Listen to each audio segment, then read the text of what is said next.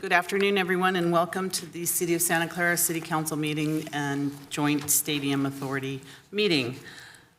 I'd like to call the meeting to order and ask our Assistant City Clerk to conduct roll call, please. Councilmember Board Member Watanabe. Here. Councilmember Board Member Shahal. Councilmember Board Member Hardy. Present. Councilmember Board Member Park. Here. Vice Mayor Vice Chair Jane. Here. Councilmember Board Member Becker. Here. Mayor and Chair Gilmore. Here. And we expect that Councilmember Chahal will not be with us this evening. Councilmember for the Shahal meeting. will be absent today. May I please have a motion to excuse? Motion to excuse Second. Member Chahal for a family emergency. And second by Councilmember Park.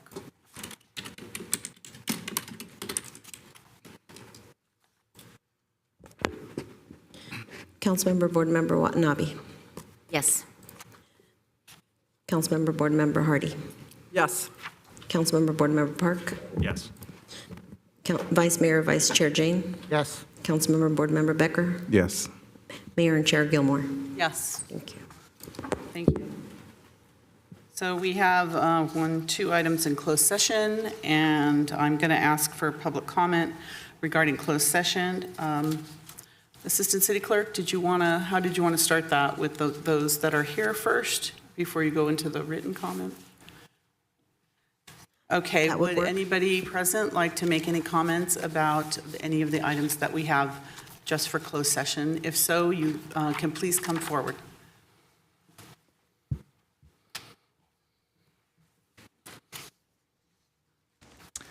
Welcome. Thank you. Good to be here. I did want to talk about the 49ers issue. My general understanding is that part of these lawsuits is to gain knowledge about the stadium finances. The main way that the city was supposed to get back some of the money and assets that it's contributing to the stadium is through the non-NFL events.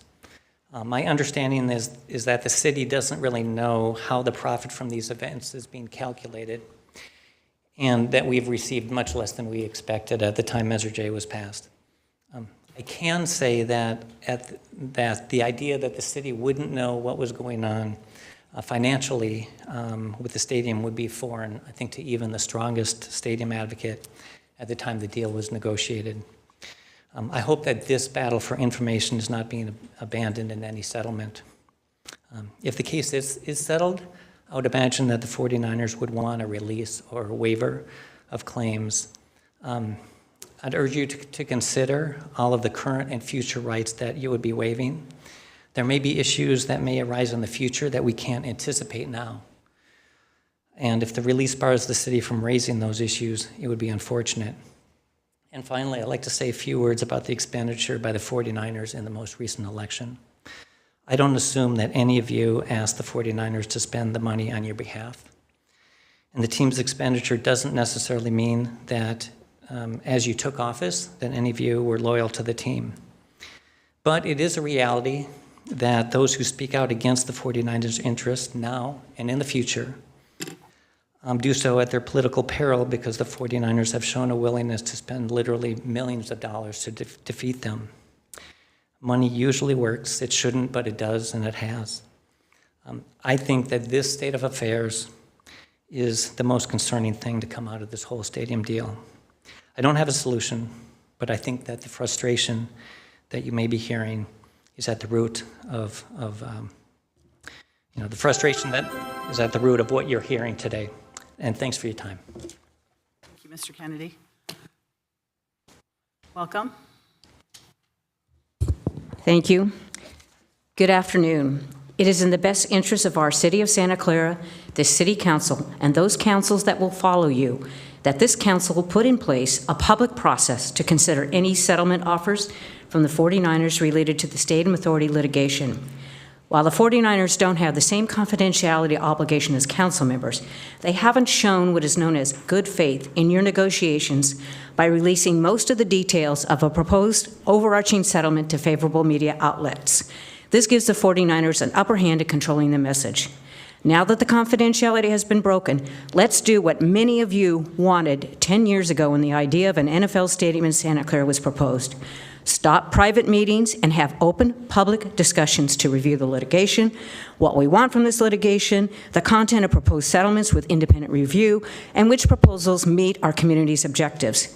Many ask why this settlement process is being accelerated when the 49ers have been masterful in obtaining delays in legal proceedings. Could it be that the 49ers fear that they finally will be ordered to release our information in the discovery process? Please remember that the litigation almost all media forgets about, the stadium rent arbitration, was very successful for Santa Clara. The rent arbitration went through the complete legal process. The city will gain approximately $170 million in additional rent over the lease term. Please remember that about 7 years ago, the then city council majority tried to push through a deal to give the 49ers a very favorable long-term lease to the youth soccer park. There was almost no public discussion and scrutiny of the proposal. That situation didn't go well for this council majority as the public rose up to voice their opposition. Reaction this time to a hasty settlement can be even more dramatic. Please show your trust in those who elected you and your faith in open, transparent government, and give the public an opportunity to discuss any 49er settlement. Thank you. Thank you. Good afternoon. Welcome. Good afternoon. I'm Larry McCulloch. I'm a resident of District 2. I'd like to suggest that any council members that have had private meetings or accepted gifts from the 49ers should recuse themselves from votes this afternoon. Thank you. Thank you. Yes, please come forward. Good evening. Good afternoon. My name is Melanie Paj, and I'm a resident of Santa Clara County. And I just want to express my support for the 49ers in this litigation. The city of Santa Clara is currently facing a $27 million deficit. And fortunately, Levi Stadium is a revenue generator for our area that can help balance that budget. After dealing with the uncertainty of the pandemic and how heavily this has weighed on our small businesses and citizens, I want to emphasize that live events at Levi's are a lifeline to our business community. Continuing to waste millions of dollars a year on legal fees would be foolish. Let's please settle this dispute. As a concerned citizen, the stadium is here to stay, and we want to continue bringing live events to Santa Clara. Thank you very much. Thank you. Yes, please come forward. Good afternoon. Good afternoon. And I'd like to echo the prior speaker. My name is Chris Sullivan. I'm the general manager of the Santa Clara Marriott, the largest hotel in the city, here to support the 49ers. Hopefully that we can get through this ongoing litigation. But in our business, in any business, you have economic demand generators, and there are 3 in the hotel community. I'll speak on behalf of the hotel community. It's business transient. There's not much leisure that goes on. There is Levi Stadium, and there's the convention center. Business transient is coming back slowly, okay, thankfully. But what the 49ers, and they are great partners for the city and the community, what the 49ers are doing at Levi Stadium is phenomenal. And I want to echo the prior speaker. We just experienced a great concert this past weekend. Typically, hotels in the hospitality community have the ability to run pretty high occupancies early week, midweek, but Thursday, Friday, Saturday is a whole different story. And by allowing these concerts to take place, it impacts so many more people beyond the hotel community. So I encourage the mayor and the council members to let's bring this litigation to an end and do the right thing and get Santa Clara back on track. So thank you for your time today. Thank you. Yes, please come forward. Good afternoon. Good afternoon. I'm Mary Lynn Brubaker, the Director of Sales at the Hyatt House in Santa Clara, and I'm here this afternoon to encourage you to put an end to the litigation regarding the stadium and shift your focus to maximizing Levi Stadium as a world-class events venue that is important to our local economy. Our Hyatt House Santa Clara relies heavily on major events at the stadium for our ongoing business, especially when those events are on the weekends. We sell out for nearly every event at the stadium, sustaining jobs and increasing hours for our employees, as well as all employees at the stadium at our neighboring hotels. Since our Hyatt House is located in Rivermark Plaza, the success of our sellout events nights trickles down to our neighboring restaurants, Safeway, and all the various support service in Rivermark Plaza. Our hotel closed in March and April of 2020 due to COVID, leaving all but a few employees. We reopened in May, struggling for months, slowly calling back employees to work. Thankfully, many were confident in us and returned to our team. The events at Levi Stadium proved to be a critical part of our recovery. Every concert and event brings in millions in revenue. Voting for a settlement is a vote to continue to bring those millions while also putting an end to the millions in legal fees you are currently paying. Thanks very much for your time. Thank you. Is there anyone else in the audience that would like to speak on this issue? Okay, if not, I see we have a list of those online. Jazz, go ahead, Jazz. Hi, can you hear me? Yes, we can. Awesome. Mayor Gilmore and members of Santa Clara City Council, Jazz Sudgeon here, Senior Manager of Government Affairs for Live Nation Entertainment. As the world's leading live entertainment company, I'm speaking this evening to express our excitement over the return of live events at Levi Stadium in Santa Clara. Live Nation Entertainment interacts with cities and venues around the world, and we are delighted to have strengthened our partnership with Levi Stadium this year with several world-class acts making stops in Santa Clara, including Coldplay, Red Hot Chili Peppers, and The Weeknd. In the entertainment industry, the venue selection process is critical in the success of major shows and live events. Without hesitation, since its opening in 2014, Levi Stadium has been a leader in hosting world-class acts and collaborating with our team to ensure the functions of operating a show are achieved. Understandably, operating a venue like Levi Stadium isn't always easy. We commend the stadium leadership and staff for being innovative and pushing through obstacles of the entertainment industry. Additionally, as an event promoter and as venue operators ourselves, we would like to highlight that live shows bring fans and concert goers from all over the Bay Area and across California to Levi Stadium and Santa Clara. Live entertainment at Levi Stadium generates millions of dollars in revenue for local businesses, such as restaurants and hotels, and the general budget in the city of Santa Clara. Live Nation Entertainment has enjoyed working in Santa Clara, and we look forward to continuing to partner with Levi Stadium to bring the world's best acts to the Bay Area. I encourage you tonight to consider the economic impact and opportunities that are available for your city by having a venue like Levi Stadium. Thank you. Thank you. Next, we have Habir. Go ahead, Habir. Hi, everyone. Thank you so much. My name is Habir, and I'm here to speak on the same item. I would like to encourage that we support the proposal. Our city has greatly suffered in the last 6 years due to the battles and lawsuits with 49ers, the Civil Voting Rights Act, the Chamber canceling our visitors bureaus, and other neighbors in our cities. We've lost hundreds of millions of dollars in economic benefit and opportunities for our community members in these quarrels. And we also top it off with the fact we lost all these funds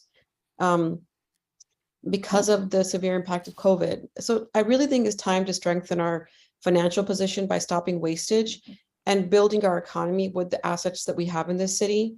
And let's create value and economy to serve the residents and the businesses and our overall people in the city. Each non-NFL event brings us $500,000 to $600,000 per event. And that would mean $3 million for just this year, not to mention all the money that gets spent at restaurants, hotels, and more. So we really can't afford to lose more money like we did in the CVRA lawsuit. That's $6 million gone to waste. So let's stop this and put our energy towards creating great programs and infrastructure and a better and healthier economy, not more wastage of funds and litigations. Thank you so much. Thank you. Next, we have Zoom user.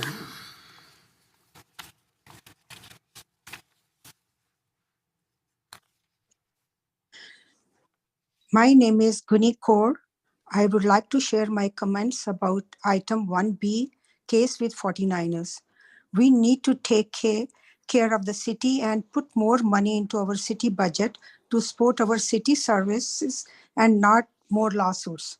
We should fix the relationship with 49ers and make it a positive relationship and a positive business for our city, so we don't lose more time and money. It will allow us to focus on better services, libraries, community centers, and better programs for the residents instead of wasting funds on more lawsuits. Thank you. Thank you. SD. Thank you, Mayor and City Council members. I think it is there is no tangible benefit to continuing this long, dragged out process of litigation with 49ers. It's time for all city council members to put away their personal grudges and to instead work to create a better future for Santa Clara as a whole. It is time to work with the 49ers to create economic benefit for the city so that we do not go into a larger deficit. This way, perhaps we can have a better future for all in our city. Thank you. Thank you. Christian, go ahead, Christian. Hello, Mayor, Council, and staff. My name is Christian Plekia. I am the immediate past president of the Chamber of Commerce, currently on leave of absence. My statement today is directed to the newer City Council people. When all of you were campaigning to win your seats, you all argued that the previous City Councils were not transparent and that there were too many backroom deals occurring. And all of you vowed to be transparent should you win your seats. Now we are at a point where all of the newer City Council people are vying to accomplish a backroom deal with taxpayer money. I ask that the newer City Council people live up to their campaign promises and be more transparent, especially with this issue at hand. Thank you for your time. Thank you. Jordan, go ahead, Jordan. Thank you for your time, everyone. My name is Jordan. I'm here on behalf of the Element Santa Clara Hotel. I am the current director of sales. I'm here to encourage you all to vote and end the litigations with the 49ers organization, but more importantly, to find some common ground so we can have a positive outlook moving forward for our community and the local businesses in Santa Clara. As a representative in the hospitality industry in Santa Clara, I can't express how important it is for us to continue to work with the current team at the 49ers organization to bring more non-home game events. Many of you know the hospitality industry is working their way to rebuilding trust and demand from our travelers, and even more importantly, our local staff. These events drive revenue that help us as a business recovers from the last 3 years. But besides the revenue that comes from the non-home game events, it's even more importantly encouraged our community to come back to work in the hospitality industry, which has been a huge struggle of ours due to inconsistency of business. We would like to encourage you to end the litigations as quickly as possible and to come together as a community. And I appreciate you for listening to me. Thank you. Thank you. Sean, go ahead, Sean. Sean? Hi, can you hear me? Yes, we can. Wonderful. Thank you so much for the opportunity to speak with you all this afternoon. My name is Sean Romeo, and I am the current Director of Sales at the AC Santa Clara. And here just to share my support for the events at the stadium. As we are all aware, piggybacking on what Jordan just shared, COVID has hit us all very hard, and the hospitality and tourism industry is no exception to that. On top of that, the Silicon Valley market was one of the last markets in the nation to start rebounding, and we're still not at pre-pandemic ADR levels. I am happy to report that these past 6 months, we have seen the uptick in travel come back to our area, but as well the draw of the city, specifically having events within the stadium. That has been a huge benefit for our hotel. On nights where we have concerts and sporting events, we are seeing sellouts. We're able to bring our staff back, and it has been a positive impact for the hotel and our community. My team and I have worked closely with the team at the stadium, and they've been a good business partner with us, sharing leads and partnering to help promote the hotel. We would like to continue to see the events in the community and at the stadium. Thank you all. Thank you. Kurt, go ahead, Kurt. Hi, this is Marguerite. I'm here with Kirk, and I'd like to cede my time to him, if that's okay, Mayor. Yes, go ahead. Hi, good afternoon, Mayor and Council. Live concerts and events being brought up today have nothing to do with any legal settlements being suggested. It is a distraction away from the real issue at hand. Quick reminder, both Councilmember Hardy and Councilmember Shahal voted with the unanimous council multiple times to terminate the management agreement with the 49ers. There were many reasons to terminate the management agreement, including consistent hiding of financial information, 49ers controlling all expenses, including their own, diverting expenditures to themselves, aka self-dealing, this is illegal at the state level, and avoiding transparency. What's changed other than the 49ers suing the city a lot? Fun fact, the 49ers paid more in campaign payments to elect current council members than they are offering to pay the city to settle the current and future lawsuits, many of which were 49ers initiated. There is a lot of concern about the council majority getting ready to or is considering making a decision on the settlement offer from the 49er organization. A few newspaper articles were written, a couple very one-sided, for example, the Spotlight and the Mercury News. But the article that stood out to me was the San Francisco Chronicle. They have no axe to grind or ad revenue to protect. They are just top-tiered investigative journalists with decades of professional experience. In their article, they mentioned a man by the name of Thomas Shank. This may be a new name for many, but he is very rooted in Santa Clara. Dr. Thomas Shanks is founder and owner of the Ethics Company and a former executive director of the Markula Ethics Center. In fact, he was at Santa Clara University for over 25 years and was an integral part of the Markula Center for Applied Ethics at Santa Clara University. Another fun fact, Dr. Shanks was brought in by the city of Santa Clara to create the city's ethics program. He led the effort, culminated in a paper in April 2001 with the mayor, Judy Nadler, Vice Mayor Aldith Parle, and City Manager Sparacino, called Translating Ethics into Everyday Actions. Here are a couple highlights. The Ethics and Value Program the City of Santa Clara, developed in conjunction with Santa Clara University's Markula Center for Applied Ethics, was designed to create a new living code of ethics and values for the city and to instill the code's core values into the operating culture of City Hall. Its goal is to help the individuals who make decisions and implement policies and programs for the municipality to fulfill the city's mission statement, which is to promote a living and working environment that allows for the best quality of life by serving the community with resourceful, efficient, progressive, and professional leadership. Here are a couple outcomes, and there were many. As a representative of the city of Santa Clara, I will be ethical. As a representative of the city of Santa Clara, I will be fiscally responsible. Since 2001, Dr. Shanks' work with the city has been in place. And now Dr. Shanks said on the record in last week's San Francisco Chronicle article, quote, the public has no reason to trust these numbers, and neither does the council, said Shanks, who is working on a study of the ethical aspects of the city's relations with the team. What they need to do is have an objective and independent analysis of the 49ers proposal, he said, who trusts only one side of the story. He's actually doing a study on the relationship of the city of Santa Clara and the 49ers. What has this city council done to create, quote, as Dr. Shanks suggests, an objective and independent analysis of the 49er proposal? Why would this city council ignore the direction and voice of the person they trusted to guide them ethically for over 2 decades? Why would this city council want to take a shortcut because the 49er lobbyist, Rahul Chandhok, says it's good for the city? Thanks very much.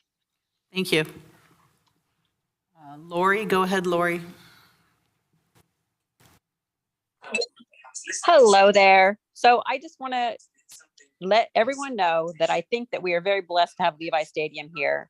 In order to get on with our lives, it would be really great just to end what's been going on so we can start making money, so we can have a future where people can enjoy themselves while going to Levi Stadium and not have all this drama happening that's all personal. So I would just like to say, as you can see, the majority of the people today speaking support ending all this drama between the 49ers and the council. Let's get over it. Let's move on and let's enjoy our stadium. Thank you. Justin, go ahead, Justin. Hello, everybody. My name is Justin Hart. I'm currently the general manager at the AC Santa Clara. And I just want to take the opportunity to echo what the other hospitality leaders online have said, and to really encourage you to settle the litigation regarding the stadium and return the focus to maximizing the economic impact of Levi Stadium for the businesses in the area in your community. We've had 2 painfully hard years with COVID, and we have been really, really impressed with the ability to be able to drive weekend business. And like Chris Sullivan said, and I couldn't agree more, trying to get leisure guests to come to Santa Clara during the week, or on the weekends rather, is very, very challenging. And Levi Stadium has given us the opportunity to create demand generators to help all the hotels. So I'm encouraging that we put this past us, just like the last speaker. We focus on continuing to sell Santa Clara as an area for people to come for the weekends and for additional business to come to the area. And I'm hoping that we could put this past us to where we could just focus on getting more and more business into the hotels. It's been a long time, and I think we're all anxious to move forward. Thank you. Jasbir Bhatia, go ahead. Yes. Good afternoon. My name is Jasbir Bhatia, and thank you, Mayor and the Councilman. It's my pleasure to say a few words on this, and thank you for giving me the time. Levi Stadium is here to stay. You like it or don't like it. It's a beautiful asset. It's a beautiful building. Yes, there are issues. I concede there are some issues. There are no issues in the world which cannot be resolved by respectful negotiations in good faith. Yes, regardless of all the circumstances and the issues we had before, my only suggestion is that the only right option is to go forward, discuss with them, and not waste money on litigation. The city needs money, needs infrastructure, improved facilities. It doesn't require a rocket scientist to believe that we can't just let this go on in a stalemate. We need to work at it. So my only request to you all is, please work together in a positive way. They are also people, they are like to work together. They don't want to let this facility go waste. So my feelings are that we should positively work together and make a team with 49ers so that we can have a better city of Santa Clara. Thank you very much. Thank you. Kathy, go ahead, Kathy. Hi, can you hear me? Yes, we can. Thanks for taking my call. I have to agree with Kirk Vartan that having all of these hotels call in, they're just muddying the water. The events are still going to continue whether we settle or not.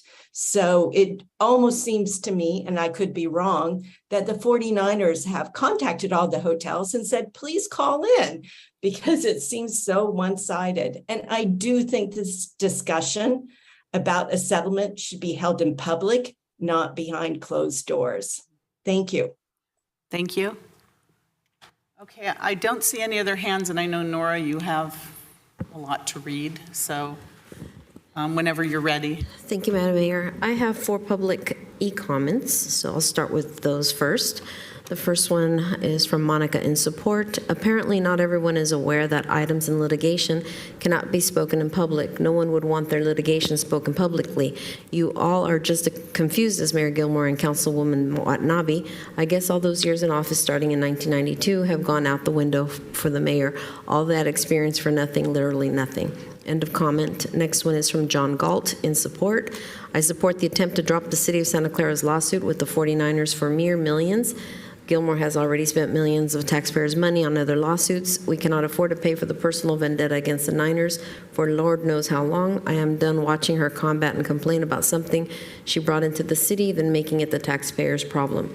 Such a politician like Gilmore does not deserve a position on the city council. She needs to grow up. End of comment. The next one is Harold Lunt, neutral. I'm extremely concerned that council may take action regarding the litigation between the 49ers and the Stadium Authority, including maybe voting to accept the 49ers settlement offer, especially given the York's shameless attempt to use paid Facebook advertising under the guise of a community group. It is clear that this is not their best and final offer and not in the best interest of Santa Clarans. There must be further analysis and public discussion. Do not nakedly cater to the 49ers. End of comment. Next comment is from Mark Kelsley in opposition. Discussion of the proposed settlement with the 49ers should be conducted in open session so the public can participate. This is a very important decision for the city of Santa Clara. The citizens of Santa Clara deserve to hear the discussion, understand the trade-offs, and weigh in with the council on this. Without public discussion, this will be another backroom deal with the 49ers. This is not what citizens deserve. I strongly urge the council to hold this discussion in public session. End of comment, and that concludes the e-comments. On another note, the city clerk's office has received several hundred of emails in support. And so in this stack, there's 101 emails, and I will only read one. This is what all of these say. I would like my comment read into the record.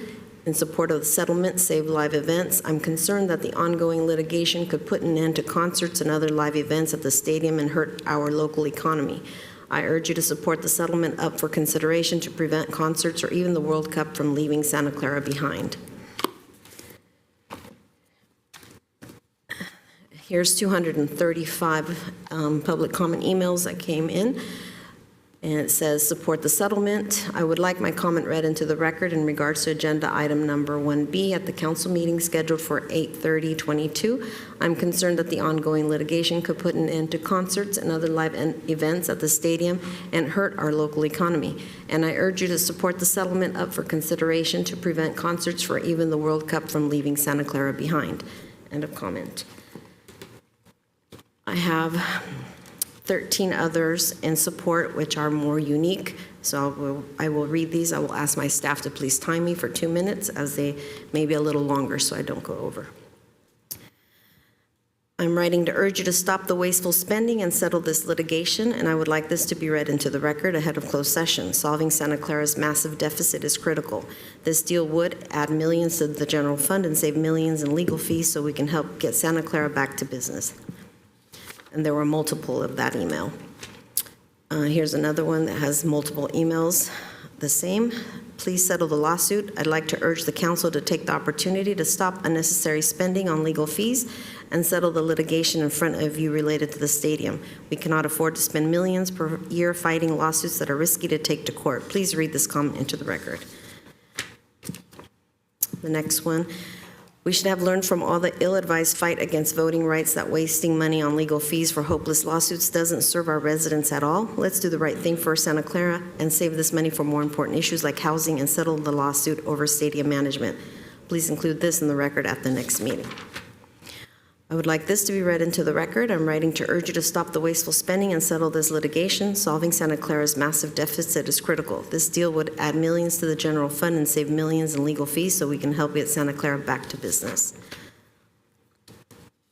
I would like my comment to be read into the record. I'm concerned that the ongoing litigation could put an end to concerts and other live events at Levi Stadium and hurt our local economy. I urge you to support the settlement up for consideration to prevent concerts or even the World Cup from leaving Santa Clara behind.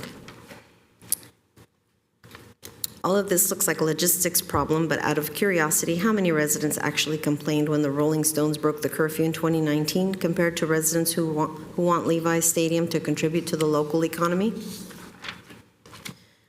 I would like my comment read into the record. I'm concerned that the ongoing litigation could put an end to concerts and other live events at the stadium and hurt our local economy. I urge you to support the settlement up for consideration to prevent concerts or even the World Cup from leaving Santa Clara behind.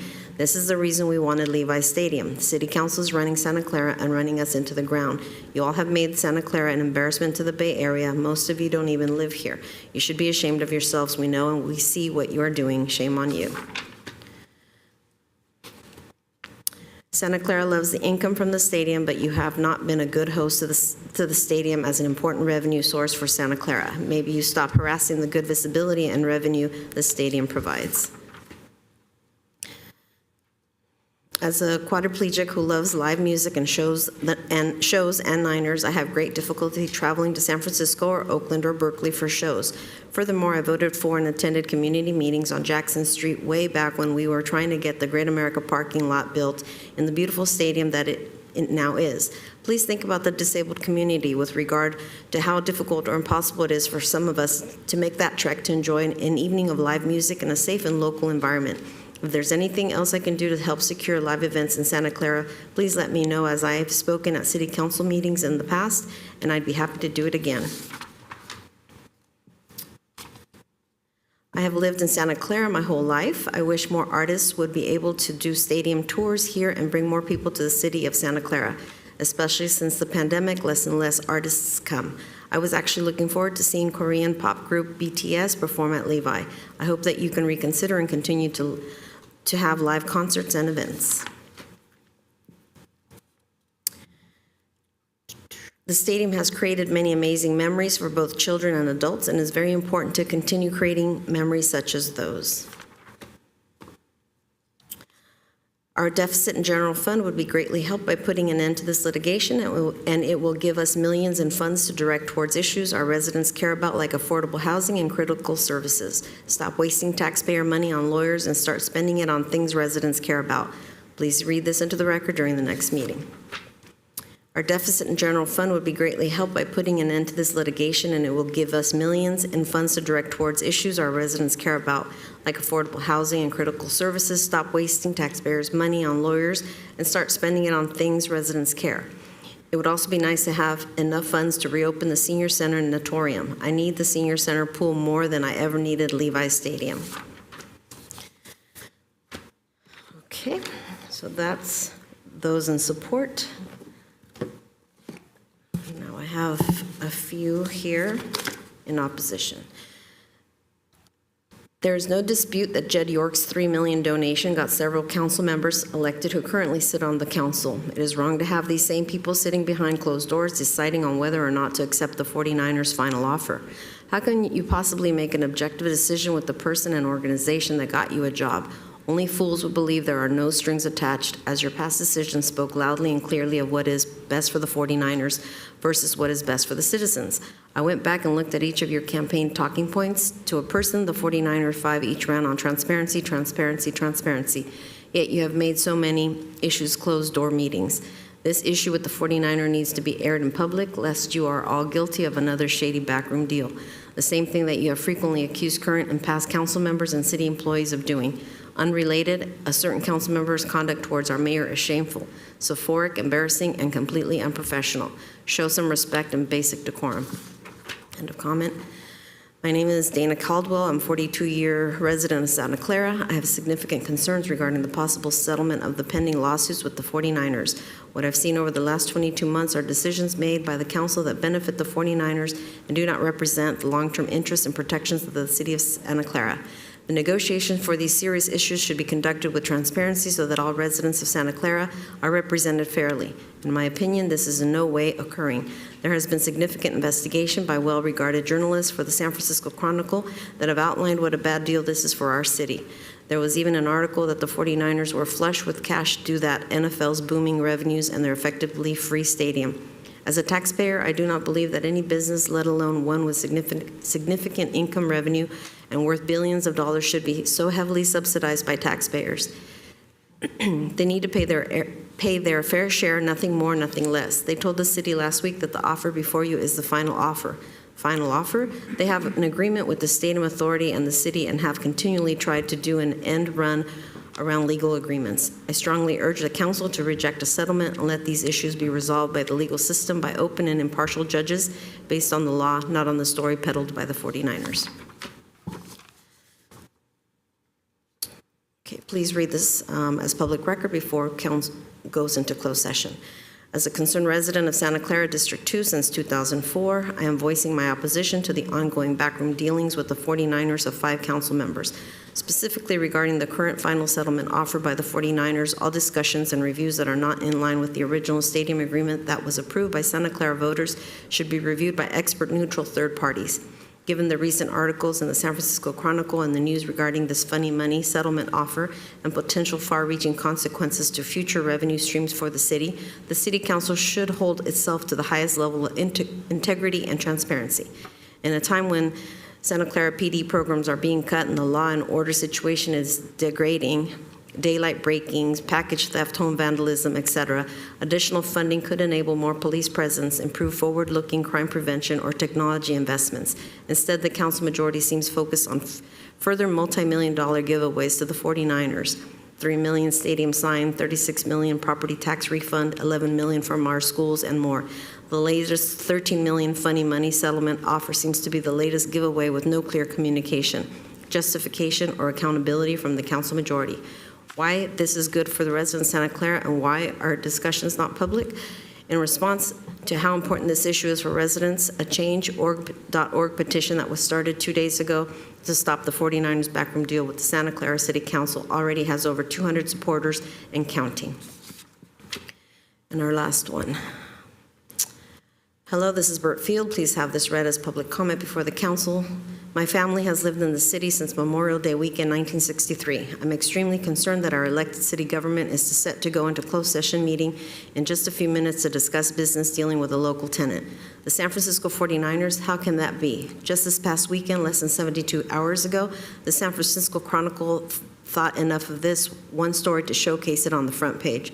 This article was written by two very talented, highly regarded, and decorated investigative reporters, Ron Kreshep and Lance Williams. Try to imagine in 2022 a newspaper editor thinking so strongly about a subject that he gives the green light for an article like this.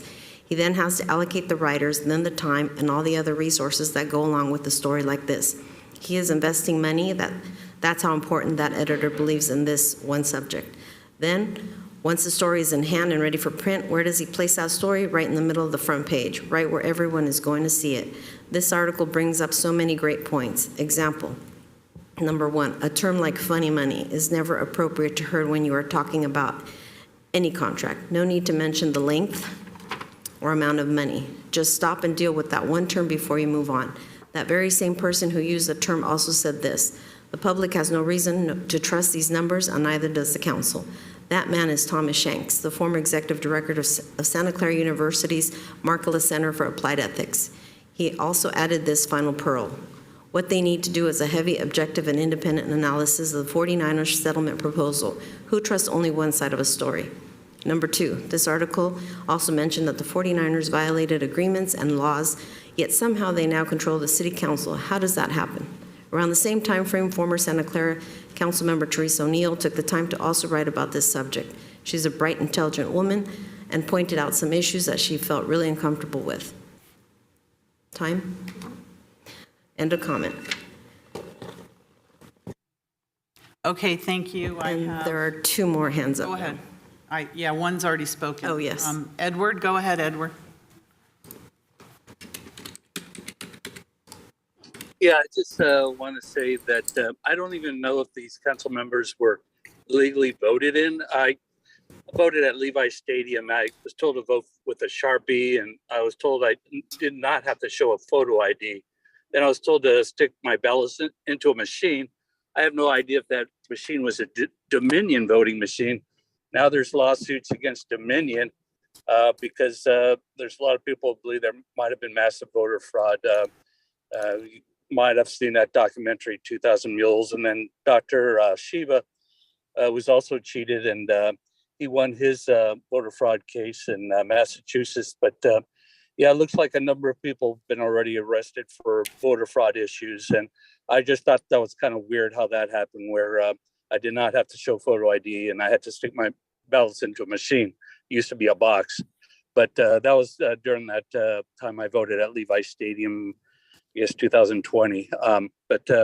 Yeah, so I don't know what is going to happen today, but I am wondering if these people were really officially legally voted into office to where they can actually make this decision. Thank you.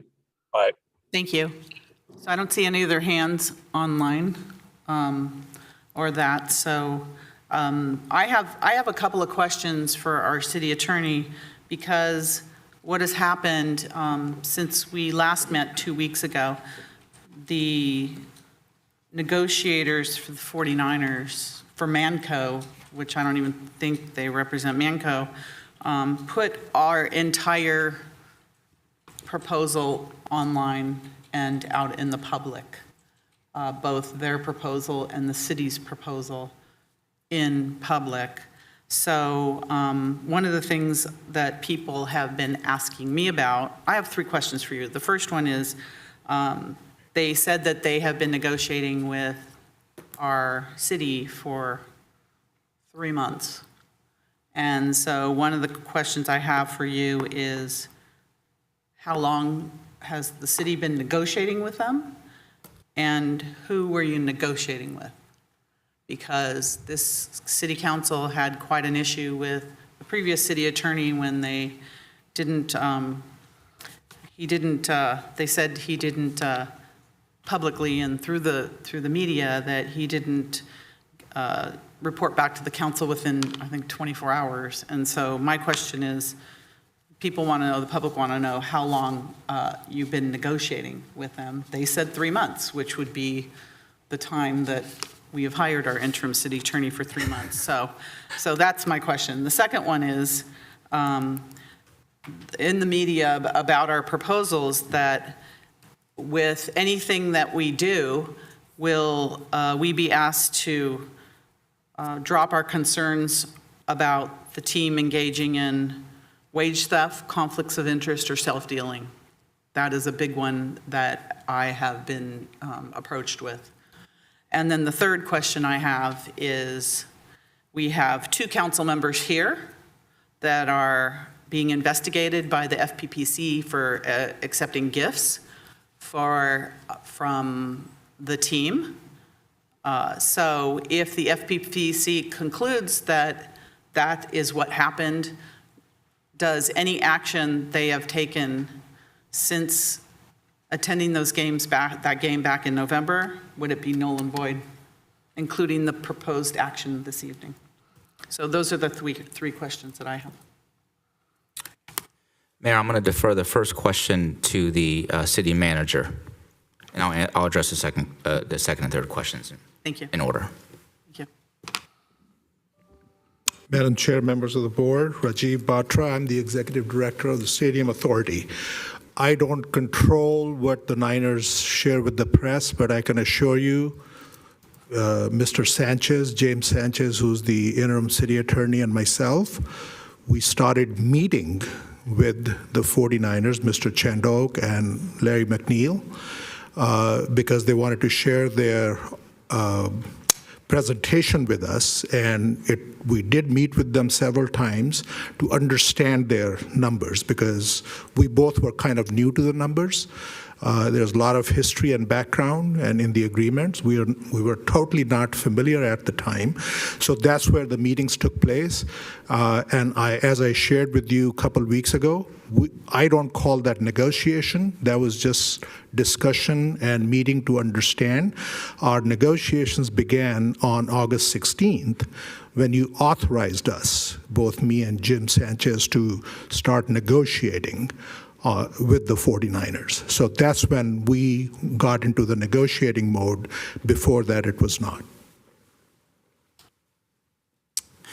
And Mayor, with respect to your second question about the waivers, I have not seen any public release of the settlement terms. I'll assume that your representation is correct for purposes of this. I saw it before I actually saw what was sent to me by email. I read about it online, yes. Well, that's unfortunate. Well, from our side, we have always maintained and treated our communications with the Manco Stadium Authority, Stadium Stadco and the 49ers as confidential settlement negotiations. There are reasons to do that so that the public can, so that there are not any undue interference or dynamics at play that could undermine negotiations by the parties. I would like to try to keep that or honor that commitment to keep things confidential, but with respect to your question about waiver of the fair dealing and prevailing wage and other matters, I believe that that there is a waiver on the table for all those items. Meaning that if a settlement were accepted, we would just drop them all? I believe that has been proposed, and whether or not it has been accepted, that would be the effect of the waiver and release. I'm sorry, and your third point. Yeah. On the question about whether or not actions taken tonight, if any, could be considered null and void, in our business we call that an incomplete hypothetical, so I wouldn't want to speculate on any of the facts that may come out of any investigation prematurely. I didn't say, I said if they were found to have violated and accepted gifts, if they were found. And I'd have to look into that. I'd have to look at all the facts to consider the legal analysis. I wouldn't want to make or render any advice or opinion about that. Okay. And then I just want to say, I see Councilman Authority Member Becker has his hand up. My last thing is that because all of this information was put out in the public by Manco and the 49ers, including your memos and everything else was actually in the public, would it not suit, put out in the public with the propaganda that went along with it on the one side, does it not make sense that we put out our information to the public now, because it's already been out, just one side has already been out there, and have the public really weigh in on what the city's position is, because what they have put out is so different than our position and why we're doing what we're doing over the term. So I really think that we should just put it out in the public and let the public decide what the real facts are. And what is the harm in doing that? So, Mayor, I'm trying really hard to strike a balance in answering your questions in open session with our commitment to treat these communications as confidential, these negotiations as confidential for the policy reasons I articulated. To the extent that these matters have been publicly disclosed, I would assume that the public then knows of those details being disclosed, and that they could comment as many have tonight on the agenda items before we go into closed session.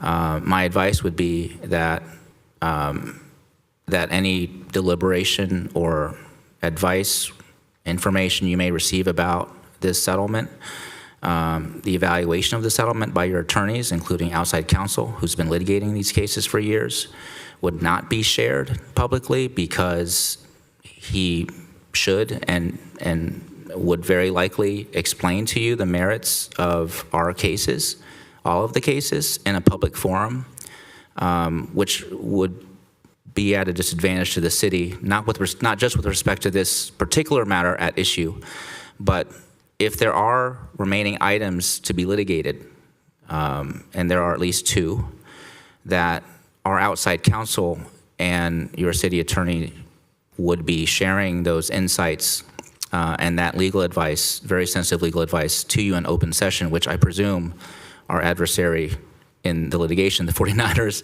Manco and Stadco, would be listening to. So there are reasons that we would advise against having an open session discussion about the merits of this settlement proposal. There is also concern about whether or not some of the arbitration obligations require that we continue to keep these matters confidential. So I haven't delved much into that particular angle, but I think the closed session privilege and the policy rationale for the closed session privilege is sufficient for me to advise you that we would want to not put the city at a disadvantage and have our counsel explain the merits of all of our cases in open session, where our adversary in the litigation may be listening to such discussion. I just don't think we've ever dealt with anyone in good faith negotiations where they turn around and make everything public. I've never experienced that, especially because one of the members that you're working with is a lobbyist for the team and not a representative of Manco. So I've just never experienced this before, and therefore the public is only hearing one side of the story, their side of the story, which is quite slanted. And I thought it would be very important for our public to hear the other side and just get a really independent view of what this proposal means for our community. Authority Member Becker. Thank you. Sometimes I wonder if I'm living on a planet called hypocrisy, because apparently I'm getting notified from journalists about these settlement offers before my lawyers are telling us. I'm getting phone calls from Lance Williams of the San Francisco Chronicle asking me questions about this settlement offer. And I find it very ironic and very hypocritical that the mayor is very concerned about these supposed leaks when honestly, where did the leaks come from in the very first place when it got to the San Francisco Chronicle? I mean, if we look in some records here, I think, we have some ties between some PR consultants here in the city that work with the San Francisco Chronicle. So my major question is that that's where the leaks are coming from. And I think, we're getting somebody on this council, and I'm going to name the mayor, that is often saying that, oh, this is a leak by the 49ers, when honestly, this was a leak by you in the very beginning.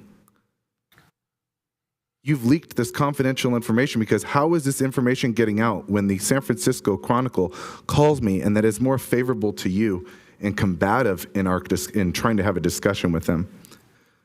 So another thing, though, is, we talk about having this discussion in public. We can't talk about this in public. This is not an episode of the People's Court. And the mayor is not the judge. This is litigation. We can't talk about this in public. But, it just keeps seeming more and more that we have this discussion and bringing up people's FPPC investigations when nothing's been decided is just nothing but political theater that's just here to waste time and create a false narrative because somebody is really desperate and it's a campaign season. So I'm really disturbed by that right now. And lastly, we hear the mayor talking about self-dealing and all these other issues. I mean, it's kind of ironic too, because aren't you going through the same similar situation too? If we're going to be very transparent here. So I'm being transparent because I think this is just a bunch of political theater. And I think we need to start getting, back down to basics and not discussing these issues in public. Because again, I think we need to have a discussion in closed session about leaks, about information that was getting to the San Francisco Chronicle. Because if the mayor's going to start throwing accusations, I have 100 more that can come back to. Councilmember Becker, your accusations are unfounded and inaccurate. Authority Member Watanabe. Thank you, Mayor and Chair.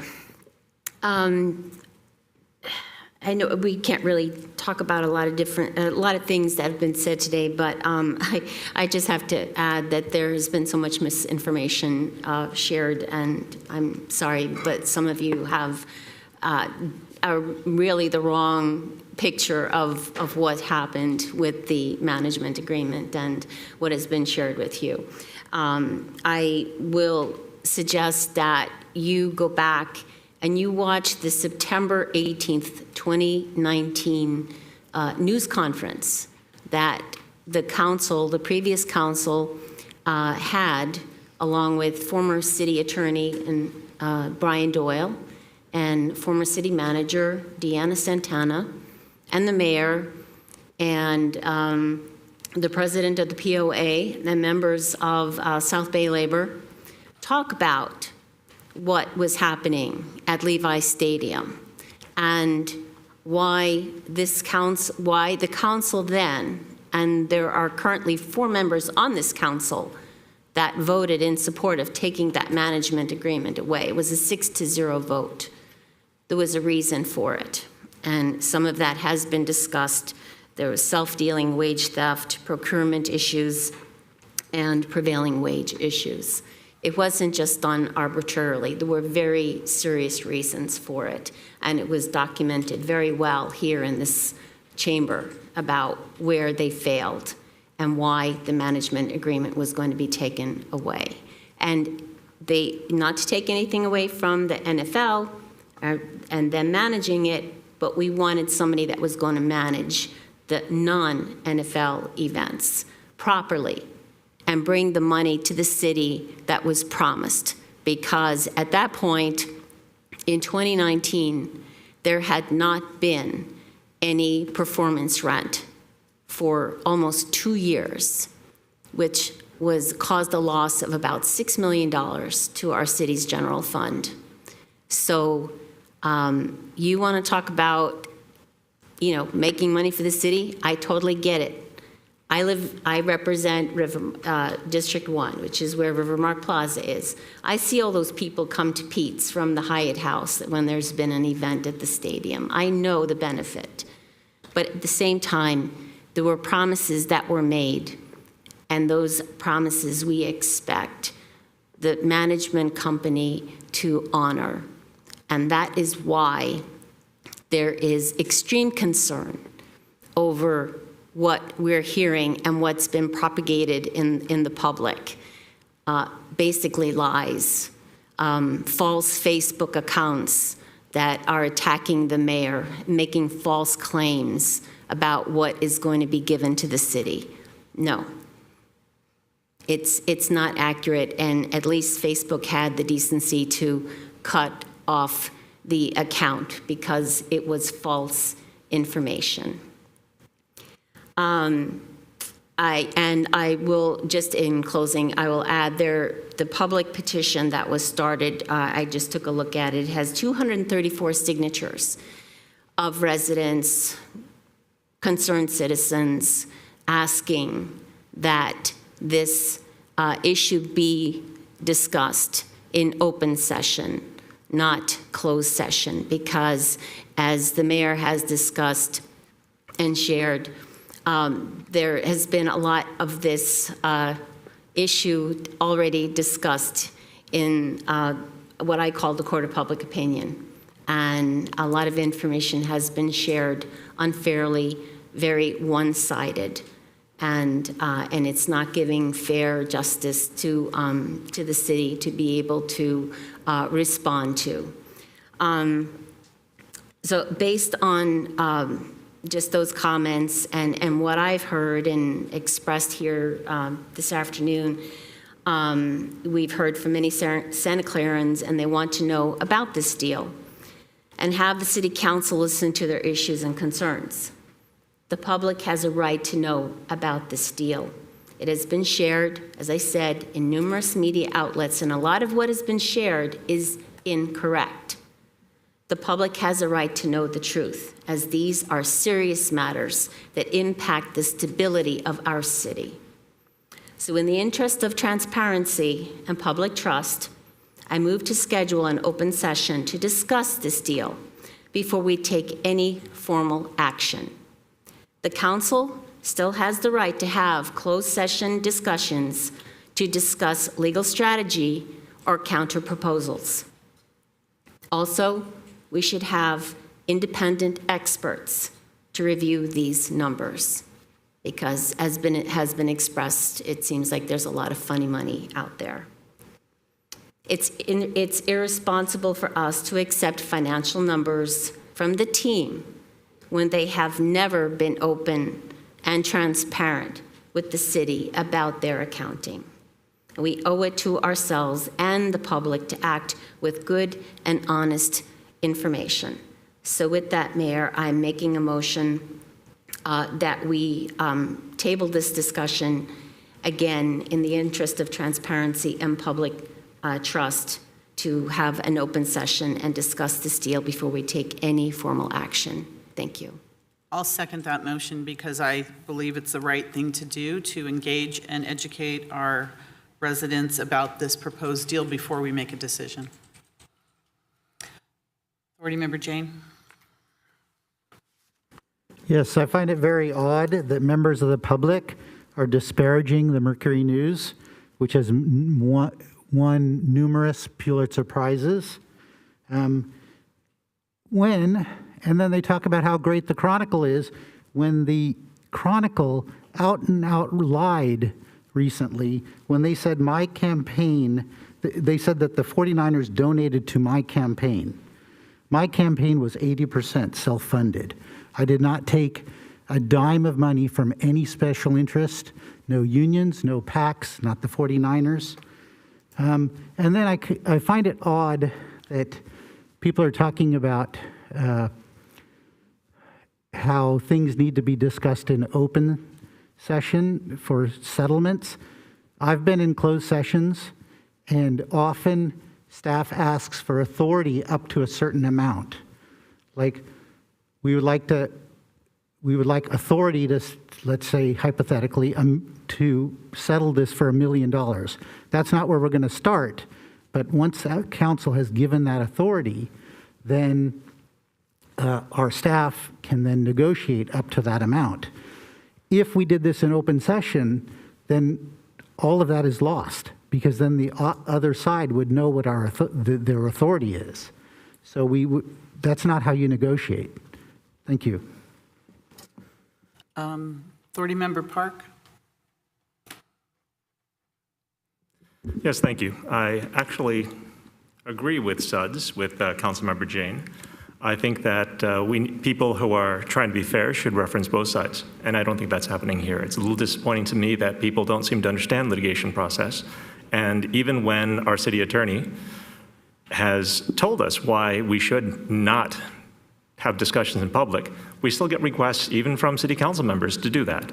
I'm a little confused as to why even previous city council members who know about closed session, who know about litigation, have suggested that we have these kinds of discussions, litigation discussions, negotiations in public. I think that the public is where we get to hear what people want, and then we go to closed session to try to get what we can get. I think that it's a little confusing to me because, like, I would like to have a lot of trust and respect for the people that were on the council negotiating the deals, because, to be honest, a lot of the discussions, a lot of the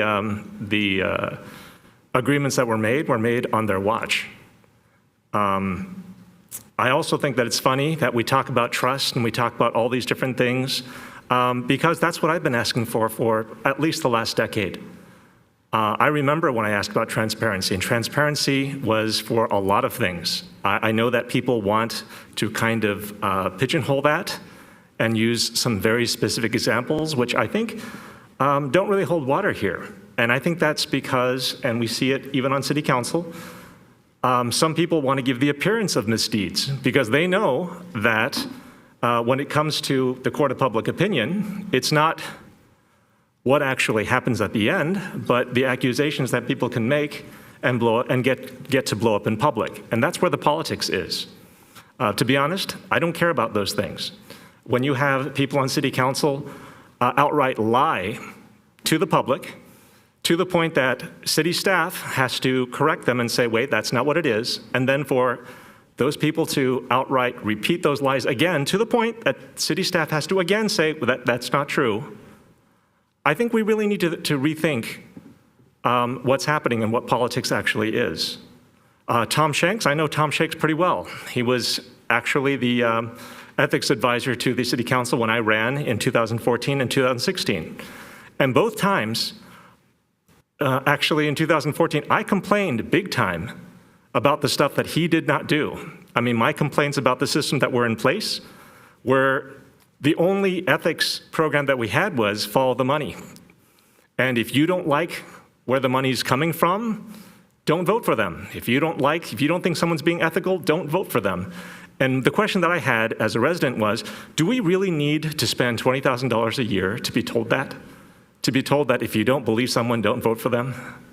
And when I brought up real issues, and I had emails and I had calls to Tom Shanks asking, why don't you address this? We never got any response to that. And it turns out that maybe somebody in City Hall was listening because the following campaign, 2016, he wasn't here anymore. And to be honest, I didn't see the value when he was here, and I actually think we had a better campaign, just as good, meaning that the ethics complaints were still flying fast and furious.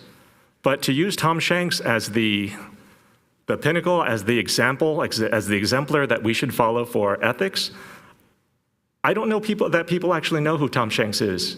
I think that we need to look beyond our titles and look at what's actually being done. And at the end of the day, I'm an engineer. I don't care what people say. But I do look at what people do, and I look at the effect.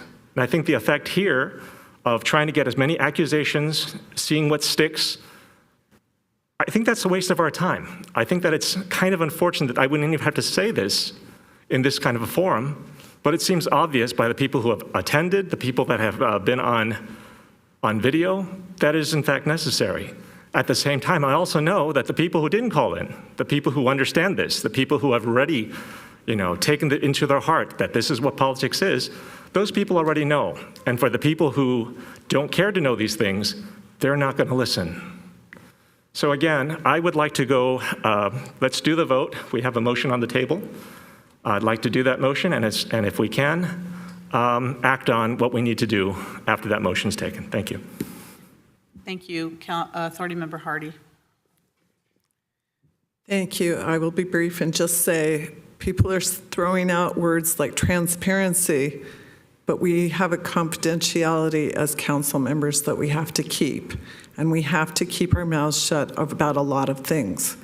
And those of us who are working very hard to be ethical and have integrity are doing that. And some people would like to throw out accusations without any evidence, and that's very easy to do. and even when there's no proof or no facts. So I think you need to let us do our job. And keep what our city staff, specifically our attorney, our counsel has told us to do. And that's what we need to do, is not run this in the court of public opinion. Thank you. Authority Member Becker. Thank you. I've been on council for almost 2 years now. And, considering that, some of my colleagues, Councilmember Watanabe and the mayor, have been on this council for a long time, that they would know the rules, including a former council member here in the public tonight, that you cannot talk about litigation in public. This, as I said before, this is not the people's court. Just because you guys, and it goes back to, it constantly becomes 5 accusations because 2 people on this city council are unhappy. That's not fair. That is political theater, and that's throwing around false accusations. It's pretty damaging to hear that from people in our community when you 2 lie. Because it gets down to this is, if you want to be justice, don't lie. Don't lie to people. Basically it comes down to, what is the price you are willing to pay?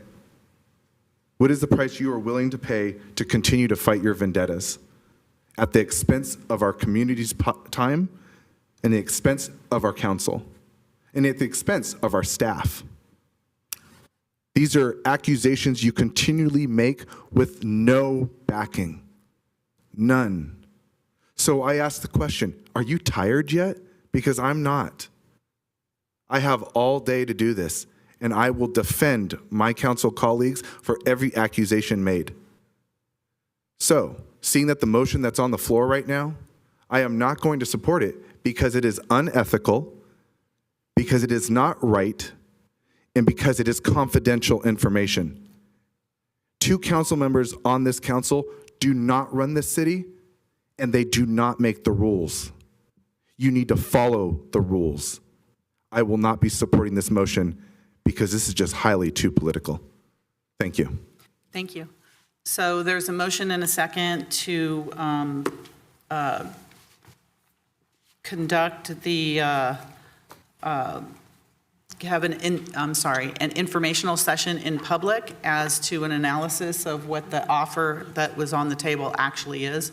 I only seconded the motion because I believe that the information that's already been discussed in public should be analyzed in public, not negotiations with numbers or anything like that. Just what has already been put out there.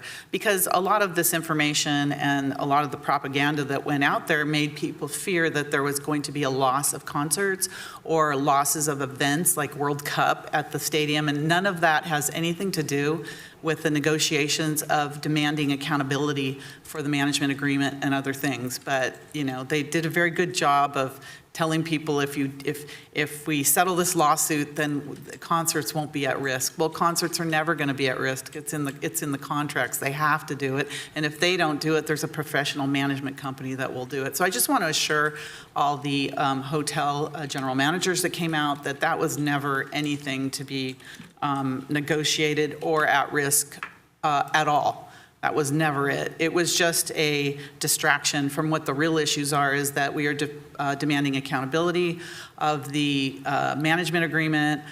We want to do away with the wage theft and the self-dealing and the conflicts of interest and the other things that were discovered a few years ago and that were never cured. So as any business person would imagine, you want to make sure that the people that you're dealing with and your tenants are following the rules, following the laws, and making the stadium profitable for us. We have made 0 money into our general fund from performance rent in the last 6 years, 0.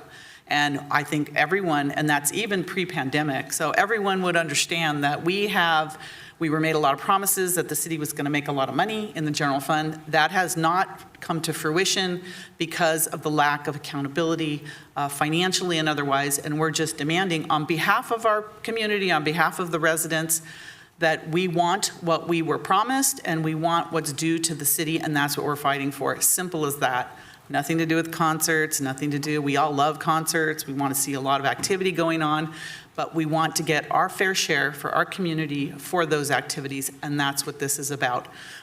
So I seconded the motion, and Assistant City Clerk, roll call vote, please. Councilmember Board Member Watanabe. Yes. Councilmember Board Member Hardy. No. Councilmember Board Member Park. No. Vice Mayor, Vice Chair Jane. No. Councilmember Board Member Becker. No. Mayor Chair Gilmore. Yes, and that fails 4-2. So we are now going into closed session, and we will be back at 7 p.m. for the meeting. Thank you.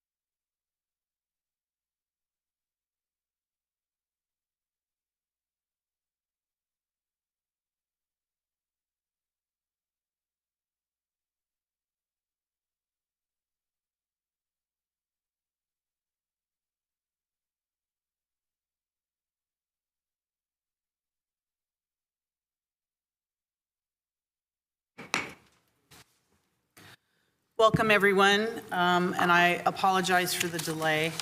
We are now going to start our regular City Council meeting and Stadium Authority meeting. So I'm going to call the meeting to order. Could you please stand for the Pledge of Allegiance and remain standing for our statement of values? I pledge allegiance to the flag of the United States of America and to the republic for which it stands, one nation, under God, indivisible, with liberty and justice for all.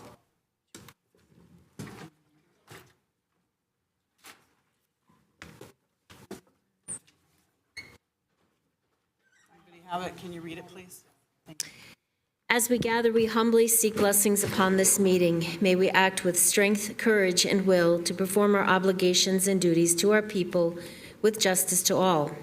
Let us seek wisdom so that we may act in the best interests of our people, our neighbors, and our country. All this we ask so we may serve our community with love and grace, putting their needs before all. Thank you. Please be seated. Madam Mayor, may I read the announcement? Yes, please. AB 23, members of the Santa Clara Stadium Authority, Sports and Open Space Authority, and Housing Authority are entitled to receive $30 for each attended meeting. Statement of behavioral standards. The City of Santa Clara has adopted a code of ethics and values and behavioral standards for public meetings to promote and maintain the highest levels of conduct. This includes mutual respect, robust discussion, and allowing city business to be done in an efficient and consistent manner. Please note that as the presiding officer, the mayor's chair's direction in matters of process and decorum should be followed, and that use of the gavel indicates all conversations must conclude, and everyone in attendance should come to order and attention. Welcome and thank you for your participation. If you are participating in the capacity of a registered lobbyist, we ask you that you please identify yourself and disclose the clients and/or organizations that you represent. This is pursuant to City Code Section 2.155.110. Thank you. Thank you. So good afternoon, or evening now, as it is, and welcome. For today's meeting, the council's back in person and is conducting its meeting in a hybrid manner. The public is welcome to attend in person as the city continues to use a Zoom feature to allow participation from the safety of your own home or office. Members of the public can still join via the link and/or call into the Zoom meeting phone number shown on the screen now. If you would like to speak on an agenda item or during public presentations, please raise your hand on the Zoom application or press *9 on your phone. Please only raise your hand while the item you're seeking to speak on is presented. Staff will enter your name or the last 4 digits of your phone number, and I will call on you to speak. As a friendly reminder, members of the public have 2 minutes to speak on an agenda item and 3 minutes on public presentation reserved for topics not on the agenda. Prior to each agenda item, staff will lower your hand to ensure members of the public are seeking to speak on the appropriate agenda item. You may also submit your comments on the e-comment feature on the Santa Clara Legistar page or via publiccomment@santaclaraca.gov, and the comments received during the meeting will be read into the record. So let's move on to the council agenda. All right, reports of action taken in closed session, City Attorney. There's no reportable action, Mayor. Continuances, exceptions, reconsiderations. Does anyone have any? I have one. I wanted to move up item regarding suicide, that item, which I didn't even think should be on a 030, but Victor Ajokian requesting to place an agenda item on a future council meeting to adopt a city suicide prevention policy. I'd like to move that up after public presentations.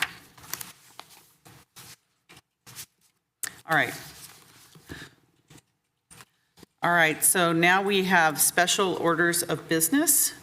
The first special order of business we have this evening is recognition of Intel Corporation for, excuse me for 1 minute. We do have a special moment of silence. And I'm sorry, I should have done this first, but I would like to take a moment to remember the life of Glenda Kreshep, retired Executive Director of the Heart of the Valley. Glenda Kreshep, retired Executive Director, was born on April 30th, 1950. She moved to San Jose in 1971 to attend San Jose State University. She married Mike later that year and became a young full-time mom to Heather Kreshep. While her daughter was in junior high school, she went back to finish her BA degree in social work, specializing in gerontology, her life's passion thanks to her close relationship with her grandmother. Glenda served as the executive director for the Heart of the Valley for 31 years, developing it into a well-respected, innovative, and successful nonprofit agency. Glenda became the authority on seniors in the Santa Clara Valley. She lived her life in service of others. She loved spending time with her family and her cats. She was a huge movie buff who couldn't resist chocolate. She was known for her fabulous cooking and hospitality. No one could make better chocolate chip cookies than her. Glenda Kreshep passed away peacefully on July 1st, 2022, with her family and friends by her side. She left us far too soon, but managed to make a huge impact on this world. She is survived by her husband, Mike, her daughter, Heather, her sisters, Patty Combs, Carla Tobiasen, and Leslie Briseño, stepfather, Frank Neff, and 12 nieces and nephews. So if we could please have a moment of silence in honor of this phenomenal woman.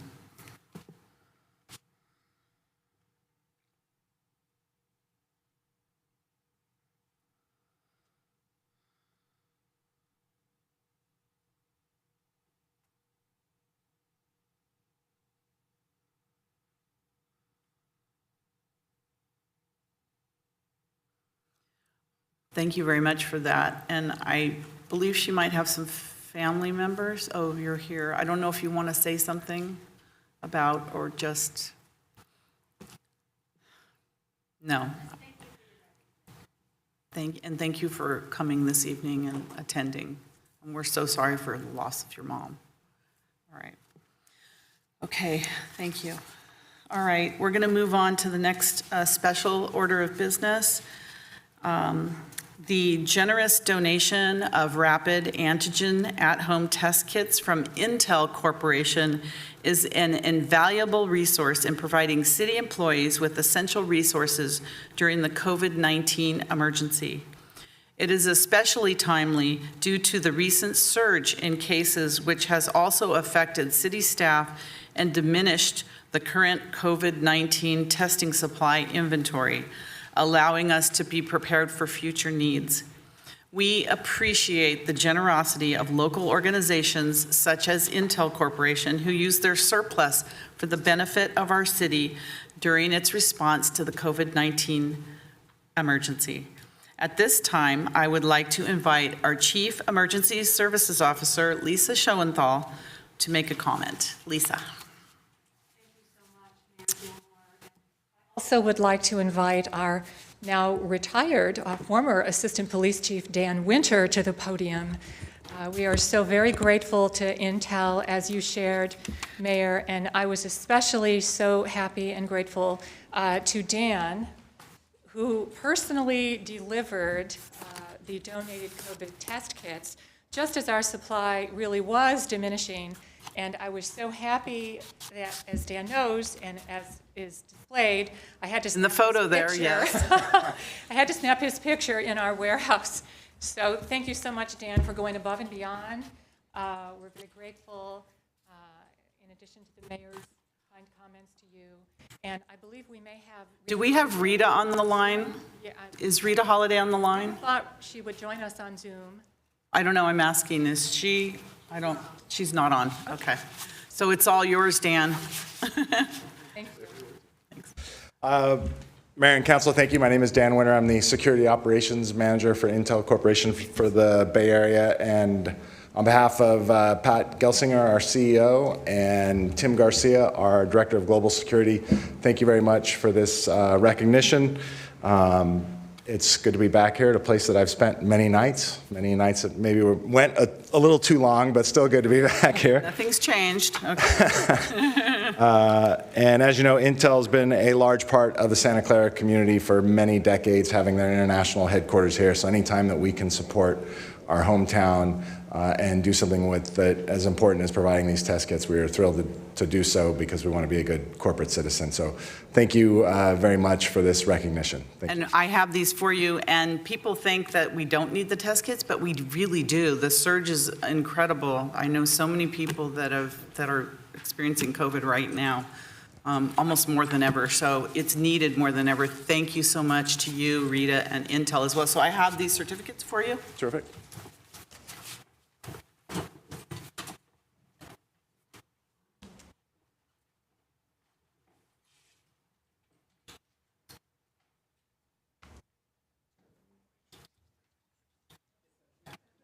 I'll take a picture. There you go. Yeah, no problem. All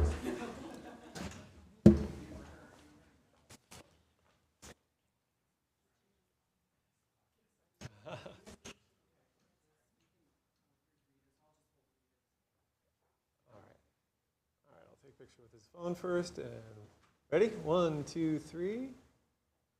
Oh, wait, hold on. It's on live. That'll be weird. Okay, 1, 2, 3. There we go. And one more here. And zoom in a little bit. And 1, 2, 3. Just take another one for good measure. All right. Thank you very much.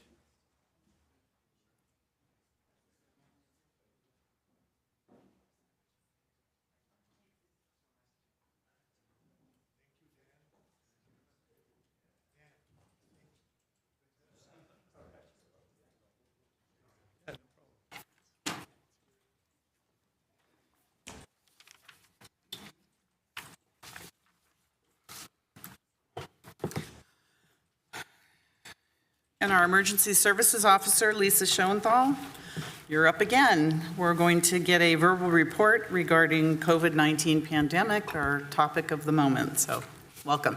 Thank you, Mayor, and good evening, council members. This status update on the state of the COVID-19 emergency is provided for council review per Government Code Section 8630. Since August 18th, the CDC reports the level of community transmission of COVID-19 in Santa Clara County is in the medium category, among the categories of low, medium, and high. June 9th was the last time our county was in the medium category before moving to high community transmission through most of the summer. Santa Clara County Health Officer Dr. Sarah Cody stated last Wednesday, August 24th, that our county's community case rates continue to decline at a slow rate. She stated hospitalizations are also declining, and wastewater surveillance also shows a slow decline across all 4 sewer sheds that are being monitored. Dr. Cody further reported that demand for testing and vaccinations is waning. COVID cases have also decreased in our own organization, but are still considered high, with an average of over 1 case every day. 1 month ago, COVID hospitalizations were in the high 200s, with ICU patients numbered in the 30s, and as of this morning, COVID hospitalizations were at 177, and we had 30 ICU patients. State epidemiologist Dr. Erica Pahn stated over half of COVID hospitalizations statewide are patients who test positive but are asymptomatic. COVID testing will take place at the Central Park Library on September 14th and 28th, and October 12th and 26th.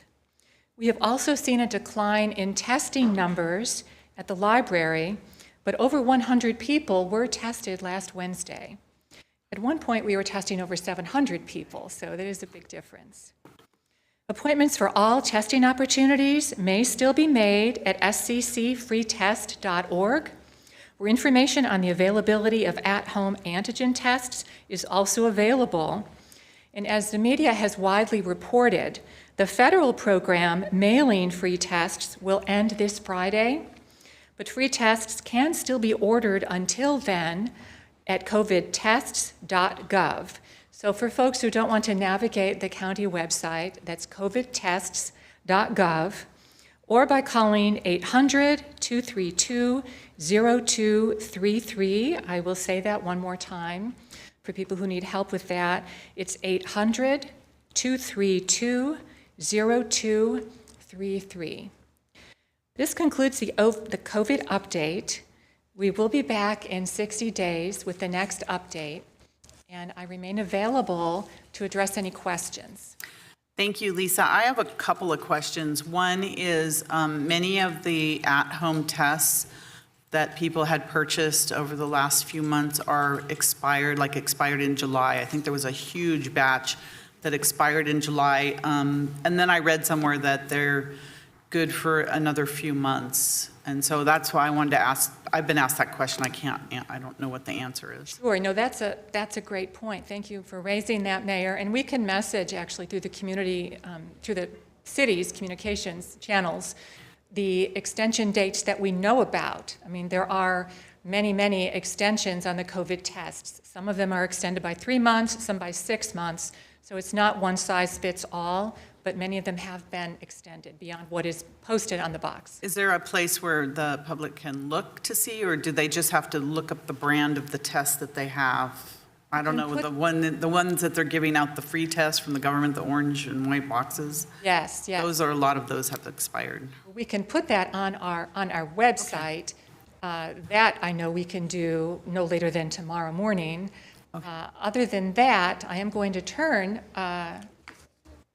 to someone in our audience, emergency management analyst Jennifer Guzman, not to put her on the spot, but to see if she might know. To put her on the spot, okay. To see if she might know, but I can promise that we will be able to post it on our own city website, but no later than tomorrow morning. Thank you. Is there an easier place? Yes, this is emergency management analyst Jennifer Guzman. Oh, welcome, Jennifer. Thank you.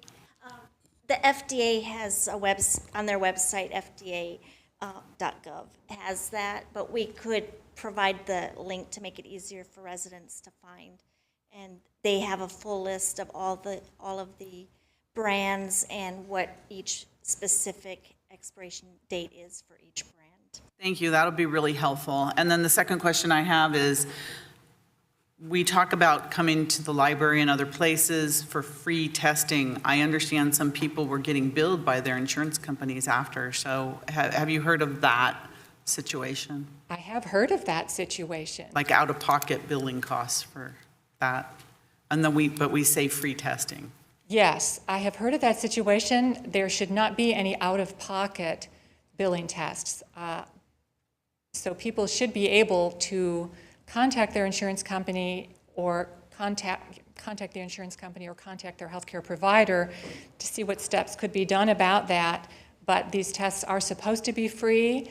People are not supposed to be charged for them. Thank you. Thank you. Is there anyone on the council that has any questions, or anyone in the audience? If not, thank you very much. Thank you very much. And thank you, Jennifer Guzman. And thank you, Jennifer. All right, next we have verbal report update from our city manager regarding the local drought emergency. Mayor Shilpa Mehta, Assistant Director of Water and Sewer, will provide that. Welcome, Shilpa. Thanks, Reggie. Good evening, Mayor and council members. This status update on the state of the severe drought emergency is provided for council review per Government Code Section 8630. California is in the third year of a drought. The U.S. Drought Monitor report from August 16, 2022 shows that the county, along with 97% of the state, remains in severe drought. Nearly 43% of the state is in extreme drought, and nearly 17% of the state is in exceptional drought. For the month of June, Santa Clara County met the 15% water reduction compared to June of 2020. Santa Clara's conservation efforts show a cumulative water savings from June 2021 through June 2022 of 3.3% compared to 2019 and 5.3% compared to 2020. Month of June showed 11% water savings this year compared to June 2019, a great improvement over previous month-to-month comparison for the city. Resolution 229077, passed in April, limits outdoor watering to 2 days per week. Valley Water also passed a county-wide ordinance limiting outdoor watering to 2 days per week. Santa Clara completed the 4th amendment to its cost-sharing agreement with Valley Water effective September 1st, 2022, and accordingly, the city will provide additional $1 per square feet to the residential landscape conversion rebate for a total rebate of up to $5,000 per site. The city will also match Valley Water's water contribution for residential gray water laundry to landscape rebate and will contribute $200 per site and plus permit cost. The city will provide $1 per square feet to the commercial landscape conversion rebate for a total of up to $110,000 per site and provide $1 per square feet to the commercial large landscape lawn to mulch rebate for a total rebate of up to $110,000 per site. City staff continues to coordinate drought awareness efforts and attend regular meetings at a regional level with Valley Water, the Bay Area Water Supply and Conservation Agency, and the San Francisco Public Utilities Commission. The city continues public outreach regarding conservation and sustainable actions through city website updates, Gov delivery, e-news, social media messaging, bill inserts, home water report messaging, billboard, lawn signs, and distribution of water-saving devices. The city has signed a partnership agreement with the Bay Area Water Supply and Conservation Agency to provide educational classes to our residents. The following classes are available for registration now. They are fall and winter edibles, rain barrels, selecting native plants, maximizing the local rainfall through capture, Design 101 on how to get started, and Lawn Conversion 101. Residents and businesses can reduce water use by following these suggestions. Water between 6 p.m. and 9 a.m. to minimize evaporation and maximize water efficiency. Replace lawns with water-wise landscapes. Reduce irrigation run times and frequency while reallocating outdoor water to trees.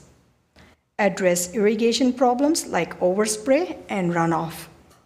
We are encouraging our residents and businesses to visit our water conservation webpage at www.santaclaraca.gov, Save Our Water, for rebates and effective strategies for indoor and outdoor conservation measures. Thank you, and this finishes my presentation. If you have any question, I'm here to answer any questions. Thank you, Shilpa. I just want to thank you for that report. I just wanted to say that I think it was last Friday, I participated in the Santa Clara Valley Water District's Water Summit. I was a panelist for one of the items, but Shilpa was there and Gary Welling and everyone from the department. And it was really a good 2 hours, and they had it at our Santa Clara Convention Center. It was organized by Genevieve Yip, from the Mayor and Council office, formerly from the Mayor and Council office, but it was a phenomenal event, and I think they have the Water Summit online to watch it, but I know that a lot of the things you talked about, they talked about there too, so if anyone is interested, they can go to the Water District as well and watch the online presentation from the Water Summit. So thank you for participating in that as well. So let me see, Councilmember Hardy. Thank you. You mentioned, we call it BOSCA for short, but they have a wonderful list of all the drought-resistant plants that would count towards the conversion so that you could, because there are some rules, to get that rebate that you mentioned. And they have a wonderful list there. And I'm wondering if we need to make a link from our site to that site so people can find that easily. And I also just recently, we have a neighbor here in Santa Clara who switched to gray water, and she's more than willing to take pictures and show that. So we may have her, I'll talk with the mayor, but we might be able to have her come and explain what she did and show how simple it is. Thank you. All right, are there any other questions or comments or anyone from the public? Is that it? Thank you so much. Thank you for your presentation. We appreciate it. All right, we have one more special order of business. As a special order of business this evening, I would like to announce the month of September will be Community Preparedness Month with the theme Santa Clara Ready, to increase public awareness of the importance of emergency preparedness. And boy, do we know how important that is. We've learned the last few years. National Preparedness Month was launched in 2004 as part of FEMA's Ready campaign. September was chosen in commemoration of the tragedies of September 11th, 2001, and as a reminder that our community needs to be prepared for all types of emergencies. As we are still in the midst of the COVID-19 pandemic and the extreme drought, we also realize the need to remain prepared for all disasters, including earthquakes. In honor of Community Preparedness Month, the City Council will present the Community Preparedness Month, that's a mouthful, proclamation to the City of Santa Clara Office of Emergency Services, Lisa Schoenthal. So at this time, I'd like to ask Lisa back to the podium and everyone to comment on this, all your emergency preparedness team. Thank you very much, Mayor and Council. I so appreciate the support and the emphasis on community preparedness, especially now. It's no longer the Office of Emergency Services that recognizes the importance. And so joining Jennifer Guzman and I in accepting this on behalf of over 50 city staff who are assigned to the Emergency Operations Center, all of our disaster service workers in the city, every single city department that rises to the occasion, as has been demonstrated recently. We've got Water Sewer Assistant Director Shilpa Mehta, Public Works Director Craig Moback, Information Technology Director Gaurav Garg, and of course our Director of Emergency Services, City Manager Batra. We all accept this on behalf of our wonderful city staff, and thank you so much. And with our appreciation, our extreme appreciation for everything you do. So if you wouldn't mind joining us here.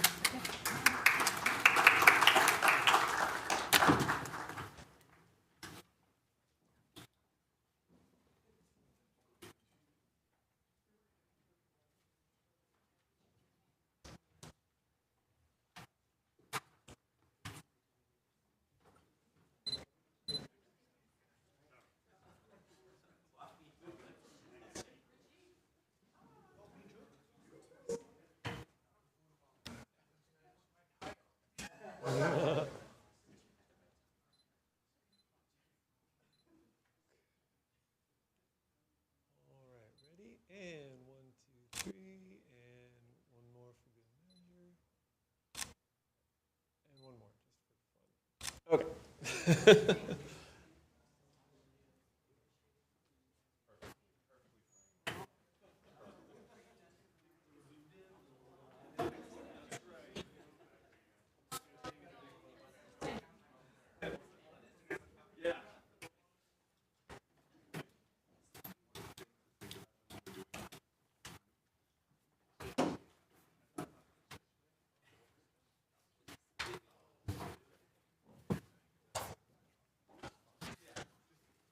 All right, next we have the consent calendar. All items are approved with one motion. Unless someone pulls an item for discussion, I'm going to state for the record, I'll be abstaining on item 3M, as in Mary, 1091 Jefferson Street for a Mills Act contract. My property is within I don't know if we're 500 or 1,000 feet now, whatever it is, my property is close by. So for the record, Nora, I'll be abstaining on 3M. Is anybody pulling anything? Councilmember Becker. Nope, I'm not pulling anything. I was going to make a motion. Second. No, he didn't. Is there any member of the My public apologies. that would like Motion to approve the consent calendar.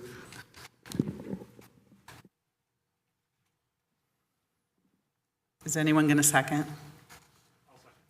All right. Is there any member of the public that would like to speak on or pull a consent calendar item? If so, come forward. Nora, do we have anybody that has pulled an item? No, Madam Mayor, I have no hands and I have no written comment on consent. All right, thank you. So we have a motion and a second to approve the consent calendar. Roll call vote, please. Councilmember Watanabe. Yes. Councilmember Hardy. Yes. Councilmember Park. Yes. Vice Mayor Jane. Yes. Councilmember Becker. Yes. Mayor Gilmore. Yes. Thank you. And that passes with those present. Thank you. Unanimously with those present. All right, next we have public presentations. Do we have any public presentations? Oh, is any member of the public would like to speak? Please come to the podium to speak for public presentations.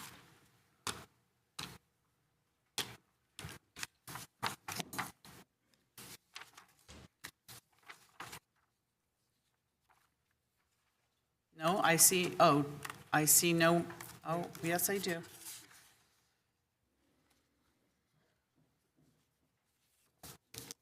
Good evening.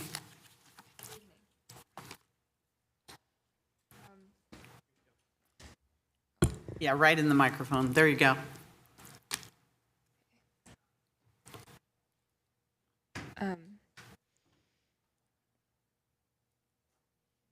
You can go ahead. Good evening. The matter that I would like to discuss today at this public presentation is concerning the structure of City Hall. Today I was made aware of two facts. The City Council hires city managers and other city employees during in-closed sessions. And to clarify, my second issue is that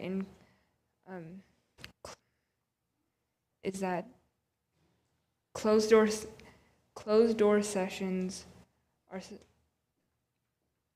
is a part of the meeting in which the City Council discusses litigation matters away from the public view. This may be the case, however, I have heard the City Council discussing a matter not related to litigation during their meeting. During their meeting, they have discussed business practices and have even stated to me that they were discussing business matters and not matters of litigation. I heard matters, acronyms such as RAC and dollar amounts relating to the millions. My concern to the City Council is why has no member come forward to question the system in which these closed door sessions can continue.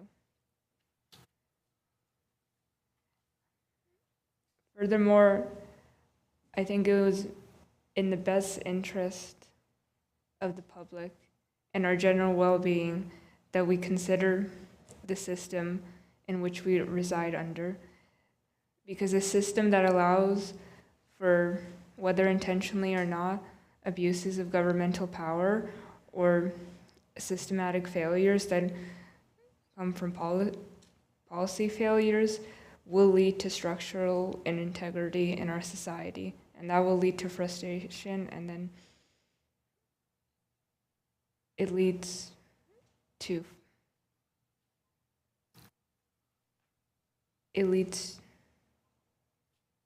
extreme behaviors.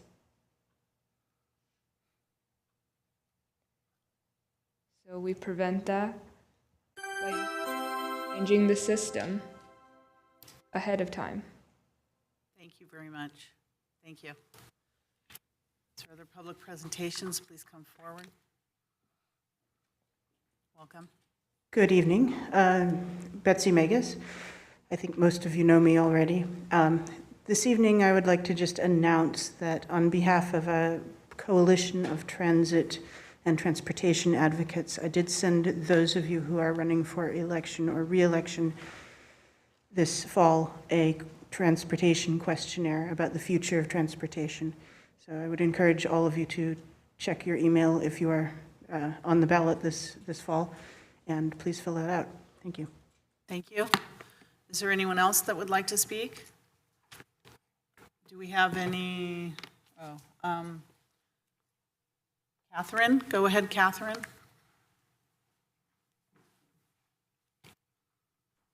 Is this item 4? This is public presentations. Did your hand? Okay, wrong item. Okay. Thank you. City Clerk? And nothing else? Okay. All right, thank you for that. Next, we're going to go, let's see, consent items pulled for discussion. We don't have any consent items. Next is action on a resolution adopting the Prune Ridge Avenue Complete Streets Plan and selection of a preferred design concept. And I was informed by the City Attorney's Office today that I live very close to Prune Ridge Avenue, and until the FPPC can make a determination about me, which I have participated many times on Prune Ridge Avenue, that it would be best for me to step away and abstain temporarily until I can get a ruling. Is that correct, Assistant City Attorney? That's correct, Mayor. All right, so I will be stepping away, unfortunately, on this issue.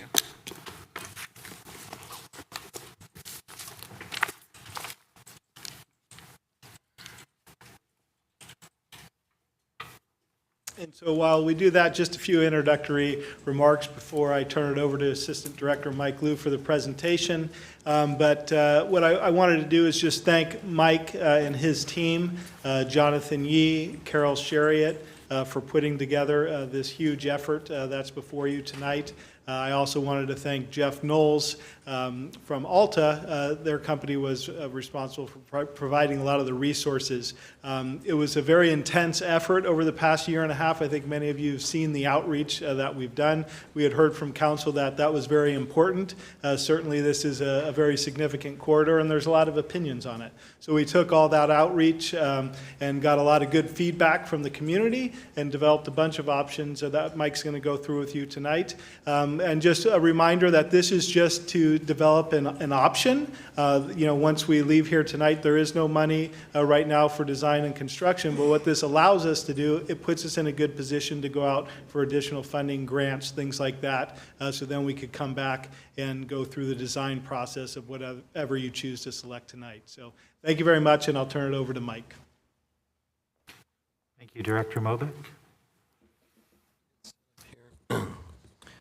Can everybody hear me? Good evening, Mayor and Council. So Michael Liu, Assistant Director of Public Works. So the item before you tonight is a potential action on the Prune Ridge Avenue Complete Streets Plan and a selection of a preferred design concept. So as Craig mentioned, this has been a long effort, a lot of teamwork on the city side with the community as well as our BPAC and other city commissions. I did want to also recognize Trisha Dudala. She's with Hexagon Transportation Consultants. She's also here as well as with Jeff. With that, I do have a presentation about 14 slides to run through, and let me see if I can get this working here.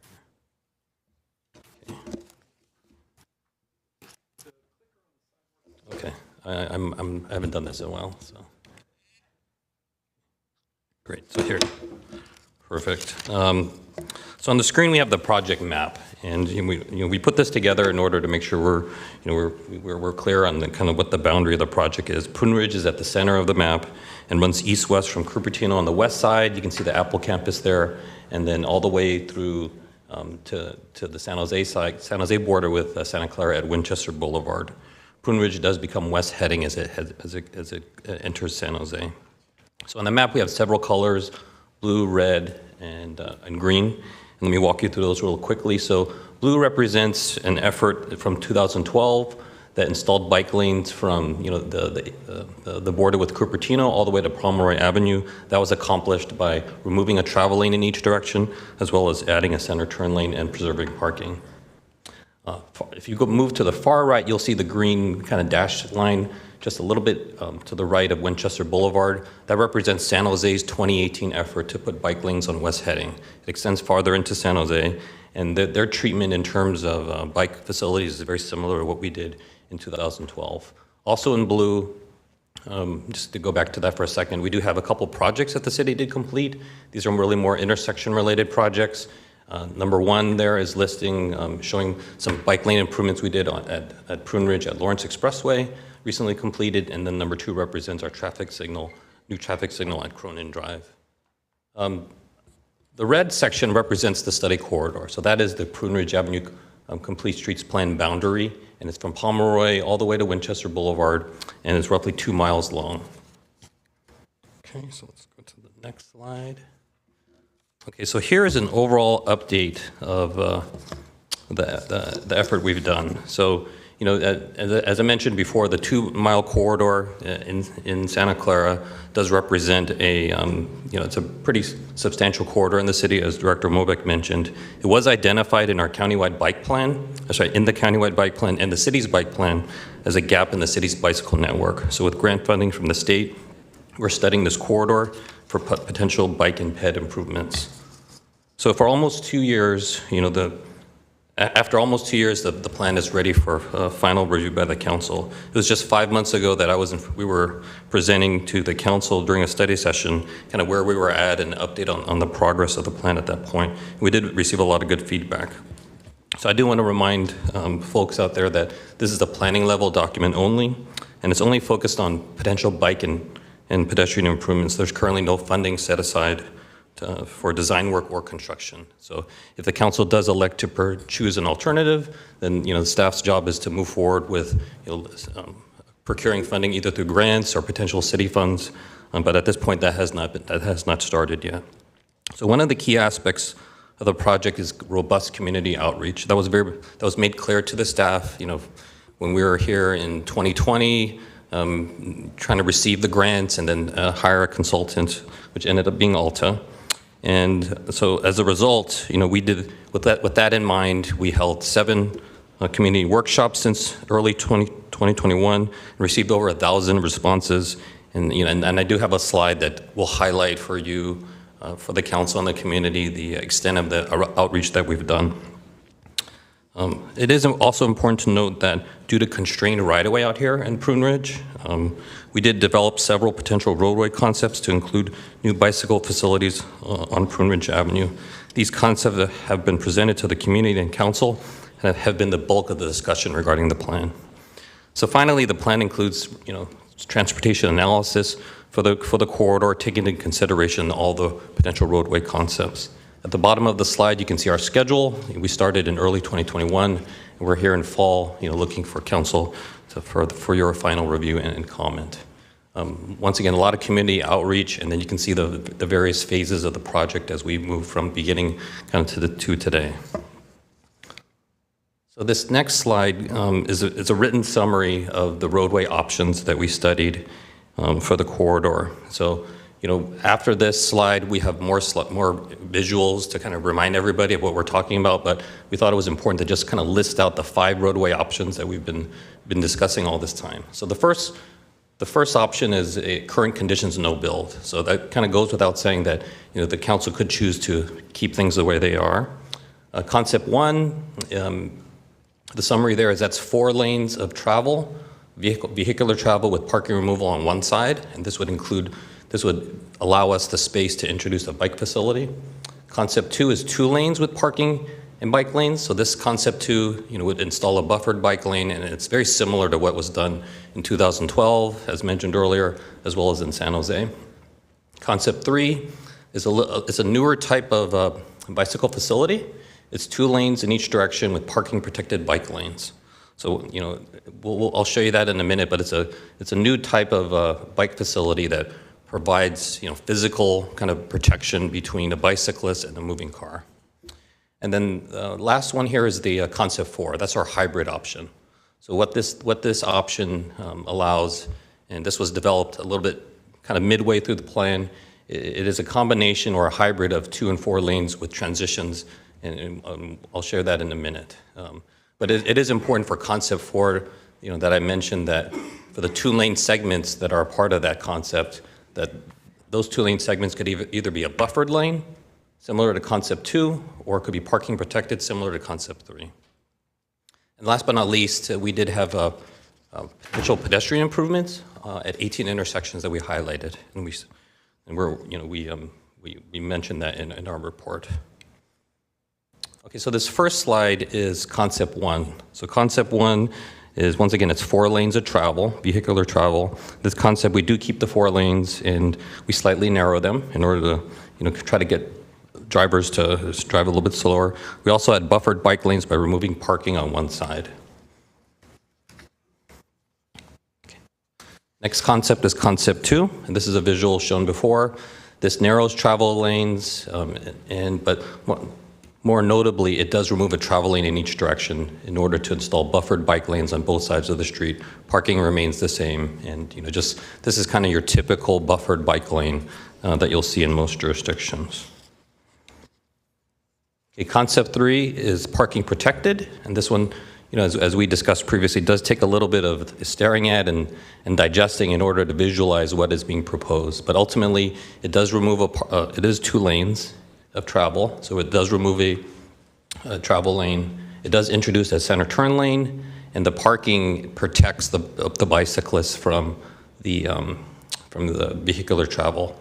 So if you're standing on the sidewalk, you know, right next to the sidewalk will be a bike lane. There'll be a little bit of a buffer, and then there'll be a parked car, and then you'll have moving cars kind of next to that.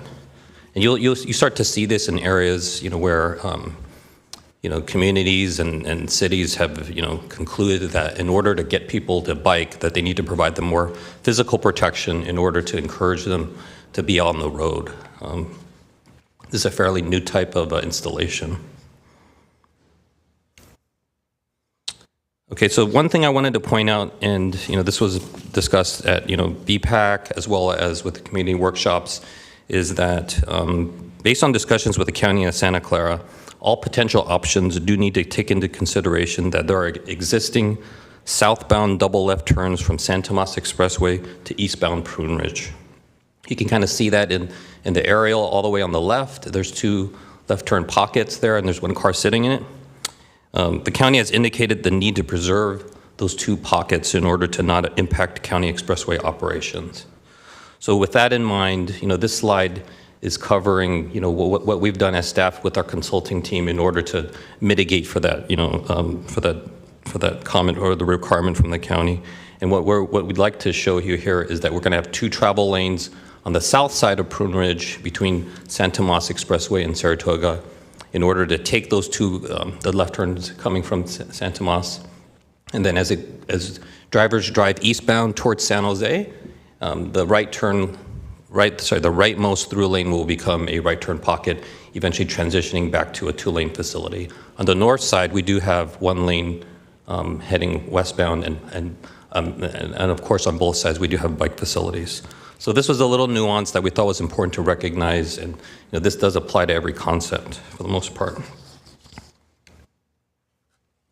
Okay, so concept 4 is the hybrid option. You know, we discussed this a minute ago, and this was developed based on feedback from the council study session in March and community feedback regarding vehicle congestion.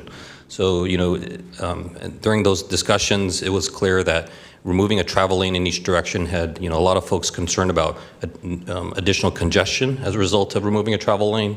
So, you know, staff and the consulting team looked at the corridor and concluded that, you know, the majority of the congestion, the level of service numbers where they were not where we want them to be, that those were all kind of occurring as drivers try to get to San Tomas Expressway. Whether you're heading eastbound or westbound, that seems to be one of the main kind of areas where people are traveling. You know, there are folks that go from San Jose to Apple, but the majority of the congestion was kind of really centered around the Santa Tomasa Expressway area. So what this option does, and you can kind of see in the graphic, this is a map of the corridor. Pomeroy's on the left, Winchester's on the right. And really what this does is it's a hybrid of the 2-lane and the 4-lane options as shown earlier, with 2 transition zones in the middle. So as if I take you from Pomeroy all the way on the left of the slide, and as you head towards Winchester, it'll be 2 lanes of traffic, you know, with bike lanes on each side, with the center turn lane, and eventually it'll transition from 2 to 4 lanes, kind of in the center of this corridor, and then back down to 2 lanes as you head towards Winchester. You know, there was a lot of discussion with the community about transitions and whether that's, you know, a good practice. And I did want to point out for the council that we technically have that today, right? So as mentioned, as you saw earlier in the earlier graphic, the project map, we do have this 4-lane segment right now, which is Pomeroy to Winchester. So what this does is effectively neck that down to a smaller segment in order to install bike facilities, but also try to mitigate for some of the congestion degradation that we were seeing. Okay, so this slide provides a summary of the transportation analysis we completed to look at all the concepts. So if I start on the top, I'll walk you through the categories, and then that's left to right, and on the left side of the screen are the options that you just saw a minute ago. So on the top, we did look at collision reduction, speed reduction, parking availability, corridor travel times, that's end-to-end, traffic diversion, you know, whether there was likely traffic diversion, and then unacceptable intersections, AM and PM. And I'll walk you through those for each option. So with the no build option, we start on the left, collision reduction and speed reduction, there was really no change because we're keeping things the same.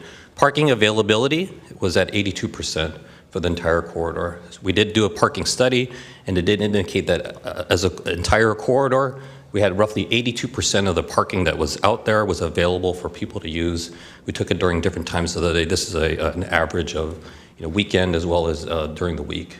Corridor travel times, you know, they ranged between 8 minutes to almost 11 minutes end to end. Obviously no traffic diversion. And as a baseline condition, when it comes to a level of service or intersections, and this is a level of service, even though we're moved on to the VMT in terms of CEQA analysis or environmental analysis, we still look at level of service because congestion is still a real thing. So on the baseline or the no build scenario, we did have one intersection at the expressway that was operating unacceptably in the AM. And that's 1 out of 25 that we studied. So let me move to option 1. Option 1, once again, is 4 lanes with parking removal. Collision reduction, we didn't see much potential for that. We did see some potential for speed reduction as we start to narrow lanes. Parking availability, you know, this proposal does include parking removals. And if we were to take that parking out on either side of the street, just one side, it would represent, that would result in parking availability reducing from 82 to 63%. Corridor travel times remain the same because, you know, we were removing travel lanes. And then there was, you know, very limited, if any, traffic diversion. And then level of service remained the same for the 25 intersections studied. Moving on to option number 2, this is once again the 2 lanes with buffered bike lanes. So with, you know, by removing a travel lane, we did see the potential for less collisions, right? You know, it kind of goes without saying that there was no merging, people are, you know, kind of staying in their lane, and then additionally, we would be installing a center turn lane. So this had a roughly, you know, an estimated 19 to 47% reduction. This is based on studies that, you know, we were able to look at in terms of trying to look at what a lane removal would potentially provide in terms of collision reduction. Speed reduction was a little bit higher, 3 to 6 miles per hour slower. Parking availability remained the same. And this was the next piece, corridor travel times. You know, we did get a lot of discussion at our last study session and at the community meetings and workshops, and that the corridor travel times would increase. So that would increase, you know, estimated to roughly 14 minutes to 16.8 minutes, and dependent upon the direction of travel.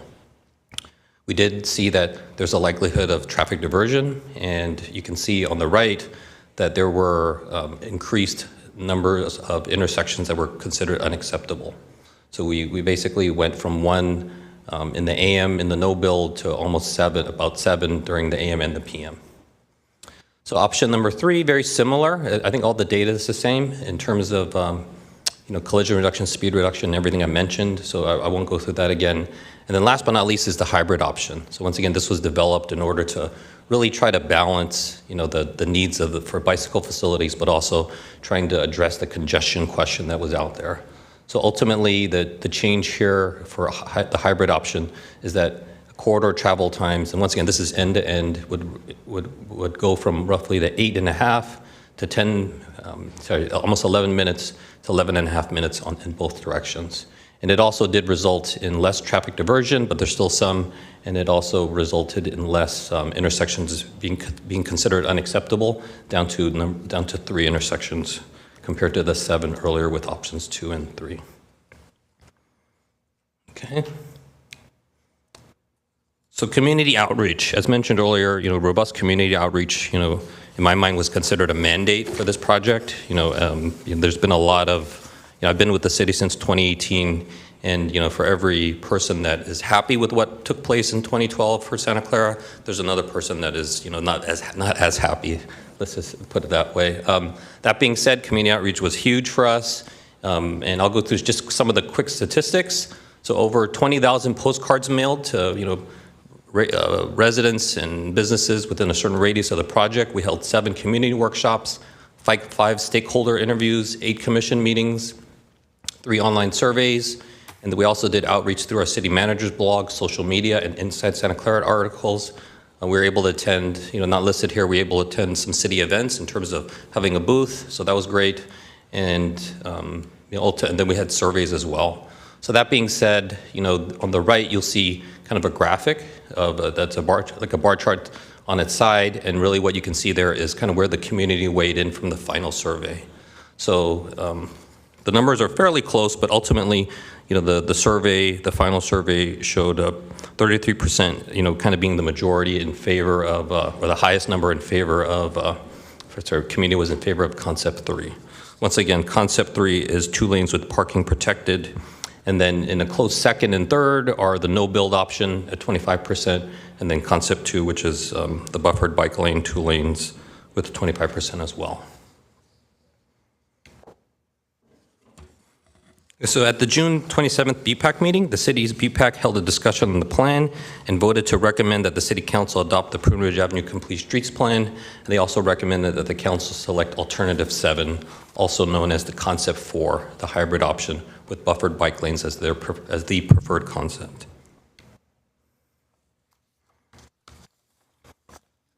I'm almost there.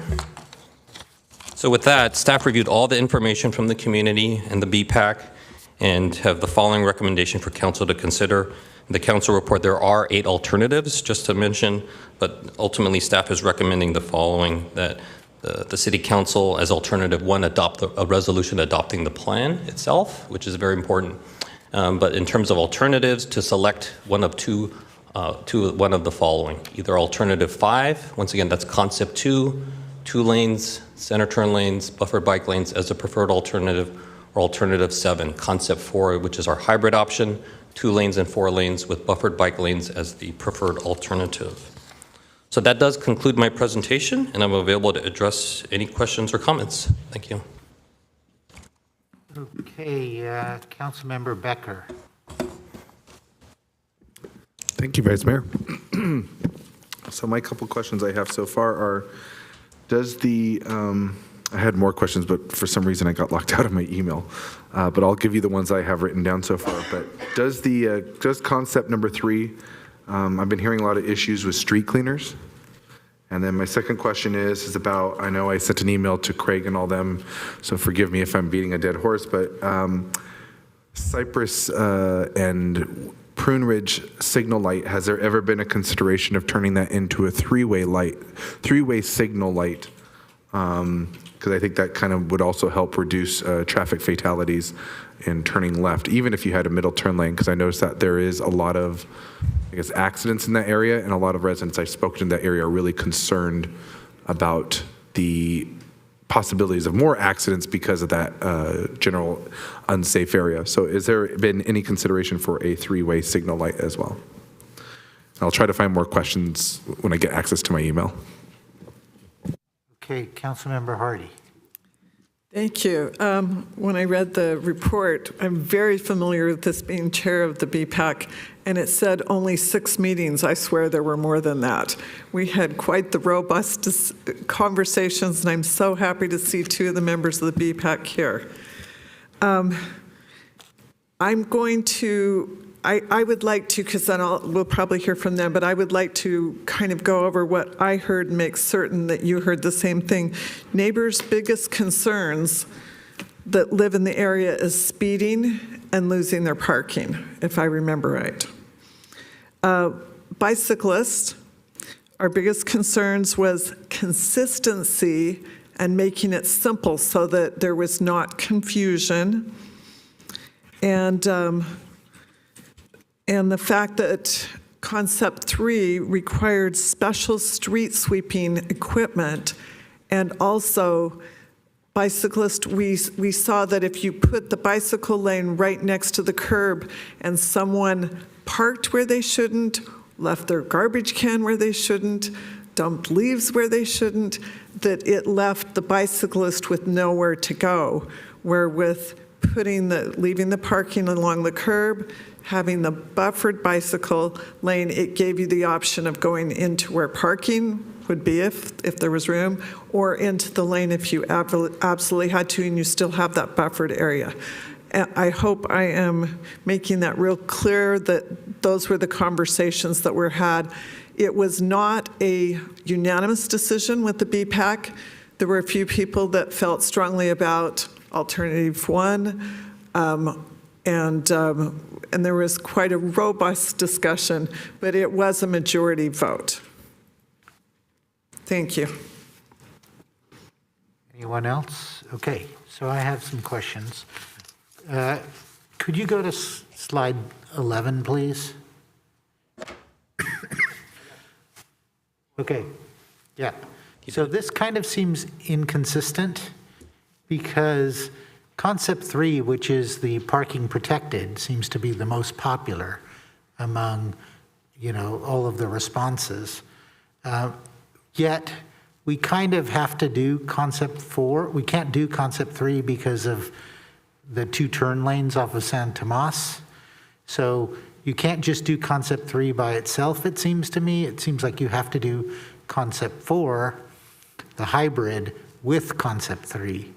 So it kind of doesn't make sense to me that the public seems to think that the parking protected is the favored way to go. But there are those issues with the trash bins and so on. I wanted to understand, we're seeing these bird bikes and scooters all over town now. Do you anticipate that there's going to be a lot more travel by, say, novice people? And do you think that that would sort of indicate that we want to do concept 3? That's all I had. Thank you.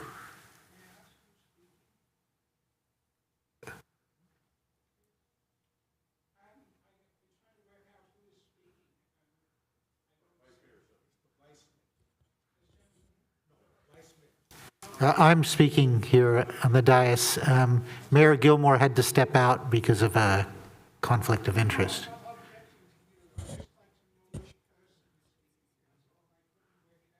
Oh, okay, okay. So, Councilmember Park, I see you have a question. Thank you very much for the report. I also had the question about concept 3 when it looked like that was the major vote getter. I actually like parking protected bike lanes because unfortunately I still see a lot of runners, joggers, and even walkers using the street, often going the wrong direction. And when I actually walk those streets, some of the streets around my neighborhood, I realized that I liked the parking protected lanes. I also use some alternative vehicles I've got a scooter, I've got a bike. And I do appreciate when I go to downtown San Jose, for example, having the way that they implement it there. They also have bollards, even if they're just the plastic bollards that you could hit without damage. but I just liked having that separation, and I actually felt pretty safe. But then again, those are the places where they've got streets. They've got a lot of businesses there. They've just got a lot of traffic in general. So traffic is going a little bit more slowly than I see even in my neighborhoods. And it's possible that narrowing the streets down from 4 lanes to 2 lanes would also push some of the faster traffic to the roads, to the expressways. That could access it better, and maybe pull, the faster traffic, the people that are trying to get away someplace in a hurry, away from the residential streets. But maybe, we should think of this at a higher level, which is I actually don't mind having, removing bike lanes. Now, bicyclists are gonna not like this, but removing bicycle lanes from every road, I mean, not having every road support bicycles, but kind of push bicycles to safer roads and create, or safer streets, and then make roadways or access ways along major corridors for cars only. But I mean, I would only want that if we had good alternative paths for bicycles. And when I look at the map, that's not always possible because the streets that go along that corridor don't always go all the way through the way that Prune Ridge does. And I, like removing parking as well, which is, I think that as we look forward to the future, I would like a future with fewer parked cars on the street. But again, as we can't do this while we're simultaneously removing or reducing parking requirements for new developments. But again, I would like to look at this at a higher level and say, well, these are the streets, or these are the roads that we've determined to be for major or fast access for cars, and optimize on those. And everywhere else, look at where you can't tell people to use bikes if we don't have support for bikes everywhere, right? And what I find is I tell people to use bikes all the time, but oftentimes I can't find a place to lock my bike when I go different places. So it's small things like that which make me second guess how I'm going to ride. And I think that we really need to focus on, instead of saying, well, we're going to try to do a hybrid, we're going to try to support everything everywhere all the time, maybe we ought to look at these are streets that we would like to treat more like roadways, and these are everything else we would like to put support in for bicycles. But by trying to support every mode of transportation everywhere, I don't know that we're going to come up with good solutions. I did just come back from overseas, and in some of the places there, they actually have 3 different types of lanes. One is for pedestrians, one is for bicycles, the other is for cars, and they keep those 3 separate because if you don't have it that way, then you'll find that the bicycles are either someplace where it's unsafe for them in the car lanes, or it's unsafe for pedestrians in pedestrian lanes. And I just thought it's kind of nice that if you can have this, if you plan for this, or if you got the space. But if you don't have the space, then I'd rather consider or optimize on this is primarily for cars. This is primarily for cars that are moving much more slowly, and we support joggers, bicyclists, et cetera. Thank you. Thank you. I don't see any more council questions, but I did have something that was in the report, but you didn't discuss. And I didn't know if you wanted some direction onto the low cost or the high cost implementations. The low cost was just pavings, markings, and plastic posts, whereas the high cost was pavings, markings, plastic posts, and concrete curbs. And so I didn't know if you wanted some direction in that regards. All right, do you want to take a stab at answering those questions? Certainly. Thank you. Thank you for the comments and the questions. And let me go back a couple slides to concept 3. And that was the concept that basically is parking protected. So once again, and just for clarification, what happens in this situation is the bike lane is next to basically where the sidewalk is, and there's a buffer, and then next to that, as you're heading into the street itself, is a parked car, and then the through travel lane is basically next to that parked car. The intent here is the parking provides protection for the bicyclist. This is ultimately it's called a Class 4 facility, and it's analogous or similar to bollards in the street Class 4, protected bike lanes. This just uses a car as protection versus a bollard, right? And it was important for this corridor to do parking protected because there's parking on both sides, right? So, for instance, when we move forward with bike lanes on El Camino Real, the goal there was to remove the parking and then basically have the bike lane next to the curb and then protection in terms of the form of delineators or bollards, in the street.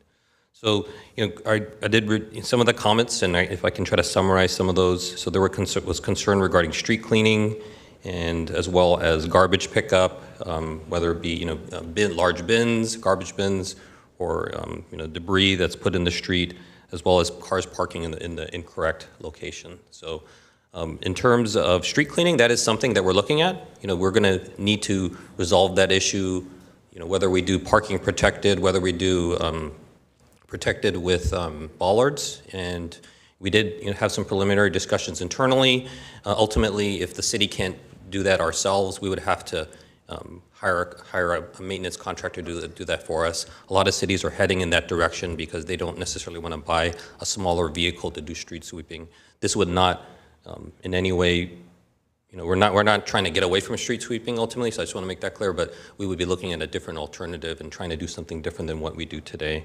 In terms of garbage bins, as well as, so on this graphic you can kind of see in the, in one of the little driveway buffer areas, there's a little black dot there, and we didn't highlight on this slide, but that's basically where we're recommending people park their garbage bins, right? So ultimately, parking protected along a residential corridor with parking, it can be kind of tricky, right? So ultimately, because of the need for garbage bins on every resident up and down the block, so that's what we recommended here, is that these buffer areas at the driveways be striped out, and then those would be the areas where we would basically encourage people to put their large bins. Ultimately, if somebody's parking in the incorrect spot, that's what the My Santa Clara app's for. Call that number, use the app, and then our job as the city is to get out there and then somehow resolve it.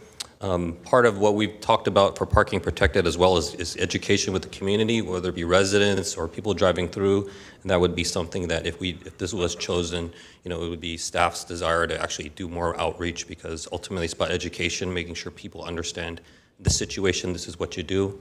It will be a change, so I don't want to pretend that, overnight if this happened that everything would be perfect. But ultimately, it's really, you have to, for a corridor like Prune Ridge, parking protected was something that came up as a concept because, residents were looking for more, or those that attended the meetings were looking for more than just a buffered lane.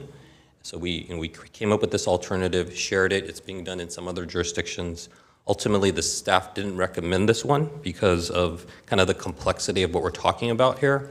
And then also because of some, just making sure that, parking protected is typically better when you don't have as many driveways.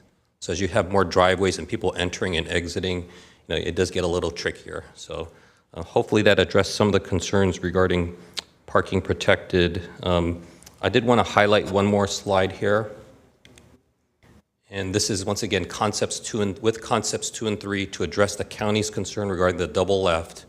We would have 2 travel lanes and a bike lane on the south side. In this section, we wouldn't have parking protected. What we would have is just a bike lane. But everywhere else, the plan would be to do parking protected. So just wanted to be clear that, with concepts 2 and 3, we have this one little area where we have to have 2 lanes on the south side in order to keep traffic flowing on the expressway, but ultimately the 2-lane options, whether it's concept 2 with buffered or concept 3 with parking protected, would still be viable options for consideration tonight.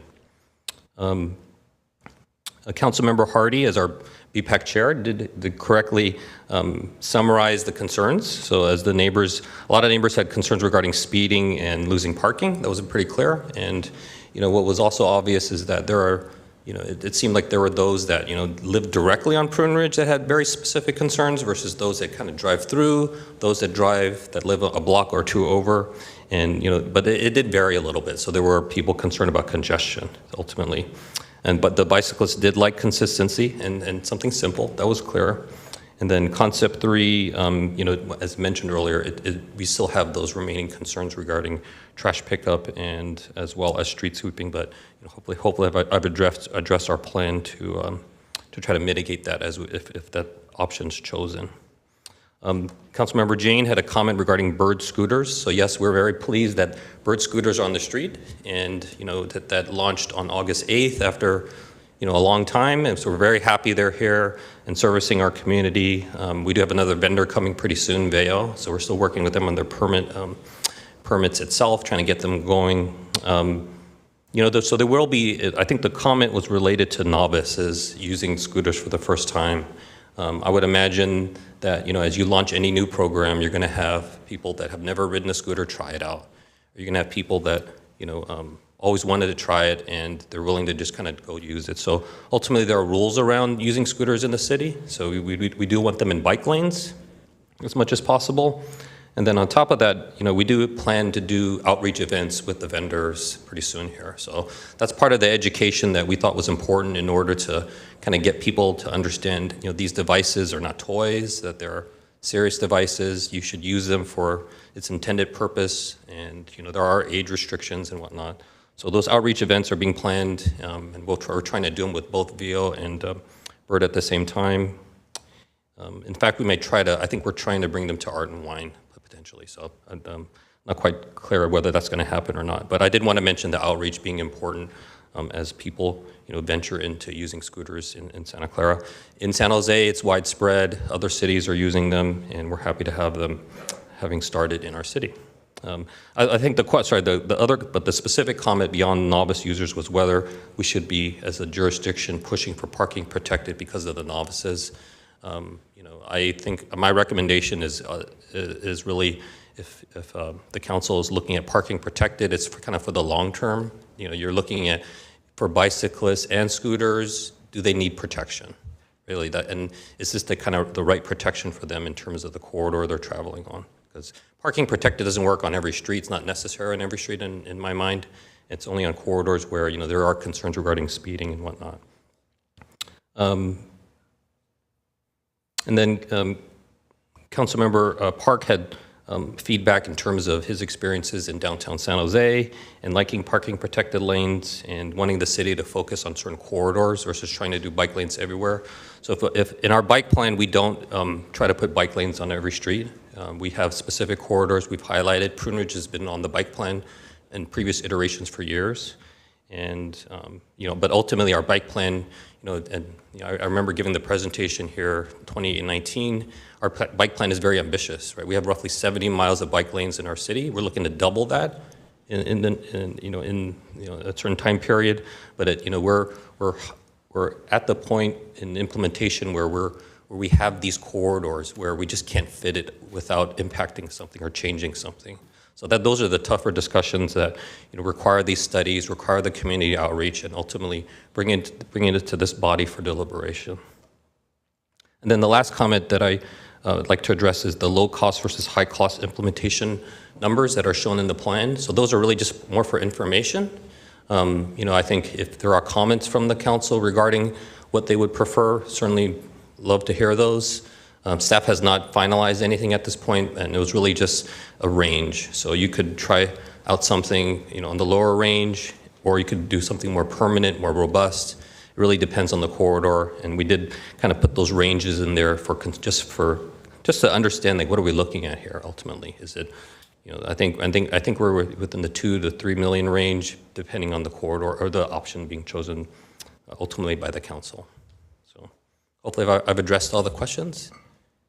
Okay, thank you. Thank you. I think we had a couple more questions from Councilmember Becker. Thank you.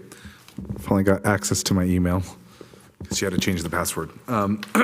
So one thing that somebody came and told me that lived in downtown area, they said one day even they favor going to this idea in a complete street, but they said that they're afraid that one day that the traffic's going to get even worse. That if that does happen, has there ever been a consideration for a similar kind of idea of a reversible lane like Lafayette has? Okay, you want to answer that, and then I'll go to the public? And actually, I realized that I didn't address the question regarding Prune and Cypress, so I apologize for that. So that is, the resident, brought that out to our concern, and you did as well. So we're going to study that outside of this plan, right? And ultimately, this plan was focused really on peds and bikes in terms of improving that mode. I think the study that we will be looking at for prunage, the intersection of prunage and Cypress, would be focused on the vehicular movements and trying to see if there's something that can be done there based on the data we collect and the study we do.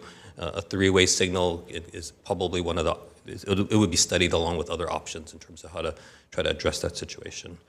In terms of the reversible lane, that it's important that did come up at our study session. So we did look into that in terms of, can we potentially do a reversible lane concept? It does get very tricky along a long corridor like this, and with residents on both sides. Lafayette is very unique, and you don't see a lot of reversible corridors in jurisdictions. Lafayette does, it's not perfect by any means, but it does serve a purpose. So when we looked at it, this corridor, we didn't really see how that would function properly, and ultimately, with the bike lanes being with options concepts 2 and 3, we did want to add that center turn lane. So that was really something that we did look at, and the reversible lane, although it's a good use of like space, right? Instead of just reserving it for one direction, it typically is better when you have very direct paths of travel. So like on Lafayette, northbound direction's heavy, southbound's not, vice versa. Here we did kind of see eastbound and westbound can carry traffic in both directions, even though there is a favored travel. Ultimately, they both were fairly busy.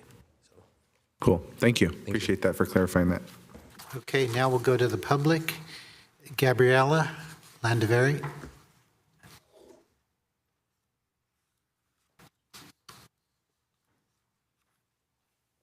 Yeah, thank you, council, and thank you, staff, for putting this together and doing a lot of good work on that. First, my daughter is 10 years old. She wanted to be here today, but she has school. She's got a lot of homework, so she specifically scrolled this and wanted me to read this. On Prune, I feel like it's really dangerous for bikers and pedestrians, and a bike lane would separate the pedestrians from the cars and provide a dedicated safe place for bikes. Also, it would force drivers to drive at slower speeds, which is even safer for each other too, since we don't want anyone to get hurt. Elsa Sonia Gatsuk. Just to add on to that, I know that there's multiple options here, and I know there's obviously concern from the city and from residents. But ultimately, I think it's about safety. I attend the BPAC meetings. I've come to these meetings as well. So I think the key concern is safety and making it safer for anyone that uses the road, whether it's in a car, a bike, a walking, scooter, however. And so whatever can be done to make sure that it's safe.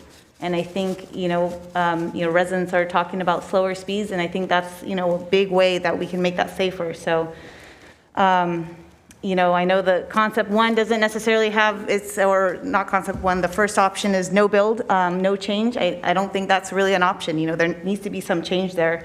It is a throwaway, but it is residential, right? And I think the residents appreciate, folks not driving at very unsafe speeds. Makes it unsafe, unpleasant for anyone to walk, bike, basically folks not in a car. So just want to say that. Thank you so much. Okay, next we have Betsy, and then after that, Michael Bengston. Good evening, Betsy Magus. I am a member of the city and the county BPACs, speaking for myself tonight.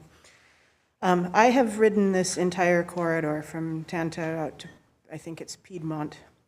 Santa Clara still has the only 2 miles in about 8 or 9 miles without any kind of bike lane. And it's very frustrating. And it's hard for me to sit here and listen to, well, why don't we put the bikes somewhere else? Because this is the place for bikes. This corridor connects a lot of things. It goes around the airport. It goes across train tracks in San Jose. It will connect 3 different bike trails eventually. And to have a direct connection is very important. Personally, I would favor concept 2, but I ride on this street as it is. I think that concept 2 is going to be easier to be visible and so on, but concept 3 is going to be easier for newcomers. It's going to be easier for the people that I saw when I was walking on Prune Ridge. I saw a family of 4 with younger kids on the sidewalk on bikes. I think we are going to need to talk about putting a bike lane here. It is in the city's bike plan. It is in the county's bike plan as a priority corridor. It is something that the MTC's active transportation plan touches in several places. And I think we are going to have to think about a bike lane on this street in terms of getting funding for anything, in terms of getting funding for any pavement maintenance that involves complete streets policies. So please keep that in mind when you make your decision. Thank you. Thank you. Michael, and then Rosie Chen. Good evening, thank you for the presentation. I appreciate that one. As a sometimes Can you move the mic up a little bit?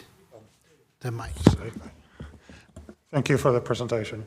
As a sometimes cyclist on Prune Ridge, mostly from Los Padres and eastwards, I think I would appreciate either option 2 or option 3 as a useful for me improvement on my commute when I bike. I think option 2 would line up better with the existing infrastructure heading on the west end of Prune Ridge. But I would be happy with option 3 too. The only problem I see with option 2 is that it would unfortunately still scare off a lot of less confident riders.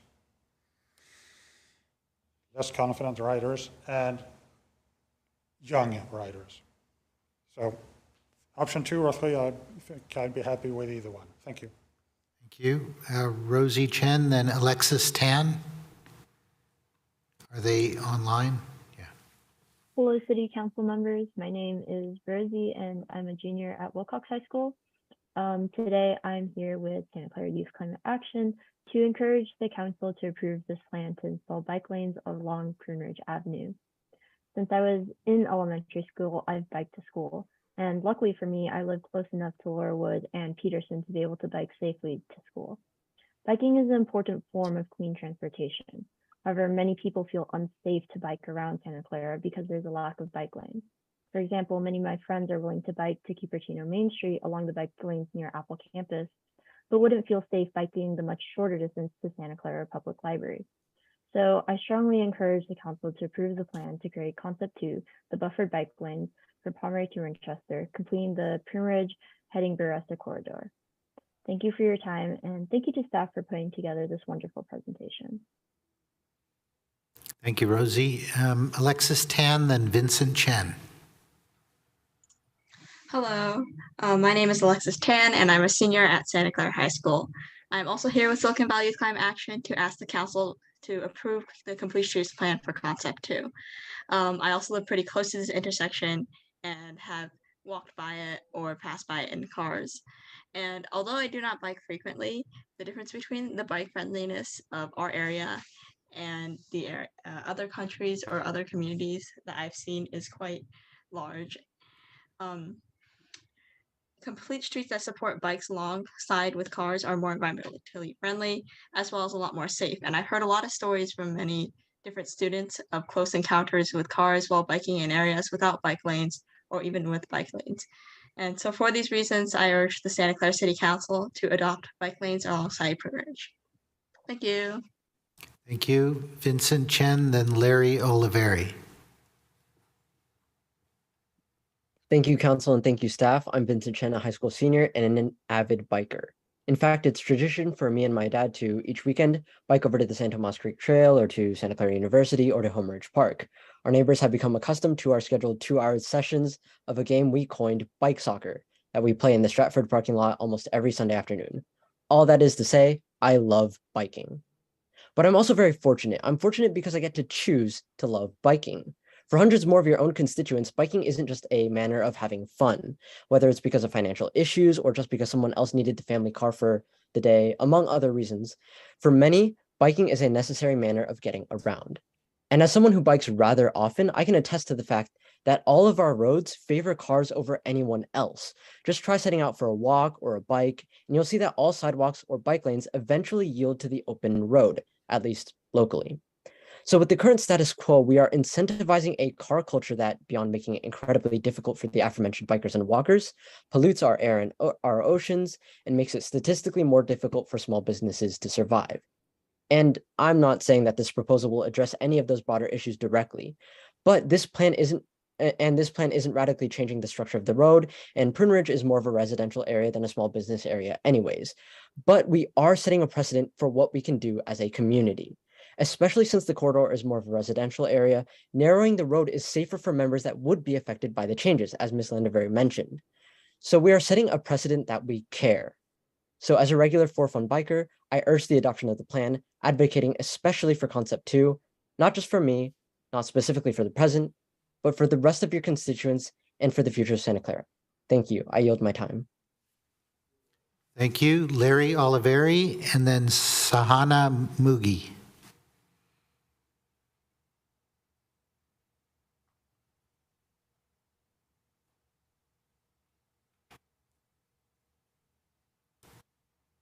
Did he hang up? Larry?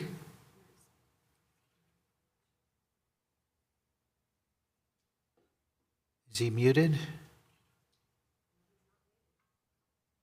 Larry?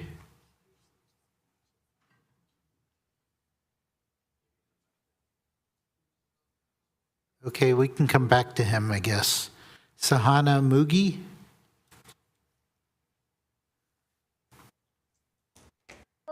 Hello, I hope my audio is working, but hi, my name is Sahana and I'm currently a senior at Santa Clara High School.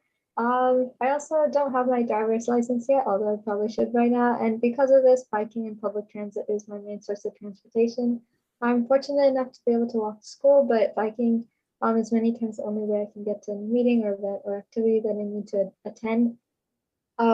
And I feel like that the completion of this bike network would be extremely helpful, not only to me, but all the other students and members of our community that use biking as a regular form of transit, as well as those who have felt that they haven't been able to really try biking in because of feeling unsafe. And I sincerely believe that much of our community, regardless if they're experienced bikers or not, can make use of this proposed buffered or protected bike lane through the Complete Streets Plan. And so I urge the Santa Clara City Council to approve and follow through with this. Thank you. Thank you, Jesse, then Lori Garmany. Hi, my name is Jessie Good. I'm a senior at Santa Clara High School, and I'm with the Santa Clara Youth Climate Action Team. I advocate for the Complete Streets Plan for buffered bike lanes. Prune Ridge is a street that goes to many different schools and parks, but without a bike lane, those who want to exercise, bike for fun, or even have the goal to reduce their carbon footprint cannot access these places. It could be argued that people could bike on the sidewalk, but that takes up the space of walkers and could risk walkers being hurt. Or in the streets anyway, without a bike lane. However, this would result in accidents, and many parents do not wish to risk their children. This is why I advocate for the buffered bike lanes. Thank you for your time. Thank you, Lori Garmany, then Catherine Hedges.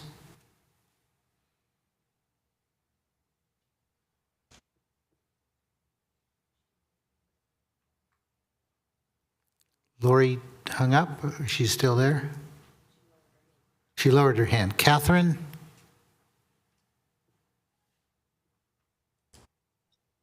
Good evening. My name is Catherine Hedges, and I'm a bicyclist who travels through Santa Clara County, the city of Santa Clara pretty frequently. And I've ridden my bike on the existing bike lanes on Prune Ridge, as well as the no bike lane segment. And I use a combination of bike and transit. And I'm glad to hear that this link is going to be connected. And I think the parking protected bike lanes would be the best way, because as a lot of speakers have already said, this is the most comfortable for people who are fairly new to bicycling or families with bikes. We don't want them on the sidewalk that's unsafe for the pedestrians. It's also unsafe for bicyclists when they suddenly pop in on the street off the sidewalk. As a driver, I've nearly hit people who come off the sidewalk unexpectedly into the street. And another reason why it's important to have this segment at a safer level than the rest of Prune Ridge is that it's intersected by San Tomas and Queen and the San Tomas Creek Trail. And that is an extremely popular off-street trail that is popular with families and commuters. And it makes sense to upgrade Prune Ridge so that people can access that trail. And also people can ride their bikes to VTA routes like the number 60 that goes on Winchester. And that would let people take the bus up to BART or anyway, there's a lot of VTA connections that they can make from Prune Ridge. So I hope you can do the parking protected bike lanes or at least the separated bike lanes. Thank you. Thank you. Thomas Granvold and then Eric Linskog. Yes, I'm a longtime bicyclist and a resident of Santa Clara, and I strongly support the installation of bike lanes all along Prune Ridge, whether it's concept 2 or 3. The main reason is safety. It gives a space on the road for bicyclists and a bit of a buffer space that makes them that much safer whenever they're on the street. It also encourages drivers and will most likely result in drivers driving a little bit slower, and that also increase safety on the street. As mentioned before, it's an important corridor. It connects, Sunnyvale all the way through Santa Clara to San Jose. It's got a lot of places that people would want to go. So it's important to have that there, that connections for the bicyclists. And I just really encourage the city to adopt this plan and to pick concept 2 or 3. Thank you. Thank you. Eric Linskog.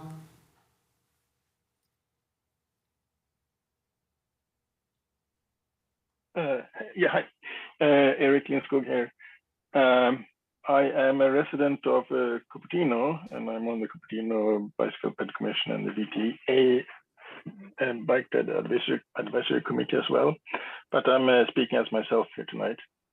I'm very glad to see that Santa Clara is considering bike lanes along Prune Ridge. I think this has been, long time needed. I used to commute along Prune Ridge, and I never really noticed with all that much traffic. So I really think it's possible to reduce it to 1 lane in each direction and a turn lane. Though I would say that we do have very few people that bike in our cities here in our valley, and really for no good reason other than that people feel it's unsafe. And I believe to address this, we do need to, as much as possible, separate cars and bikes.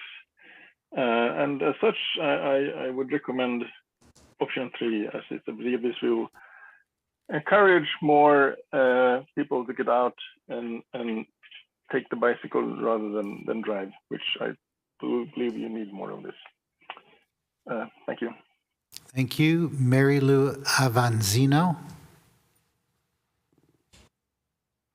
Good evening, Council. Thank you for listening to my comment.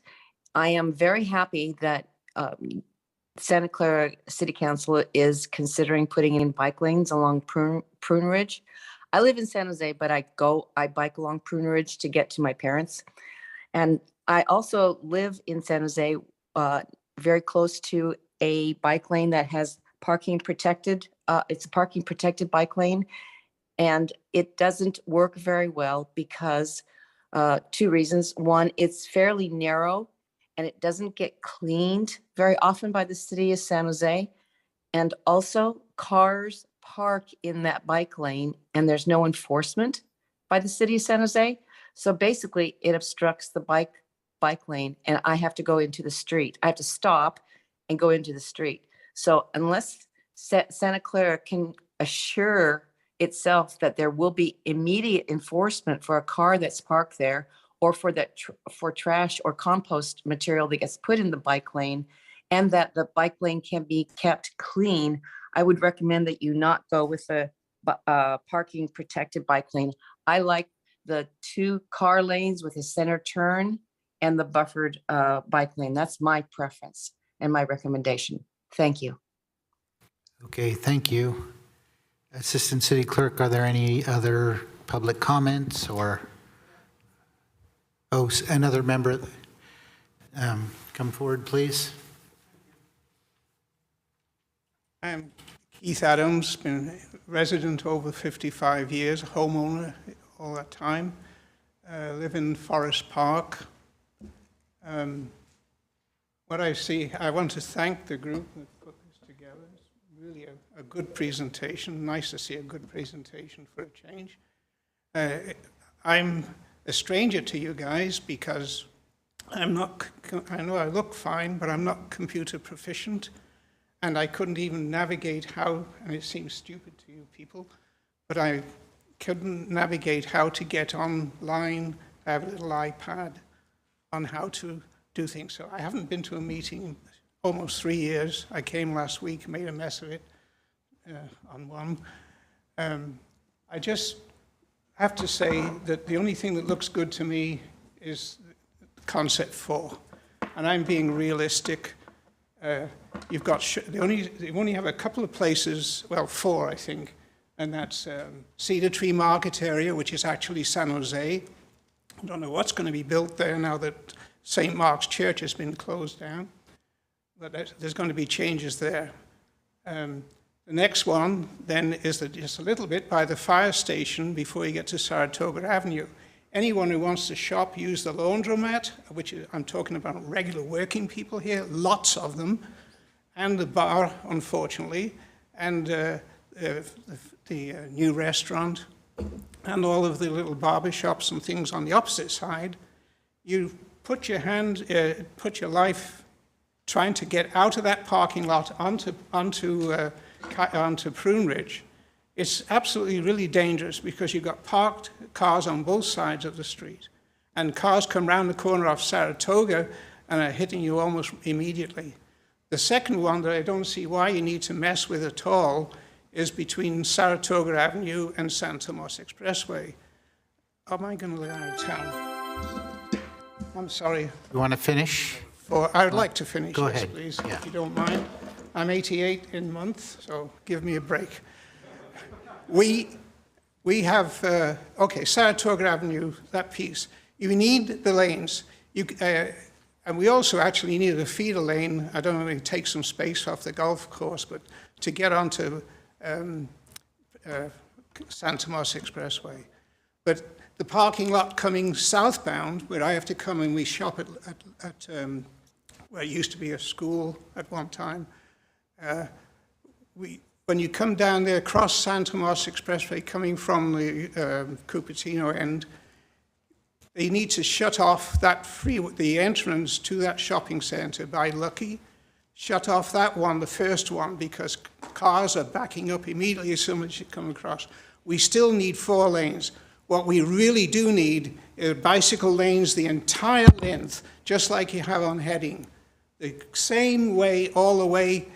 And the trouble is when you put, okay, I used to work in San Francisco. When you put parking bicycles on the inside between the sidewalk and the cars, how does a homeowner, most of Prune Ridge, everyone seems to forget, is a residential neighborhood. There's only a few places where there's any commercial. It's residence. I don't live on Prune Ridge, but I sure as heck would hate to have my friends come to the house and park there, and they've got to open their doors and get out their kids and things and go into the homes. And getting out of your bike out of your driveway is horrible. So anyway, that's another one. Could you wrap up, please? I know you need to go, but the other thing is, why not on the if you all know, we have a swimming club there, Cabana Club on Prune Ridge. Why can't we make that? I'm sorry I couldn't come to the meetings, but why can't we make them have a little driveway off the sidewalk so that you can see pedestrians, all the kids in the summer with their swimsuits and towels, gangs of them, all waiting to go across the street to not Laurel Park, but go across the road. You need to have them going. If you go up the street to, I'm forgetting the names now, but Pomeroy, that little tiny cabana club there only has room for 2 cars to pull in, but they pull in and drop off and get the heck out of there. And we need to do the same thing with the swimming club. Okay. And the other thing, you've got Laurel Park coming up. Thank you. I've lived there all those years. My wife and I used to go to Laurel Park on a walk in the evening, any time of the day. We cannot cross Prune Ridge from Luther Court, Luther Drive, to get to Laurel Park. It's just across the road. And God knows that I need to go across Kiley Boulevard. That's a bloody race, excuse my French, but that's a racetrack. Thank you. Thank you. One more thing, can we do something about Audi, I drive a Jag, Audi, Jag, and other places? They have all their cars testing all day long, up and down Prune Ridge. They come down Cali and then they do that real scoot along till they get to San Tomas. Anyway, bless you all. Thanks. I'm sorry. Thank you very much. Okay. Council, any other member of the public wish to speak on this? Yes, come forward, please. My name is Vivek. I live right on Prune Ridge. Actually, I wanted to really compliment the team here. They've done a fantastic job of collecting all our inputs. This is very important for our lives. While a lot of the focus has been on the bike lanes, and I would love to become a biker because I don't have a bike lane in front of my house on Prune Ridge. But this will be a great relief to us residents who are living right on Prune Ridge to get in and out of our own houses. It is actually unsafe for me to make a left turn into my own house right now. I try to avoid all other ways, try to make a right turn into my own house because of the increased traffic. I've seen cars that have gone more than 50 miles an hour on Prune Ridge, while this is a purely residential area. So I really urge, and I'm thankful for this whole process that in the end, I hope addresses the safety concerns and also brings the benefit of bikes. So I hope you guys look into this in a very positive manner. Thank you so much. Thank you. Okay. This is not a public hearing, right? Okay. All right. Councilmember Becker. Vice Mayor Jean. Oh, here's another. Okay. I have an e-comment. This is from Ray Holsler. It states, as a 30-year resident of Santa Clara, I cycle and drive on Prune Ridge frequently. I support Alternative 5, Concept 2, 2 lanes, center turn lane, buffered bike lanes. It puts Prune Ridge in line with heading San Jose and West Prune Ridge beyond Pomeroy. This alignment keeps bicycles riding with traffic at all times. I look forward to the realignment. End of comment. And then I have a public comment email to be read. This is from Kirk Vartan. Mayor and Council, I've been very involved in the discussions around the reconfiguration of Prune Ridge Avenue and out business and home is in the neighborhood. I hope you will adopt Alternative 5, Concept 2 as a direction for Prune Ridge. While it is unfortunate Concept 3 that actually protects riders, it is not done on the San Jose side nor really anywhere in the valley. That is sad, so I'm asking you to approve Concept 2. A reason not to accept the hybrid Concept 4 is danger. The purpose of this reconfiguration is to create safe roadways. The hybrid is the worst of all worlds. It does not provide a consistent interface with other networks, nor does it create a consistent safety plan. While Concept 2 is not perfect, Concept 4 is terrible, differing to possible auto delays. Once it is in place, delays will evaporate. The risk to have multiple 2- and 4-lane designs on one road is significant. I'm sure it is designed as safely as possible, but it is inherently flawed. Please adopt Concept 2. End of comment. Okay. Councilmember Becker. Thank you, Vice Mayor. All right, so I'll start with this. First off, I wish when I reach 88 years old, I have the same amount of energy that he does. So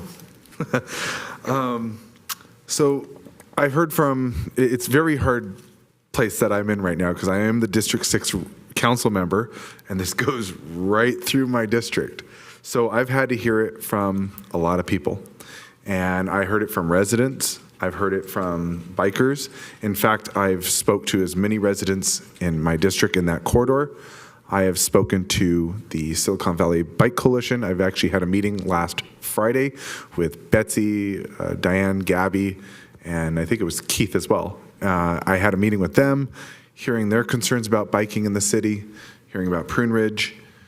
It's funny because I took a chance back in July and I went on a bike ride actually I borrowed a bike from Councilmember Jane, so I appreciate that.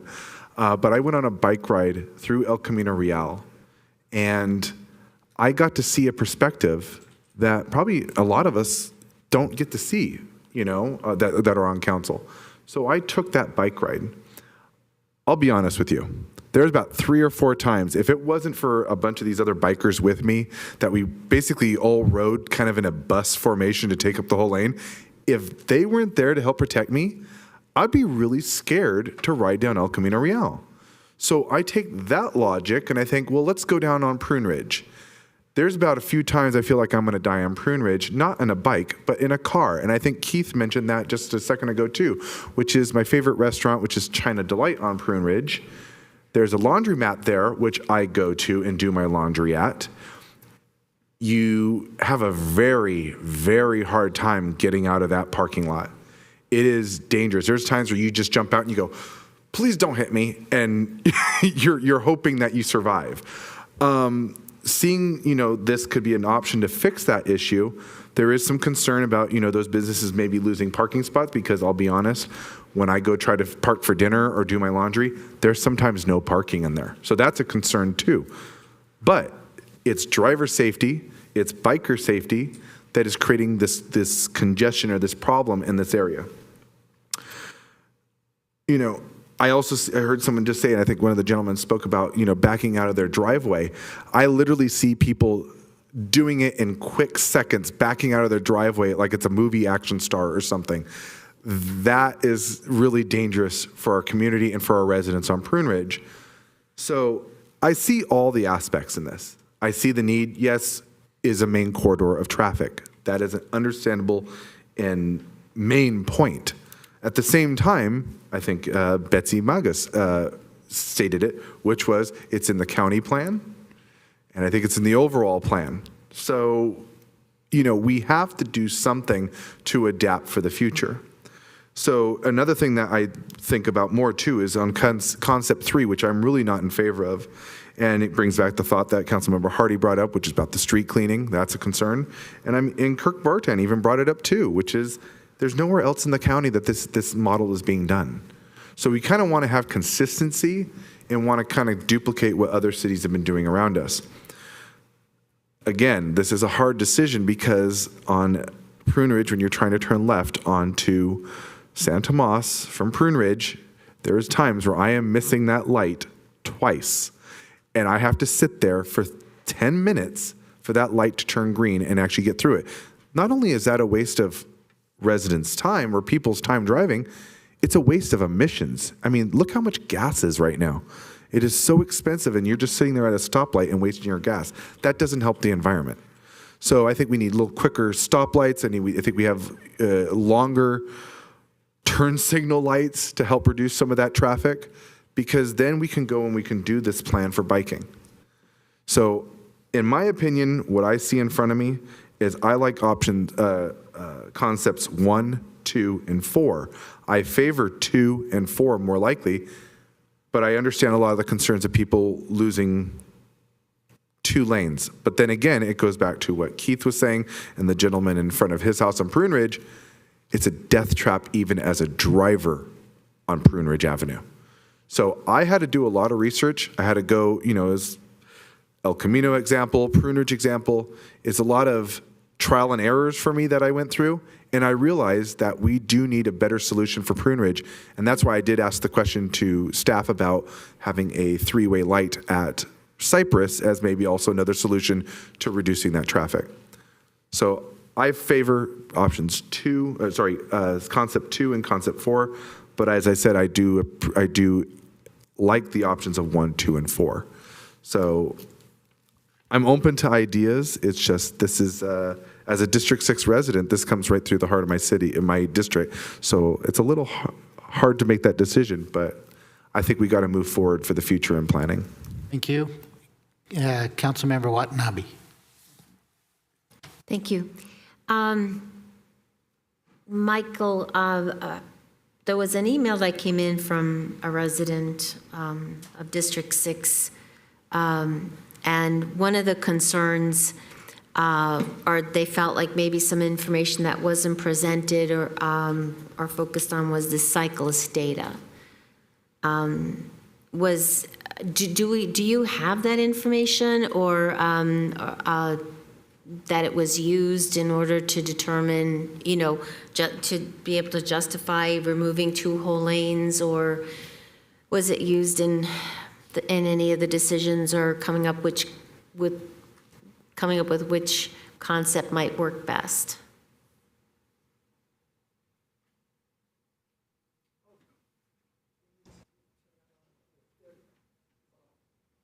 Sorry, I thought I broke it. So actually, I think if I could speak to the gentleman, I think he took the... With the clicker?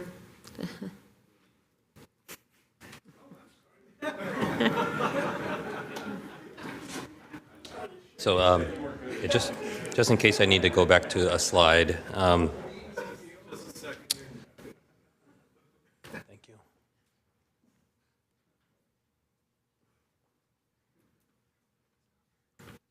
I mean, in general, the plan does include cyclist data, and I believe we did share, there were several meetings, so I think there were comments about cyclist data, and, we didn't have it handy at that moment. It's in the plan, and ultimately, the goal here is, there are we do understand there are bicyclists on Prune Ridge today, whether it's the 2-lane section, whether it's the 4-lane section, but what we've heard clearly from the community is that, they don't really feel comfortable in the area. So in our minds, it wasn't a numbers game in terms of number of bicyclists today versus what we project in order to justify the removal of the bike lanes. It was really looking at it as a corridor and understanding that it's a cross-county corridor. It's in our bike plan. There seems to be a huge desire to connect the 2 areas. And ultimately, we did create the options that are listed in the plan in order to really try to make that connection. Could you bring up that slide that shows the different, like how long it would vary, each concept, how it would change, and there you go. Yeah. So this slide doesn't include bicyclist data in terms of actual today versus any projection. Yeah. But we do know from our work on the bike plan that if you build a bicycle facility, people will be more comfortable, and the trend is towards the Class 4, which is a protected facility, right? Once again, Class 4 can be protected by either a bollard, it could be protected by a little concrete island, it could be protected by a parked vehicle in the case of option 3. But I think in terms of congestion and the concerns regarding lane removal, this slide is really presented to really kind of give you that information for you to consider. It does, yeah. And I think what's important too is the parking availability. I mean, if for what is it? Well, the no build or a 2 and 3, I mean, you still have 82%, which is quite a lot. So anyway, thank you. And thank you for all the work that you've done on this. I know it's been a long time coming. Great, thank you. Councilmember Hardy. Yes, in fact, if you could leave up this specific screen, I want to make a motion. I'll explain. This is one of the few times that you're going to add 2 and 4 and get 7. Because the bicycle and pedestrian committee had very long discussions. And I was listening very carefully. Those of us who write enough, and yes, I racked up my knee the other day,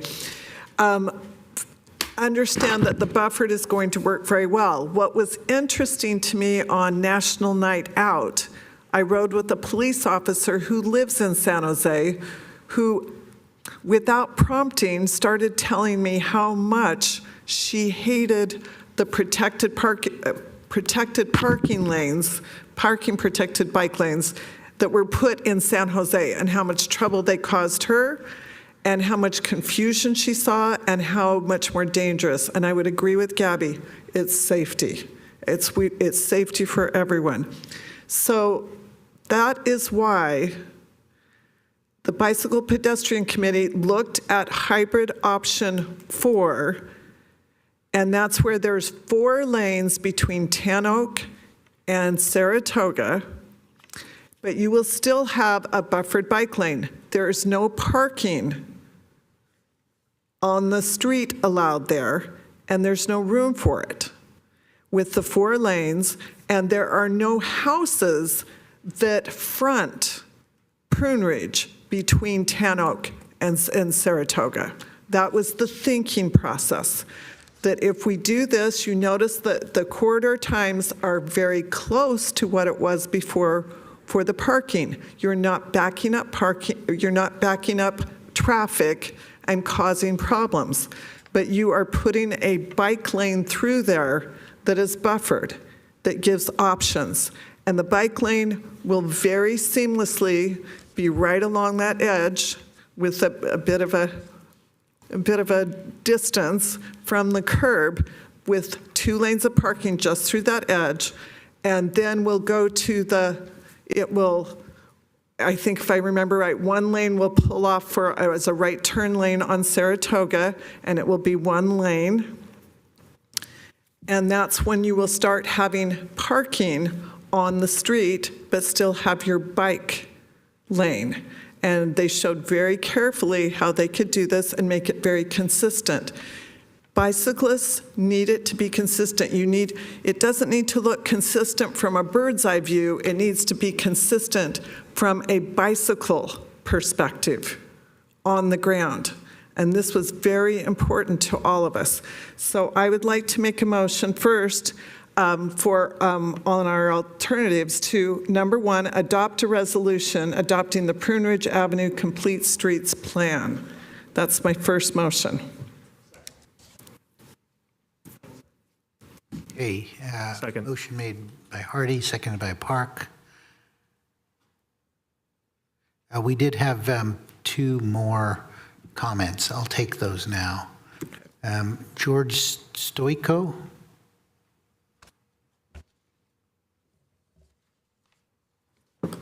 Yes, thank you. I've made this comment at several of the meetings, and it's still a concern to me. That part of the problem with the traffic on Prune Ridge is that traffic on Stevens Creek has been slowed down significantly by non-synchronized traffic signals. That's all the way from Winchester out past Blaney. I've been told repeatedly that that was not part of this project. I understand that, but I would urge the council to consider how Santa Clara can work with San Jose and the county and Cupertino to synchronize the lights on Stevens Creek Boulevard to take some of the traffic off of our residential streets. Thank you for listening. Thank you. And now the weekly.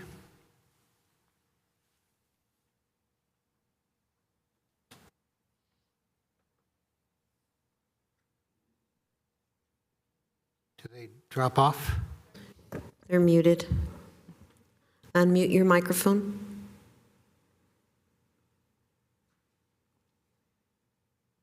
There we go. They dropped the hand. Dropped off? Okay, so we can call the vote.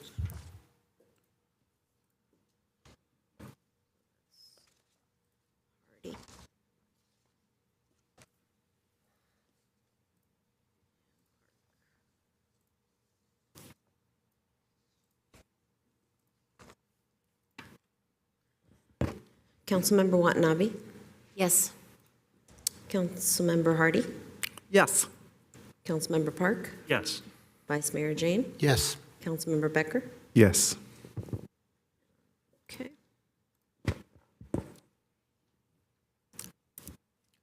that passes.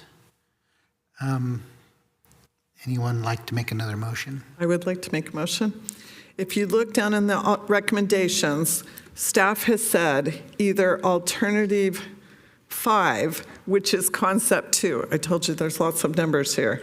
That is the buffered bike lane is preferred, or concept or alternative 4, which is concept 4 with the buffered bike lanes, the hybrid where you've got the 4 lanes between. And I will tell you the reason this was not well known and did not come up on a lot of the outreach is because basically it was what the BPAC came up with, looking at all the different alternatives, looking at all of the numbers, looking at our reality, looking at what the public had said, looking at the traffic and what they would feel comfortable with. We were okay with concept 2, but this concept for this hybrid, we're calling it alternative number 7 because that's what it says in the packet tonight. I would like to make a motion to pass or to make the suggestion or to have the plan be alternative 7. Second? I'll second it.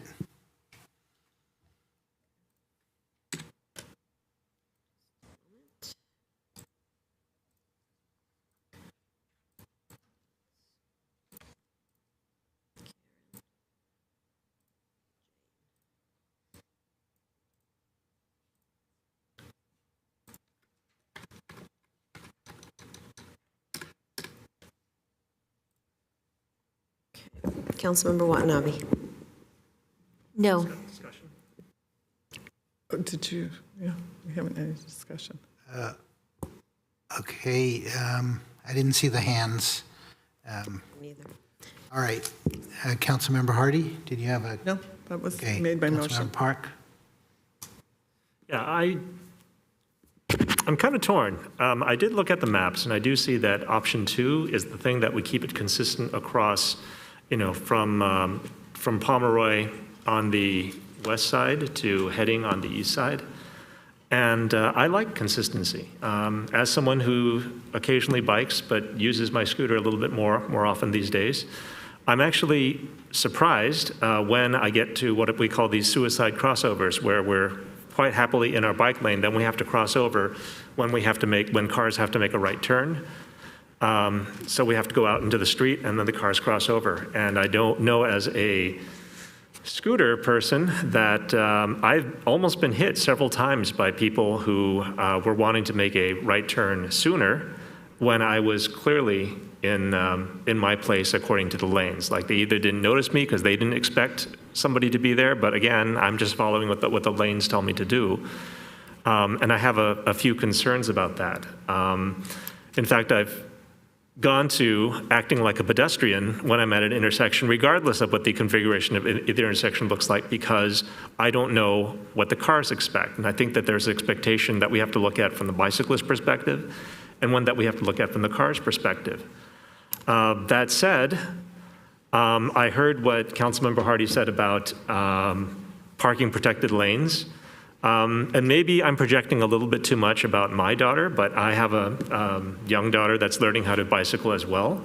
And everywhere I go, everywhere I bike, I think to myself, I would like to bike with my daughter here. And when I think that, I can't help but prefer protected bike lanes, parking protected bike lanes, every single place where I would like to take my daughter. But those are, again, places where we'd like to either shop or places where we'd like to go in parks. We generally don't think that riding our bicycles in front of residential areas is fun. It's purely functional. But I think that going to stores and going to places like parks would be kind of fun to do. So I'm a little bit torn. I do like the consistency. I also heard Gabriella say that she likes narrower lanes, which she hopes would force cars to move more slowly. I'm going to tell you that is not true. I don't think that narrow lanes actually causes some drivers to drive more slowly. I'd really like to find a way to reduce parking on streets as a solution in the first place. I know that in 10 years, or I'm hoping in 10 years, that our driving and parking patterns would be changed. And as a policymaker, I would hope that I can, be a part of that change.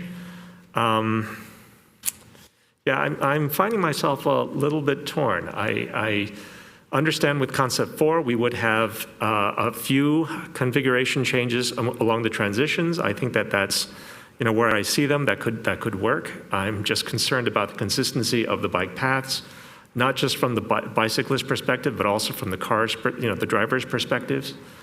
I generally like parking protected lanes, but it doesn't seem like they're good here because everywhere that we connect to, we've got the buffered bike lanes. So it seems like option 2 would be best for configurations. Sorry, I'm just thinking things out, but just trying to get my thoughts in place. But thank you. Thank you. Councilmember Hardy. If I can help Councilmember Park, the only difference between concept 2 and concept 4 is whether you have 4 lanes between Tan Oak and Saratoga. With concept 2, you would only have 3 lanes. And there is, as drawn out by the staff, there is complete consistency and very clear for a bicyclist from that perspective. And as was spoken by several people who bicycle, and we had a long discussion at the BPAC, I will explain that if you have a protected area, it may seem better, but you have nowhere to go if there's any kind of a problem. And that is the reality. And because we don't have a really good east-west corridor right now for biking in the city. We don't. You heard Councilmember Becker talk about taking his life in his hands on El Camino. I understand. This would we have a wonderful north-south, I take it all the time, our San Tomas Aquino Creek Trail stops at Homestead, frustration for another day. But this would connect us to Cupertino on the west and San Jose on the east, and would give us an excellent corridor to make it easier for people to bike and get places they need to. This is our goal. Thank you. Okay, Assistant City Clerk.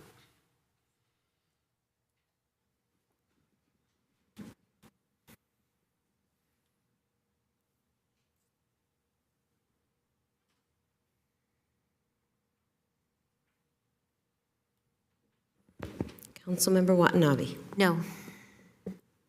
Councilmember Hardy. Yes. Councilmember Park. yes. Vice Mayor Jane. Yes. Councilmember Becker. Yes.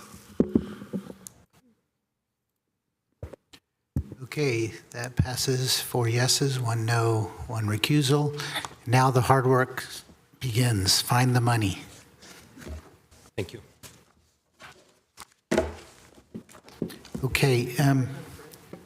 Okay, we could take a 5-minute break.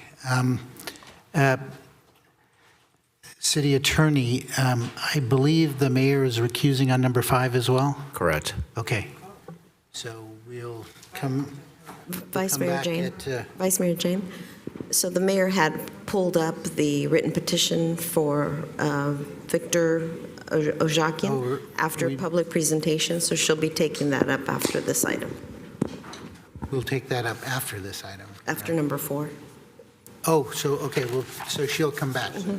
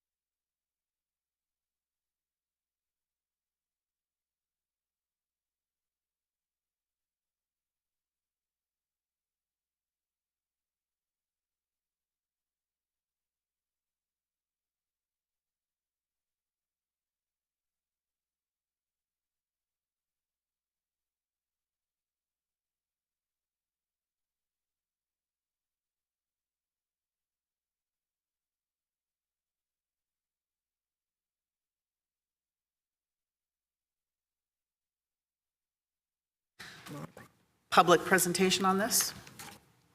All right, Assistant City Clerk. Roll call vote, please.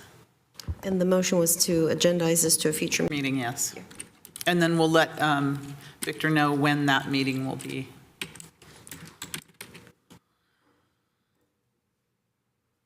Councilmember Watanabe. Yes. Councilmember Hardy. Yes. Councilmember Park. Yes. Vice Mayor Jane. Mayor Gilmore. Was that for me? Oh, Mayor sorry, Gilmore. I couldn't hear you. Oh, Yes, so that passes with those present on the dais. So going to number 10, the petitioner asked that that be deferred to the next city council meeting. So that one's coming off the agenda. So then we're going to go back in order to number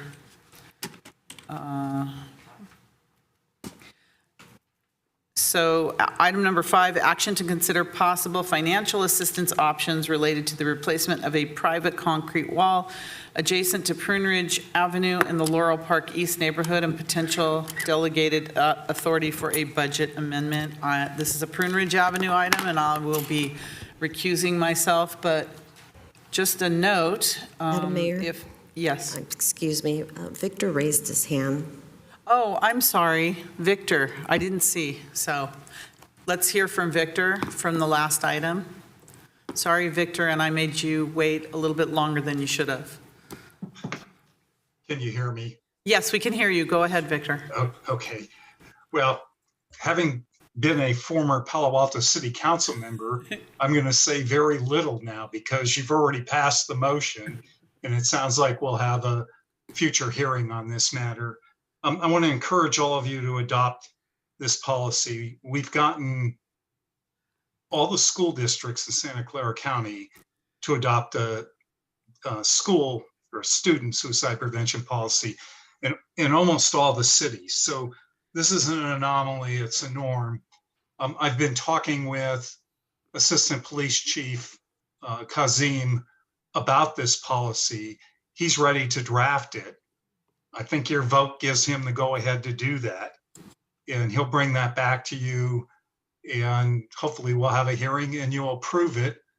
And at the end of that, something like 99.3% of all Santa Clara County residents will live in jurisdictions with a city suicide prevention policy. And then I won't add anything more. We can talk about it when you have the future hearing. And thank you for the opportunity to move us up so we can just speak quickly and move this along. Thank you, Victor, and thank you for all your work on the policy as well. Thank you. All right, so back to the other Prune Ridge Avenue item. I'll be recusing myself since it's right by my house.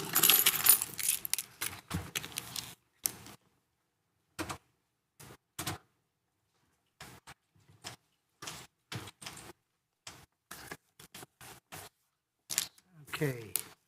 Thank you, Director Mobeck. Vice Mayor, Council, Craig Mobeck, Director of Public Works, here tonight to talk about the Prune Ridge concrete wall item. And so just to go through a little bit of background, as you recall in the spring of 22, some residents came forward with a written petition to discuss maintaining 900 feet of private sound wall along Prune Ridge Avenue just off of San Tomas. Council discussed that and referred that back to the Department of Public Works to go talk with the resident and the property owners, and more specifically to Mr. Jared Peters, who was heading up the property owners group. And so we're here to report back on those discussions, the meetings, as well as the costs and some of the options available if council chooses to provide any financial assistance. So just in terms of location, the red dashed line is the location of the concrete wall along Prune Ridge. You see San Tomas to the right, Prune Ridge to the top. Those homes front Gamblin, and then behind them is the wall, and then there's some public right-of-way adjacent to the sidewalk.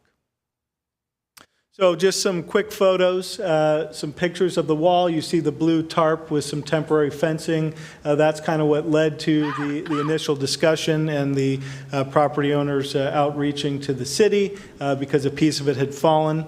You see the wall in the middle. That runs the length of the 900 feet. And then the bottom right picture is just to show both sides of the street. You see on the left-hand side the wall that, again, runs up Prune Ridge. And then on the right-hand side is a different subdivision that has a wood fence that runs along Prune Ridge. So in terms of coordination, so I met with Mr. Peters multiple occasions. We've talked, had various discussions, and kind of went through what was the best way to approach this. And so really taking a look at what some of the residents' goals were, we kind of set up a plan with how we'd move forward. Ultimately, the property owners wanted to move forward with a wooden fence in lieu of a concrete wall. They wanted to take that to 8 feet tall, which requires building permits. We discussed, how that would be constructed. Ultimately, it's on private property. It makes sense that the property owners kind of work with the contractors, get the project completed, go out, get estimates as well, and then ultimately come back to see if the city council wants to provide any funding. That's why we're here tonight. They've also requested that the city remove 14 liquid amber trees because of the roots. They've gotten into people's yards as well, and so that is in the public right away. So that's something that the city could do with its own budgets and contractors in place.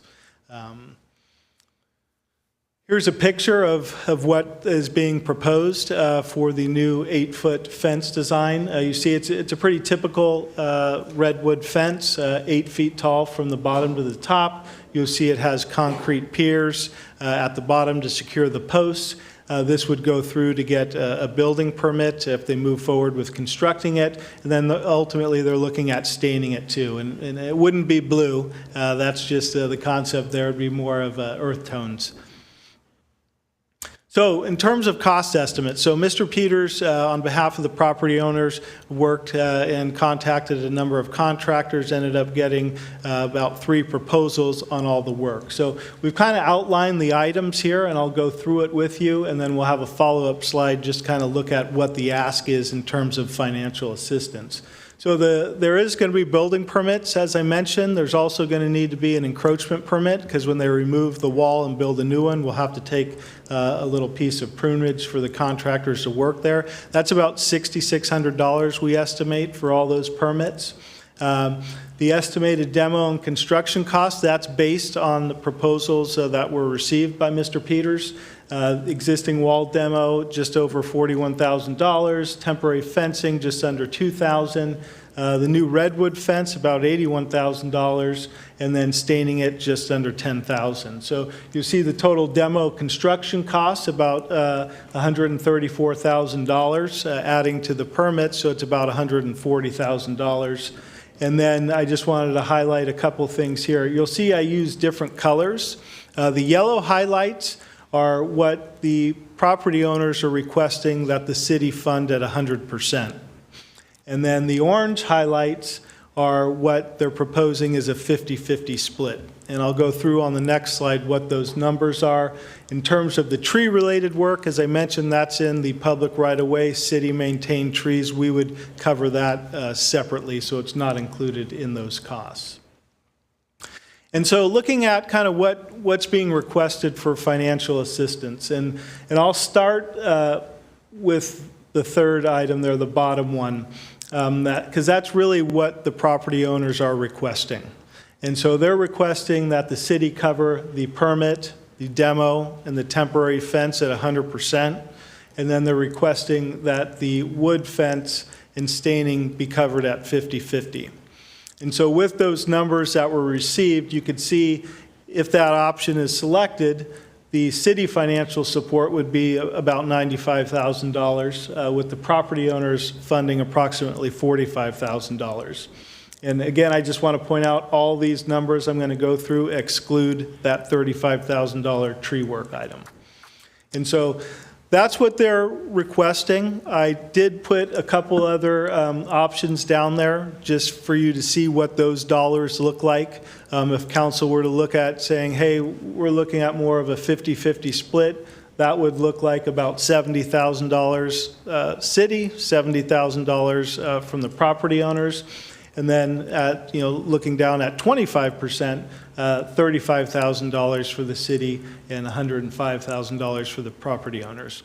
Ultimately, we would look at, if you provide any assistance financially, we would then look at going into reimbursement agreements with the property owners regarding the funding. That funding would be done and paid after the work is complete and after everybody is happy with it. And there would be, a one-time funding to handle the maintenance this go around. So in terms of alternatives, there's a few different ones here. So I use some colors you see in the alternative 1 through 4. I've highlighted those all in green because ultimately you would be selecting one of those alternatives.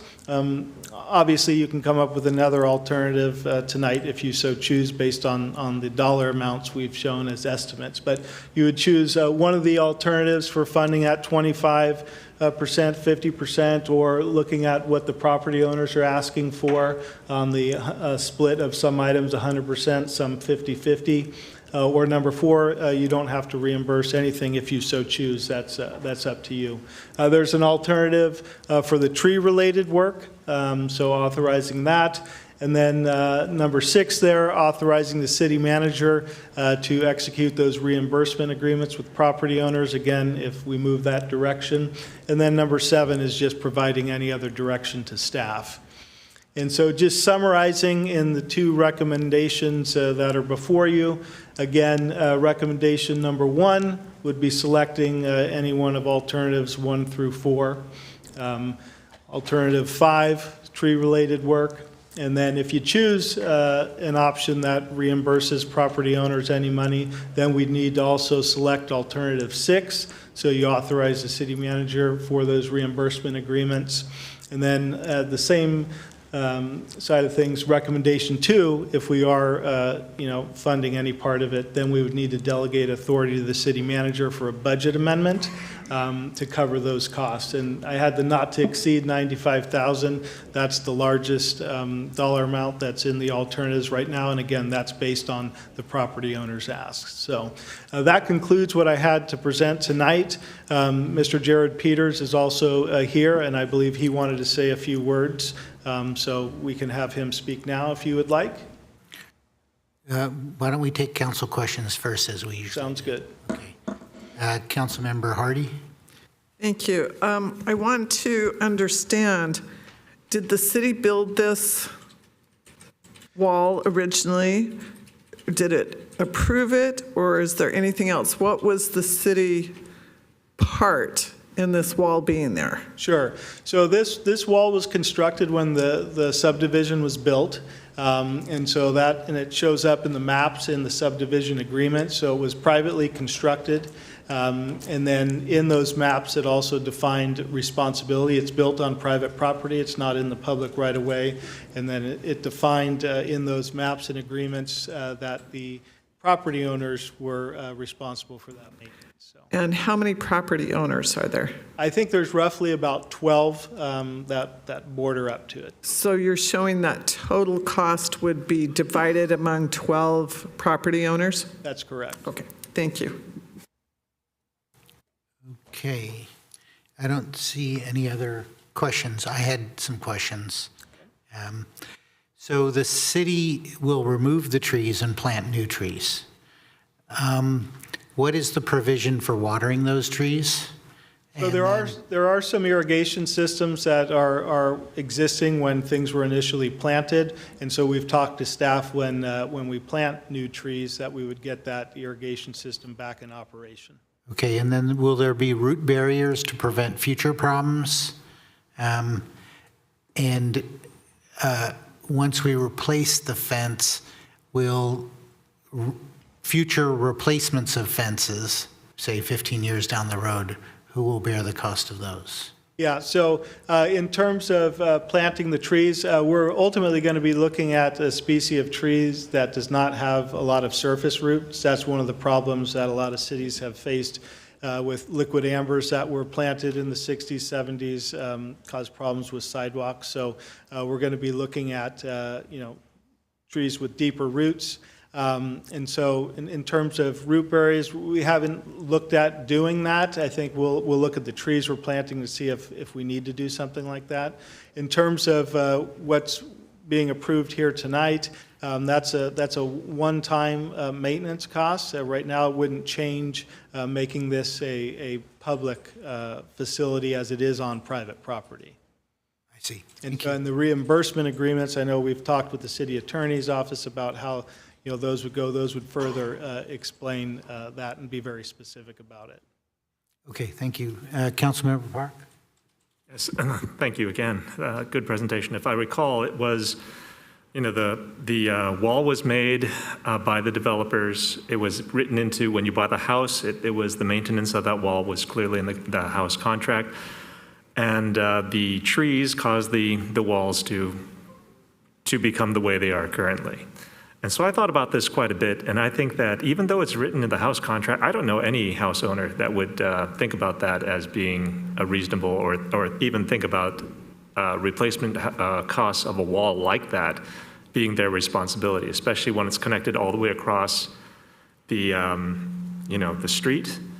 I originally had questions on how many property owners, but I think that, again, you said 12, and I counted 12 houses in the picture on page 3. My question is, would the property owners have to agree and pay in advance for this? Because there's actually two costs. There's one for the temporary wall, which is about $2,000. Then there's a replacement cost, and that's going to be spread across the property owners. But would they have to pay in advance? Is there a possibility that a property owner would say, I don't want to do this? And so, I think when Mr. Peters comes up, he can speak to that, but he's been in close contact and coordination with the 12 property owners, and that's my understanding, and that they're in alignment with how they want to move forward if they get funding for this. Okay, and I think that if we did a replacement, the wall would still be on the private property. The mentions of a wall would still be, and replacement and repairs for that wall would still be on the homeowners. This would be a one-time. I don't want this to come back in the future and say, well, you replaced it in 2022 or 2023, and we demand that you replace it in 2050 or whenever the next one is. Like, I would, like to find a way that the walls that we create, if we create walls, it's funny, we're talking about building walls in public policy, would not come back to haunt us. We'd make them easy for individual house owners, individual homeowners to maintain and repair on their own. Those are my comments. Thank you. Thank you. All right, Mr. Peters, would you like to come up? I took some of those questions down, so hopefully I'll be able to answer some of them. But this mic's not going to work for me. So, hey, it's wonderful to see you guys in person versus the Zoom calls that we've all been dealing with over the last many years. But before I begin, I do want to throw some props out to Director Mobeck. He's been wonderful to work with throughout the summer and this whole process. And his staff put a lot of that together. He put his name on it, but I'm sure his staff did a lot of the work. So without taking too much time, I want to hit the highlights of my previous presentation that we did over Zoom. You didn't get to see me then, and then follow up on some of the things that Mr. Mobeck had already stated. So the liquid amber trees that we're talking about in the city right away is really at the heart of the problem. Okay, we're excited to hear that we're going to get them removed because they are a messy tree, and some of my neighbors' backyards are completely trashed with roots. But the liquid amber trees, several years ago after the city turned off the irrigation to the right-of-way, they went out and searched for water. And that's when we really started seeing the problems. These concrete walls, they're very sturdy. They were stable. And then those roots started lifting up the separate panels. There's dados that those fences ride in. They lift up and down, and eventually we lost a panel. So if you recall, one of my neighbor's insurance company on 2623 Gamblin, he went to apply for his insurance to fix the wall back there.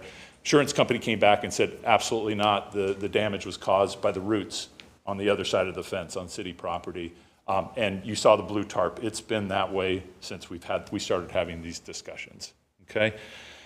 So there really is no reasonable way to replace that panel and then fix there's 52 panels in total, and fix all the panels. We're just going to continue to run into the issues. It is a very dangerous situation. So we've come to the conclusion that we have to remove those concrete panels. That's a must-have. It's the safest long-term solution. Over the summer, I consulted with a lot of these demo guys, and we came up with different plans to try to remove those with excavators and have them take it off and recycle the concrete at a plant. And I think we've got a great bid in to accomplish it. That's a great bid. That was one of the lower ones, and they were all over the place, but I've been working with that guy, and I feel comfortable with him. We're asking the city to bear the cost of the removal of that. If we combine that all together, there's no way the 12 residents could pop for that split, dividing by 12. The 12 neighbors boarding the sound wall, we're going to manage this project. We're going to engage with the contractors.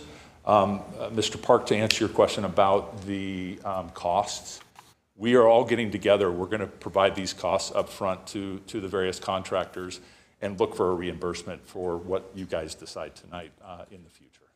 Okay? We've got 12 neighbors. We have sat in my backyard and worked on this solution to try to come up with something that would be cooperative with the city to try to solve this problem, and they're all on board. Okay?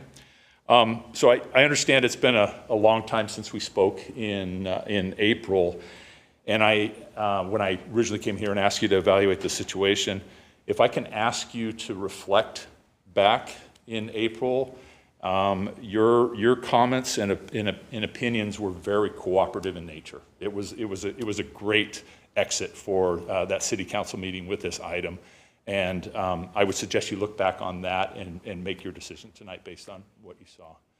One more note: this brand new fence would look really good next to those new bike lanes right there on Prune Ridge. So.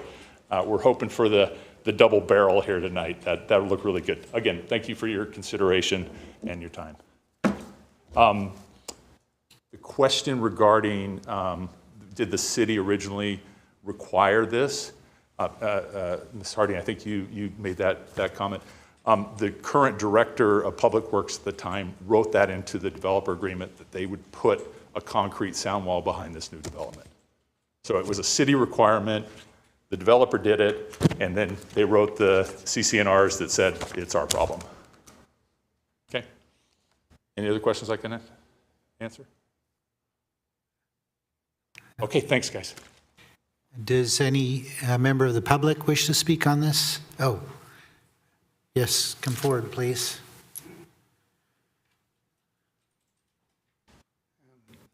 Residents of Laurel Park are going to be upset with me for my first minute, but after that, I think you'll like what I have to say. I live across the road, a little bit further, 10, 20 yards further up, off Luther.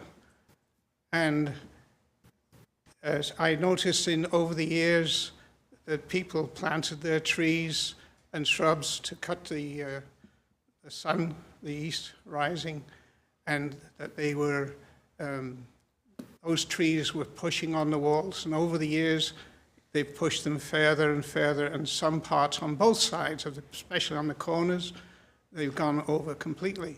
But a lot of that is to do, and also those trees, I'll give you, those are horrible trees, those laurels. They look terrible. Also, if you take there's a berm there that's holding everything up. they're higher than we are across the street by at least 3 feet, I think. Once you take those trees out, that soil and the berm, you're going to lose your load-bearing weight. What I think we need to do is the city needs to get a hold of this thing right now and spend the money, and I'll vote for it. I've been here a long time. I want the people themselves I want to take that berm away, which is at least 3 feet, maybe 4 feet. I'll move the sidewalk where that berm is. You need to build a concrete base properly, like you're going to build a bloody skyscraper there, but build a permanent wall as part to support that property, the entire property, all right? And then on that, I don't want to see any wood put in the ground anywhere. Thank you. Waste of time, redo it every 15 years, ridiculous. Do the job properly, fix your bike lane, fix your street, fix the sidewalk. Thank you. Mr. Donahue. Thank you for recognizing me. My question goes only to the city. The wall and all that is the property owner. I enjoy trees. I don't know the number of trees, but 900 feet seems like the spacing would require quite a few trees. Is there a spacing that can be acknowledged tonight for these new species that are going in? And then the landscape restoration, it seems to me to be an important issue. There was landscaping, it was taken out because of lack of water. Now you're turning it back on. There are drought-resistant plants that were spoken of that can be put back in.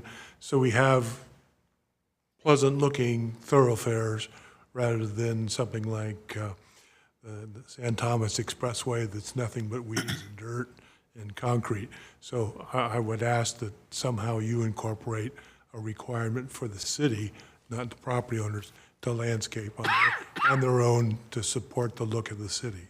Thank you. Thank you. Any emails, online, nothing? No hands, no written comment. Okay, Councilmember Becker. Thank you, Vice Mayor. And first, thank you to Craig and your staff for pulling this all together. When I reached out prior in the past, after Mr. Peters reached out to me, I really appreciate everything that you guys did and put together. So thank you again. You know, I'm glad, Mr. Peters brought that up about the sound wall, as it was a requirement from the city to have the developer to put the wall in. At the same time, it's city trees, city required the wall. So I personally see it kind of a 50-50 kind of thing. Yes, it's property owner's responsibility, and I see that you guys are going to actually fix that problem, but I see the trees as being a issue for that, and cause meets effect. So I'm pretty much in support of helping you solve the problem. But at the same time, I do agree a lot with what Keith was saying, is it's a pretty high berm. At the same time also, it needs, I think Bruce just said it needs to be landscaped. I mean, the trees are terrible. It needs to have something better, more shade and more attractive. But seeing, and I do agree with my colleague on how, it is a property owner's responsibility, but at the same time, I also agree that the trees cause that problem. So I'm in support of doing something and helping you guys out. And I personally think it is a 50% thing because it's 50% responsibility on both sides. So that's how I see it. Is Councilmember Park. Yes, thank you very much for that. When I look at the pictures, I do see that there is that slope. And I think that if we are talking about 3 feet, and it looks a little bit about 3 feet, then we're actually putting the posts, when I look at the fence design, we're actually putting the posts into the ground above the street level. And I don't think that that's going to hold as an engineer. I do have some concerns. I have the same concerns. I'm glad you brought that up because I wasn't thinking about that. And that's why I think the public process and getting as much input as possible is really good because, I mean, people think when you're on city council, you know a lot of these things, but I'm going to be honest with you. We're just as stupid as we were before we got elected. Well, we know a little bit more about process. But I am concerned about that. And I would think also that the concrete, if we had to put concrete in, if we had to put a permanent shelf in, that would be at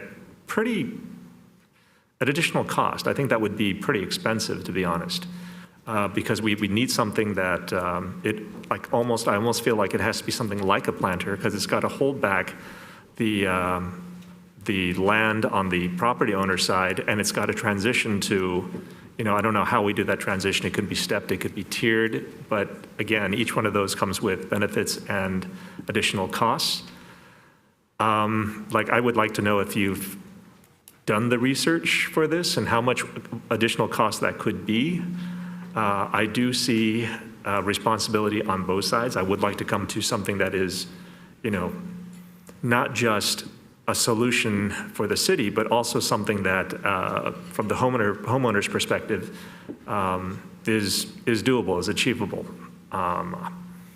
So I have a lot of concerns. I don't know if we have any numbers for, or if we've made thoughts, or you've had considerations for the difference in slope. So yeah, you know, this project is going through a building permit process, so that's all going to be taken a look at. The way that fence is designed, there is a retaining component to it, as we saw in the schematic. And so, you know, part of this is, you know, there's not going to be any new construction of you know, concrete walls or anything like that. So pretty standard design used in similar scenarios, but this goes through a building permit process. Understood, but when I look at the new 8-foot fence design, and it's the same as the proposed fence design here, I'm seeing that that you've got the 3-foot footings, but my concern is other than the 3-foot footings, is there anything else that would keep those fences up? Because if the berm or if the slope is as big as it looks, that means that those concrete footings would be above the sidewalk and the street line. Yeah, again, it goes through the building permit process, and so the building takes a look at that with the existing conditions. Right now, based on the preliminary reviews and what's being proposed, there was no concern expressed prior to the review. Understood. Well, there's concern expressed now. Thank you. Councilmember Hardy.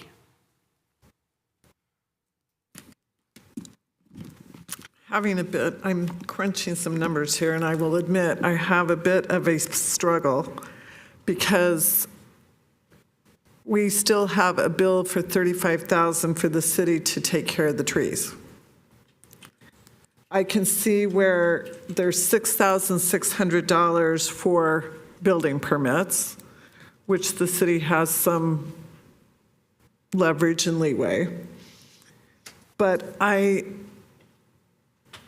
I'll be honest, on a philosophical point, I don't like the city being held responsible for something that is a homeowner's. And I'll give you a case in point. If your water pipe burst because of your street tree, you would be responsible for that. I mean, that's part of being a homeowner. I didn't say it was fun. I'm a homeowner as well. And yes, I've had some of these things happen. So I'm wondering from a legal perspective, if there's precedence for this, or if there is possible precedent problems. And I would love to hear from legal counsel over that.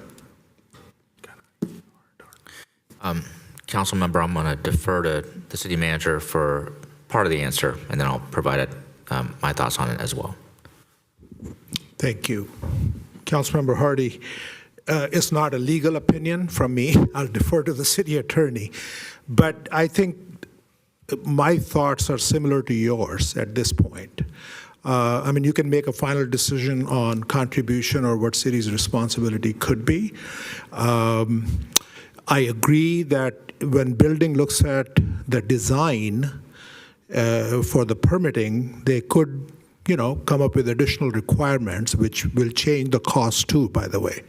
So before we make a final decision on the number, I think we need to pin it down. That's my advice on that. Secondly, just like you were talking about, to me, it's precedent setting. There are several neighborhoods like this, which are old, which may have been annexed into the city. And then this could be a precedent setting. Now, ideally, the property owners could have filed or should have filed a claim against the city if the trees were the root cause. That's easier to handle as opposed to contributing towards a construction on private property. I'm just expressing my concern about that process.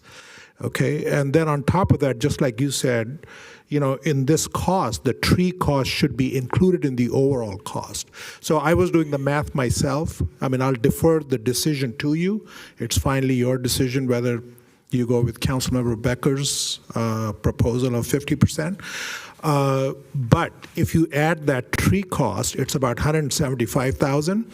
And then even if you went with 25%, and now I'm not saying contribute, it's like city is contributing $35,000 in lieu, and then like you said, the permitting cost, the $6,000, that's within our control. Those two things don't look like we are contributing towards the construction of the wall on private property. But at the same time, our contribution will be about 25%. If you look at the overall cost of $175,000. Did you follow my point? $140,000 for the construction, $35,000 for the trees and permitting, et cetera. It adds to about $175,000. If you take 25%, that's about $40,000 plus. Between the tree and the permit cost, that could be our in lieu contribution, without encroaching into that subject that I'm a little nervous about. I don't know what's in the future, but somebody else could come to us. Now, like I'm repeating, ideally, it was before my time, but if the property owners had come to the city with a claim that the trees were the cause of that, we could have determined that. As a claim, you can pay the property owners as a refund for the claim. So I just wanted to share that with you. Now I'll defer to the attorney. Well, I just want to be clear that if you do decide, if the council does decide to adopt the recommendations, or to decide to make a contribution or reimbursement tonight, that the council would be in its full lawful authority to do so. So it's a policy matter, you can do that. To echo the city manager's point, and to respond to your question, Councilmember, about precedent, every case is different, and that is often why we look at these questions in terms of claims and individual facts, and they depend on what information has come out from an investigation into a claim. I understand that has not happened here yet, or has not happened, and that would tend to address any concerns around precedent, because every claim or every dispute could be different. Having said that, the council is in any event within its lawful authority to approve this reimbursement in any amount or not. It's a policy question. I want to emphasize that to the extent that this action requires an amendment to the budget, and I believe that it does, it will require 5 votes tonight. Okay, Councilmember Becker. Thank you, Vice Mayor. And thank you, Councilmember Hardy, for asking those questions. Because you actually asked what I was going to ask. So you saved me some time. City Manager Batra, can you repeat just a little bit what you were saying? I know you were saying the 25%, because I got a little confused. I was trying to write numbers down as fast as I can.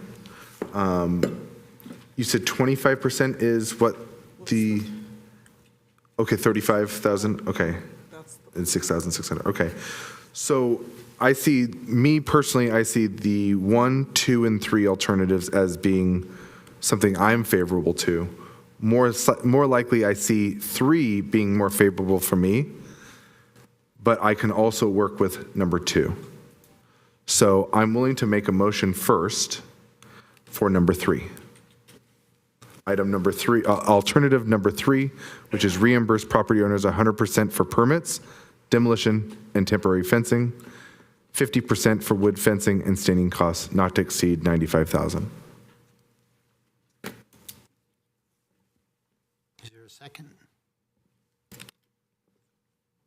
Okay, there's no second. Is there another motion? I would like to make another motion. Okay. I will go with alternative number 2, reimburse property owners 50% not to exceed $70,000 of the project cost. Is there a second? I'll second it.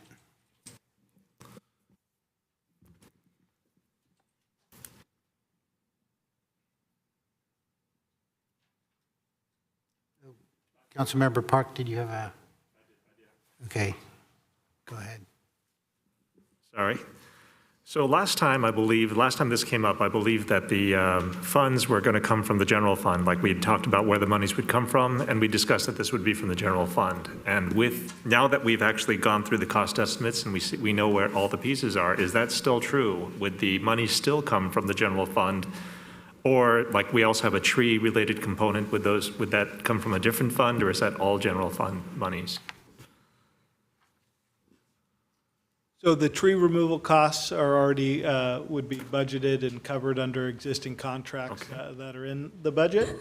In terms of the general fund, under recommendation number 2, the budget would come from the general fund land sale reserve.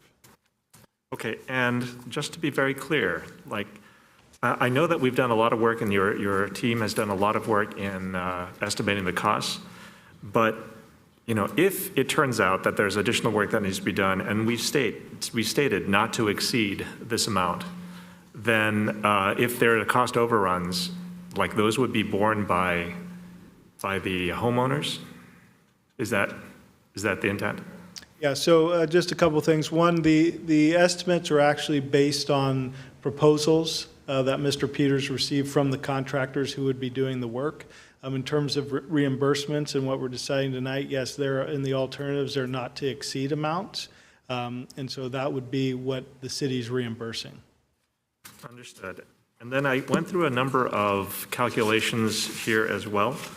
And I mean, you've already got them in the sheets, just trying to verify the numbers. But I believe with the motion that's on the table right now, the property owners' stake, well, the amount that they would have to put up would increase from 45,000 divided by 12 to 70,000 divided by 12. And I guess I'd like to ask, Jared, if that's something that the homeowners could be prepared for, would agree to. Yeah, and right now, I just want to make sure what we have on the table is the alternative with the 50% cost, which is 2, so that's $70,494. That's correct, not including the tree-related costs. Correct. Yes. Yeah.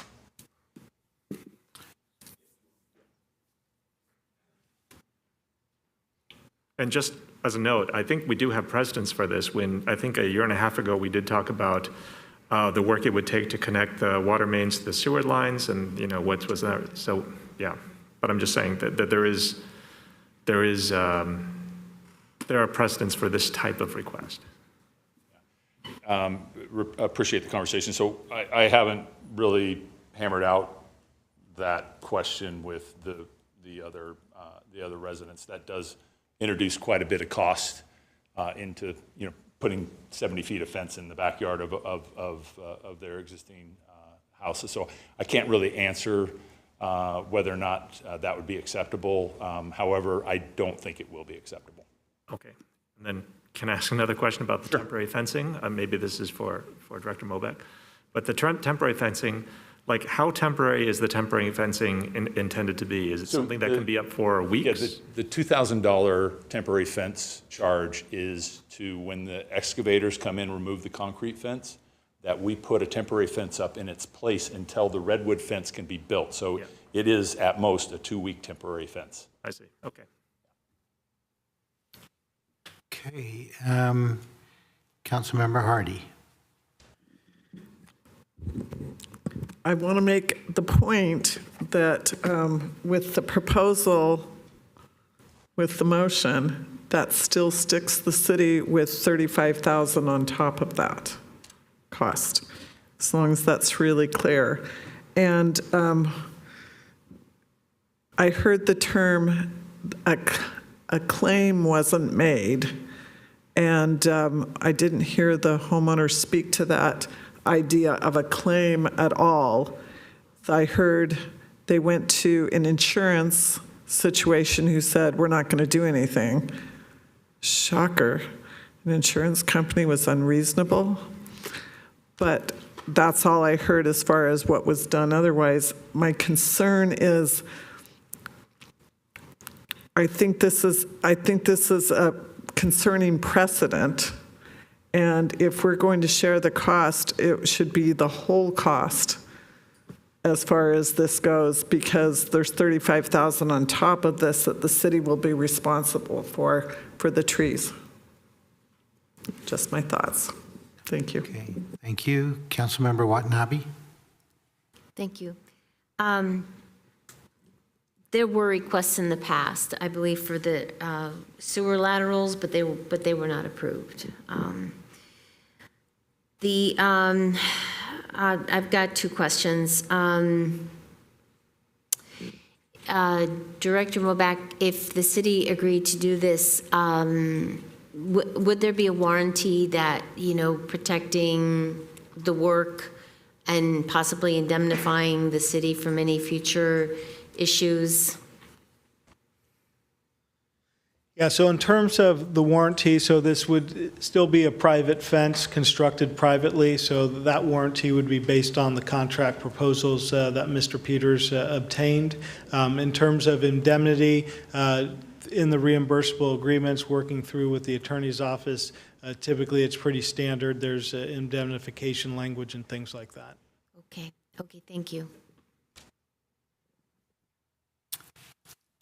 Okay, so we have a motion on the table,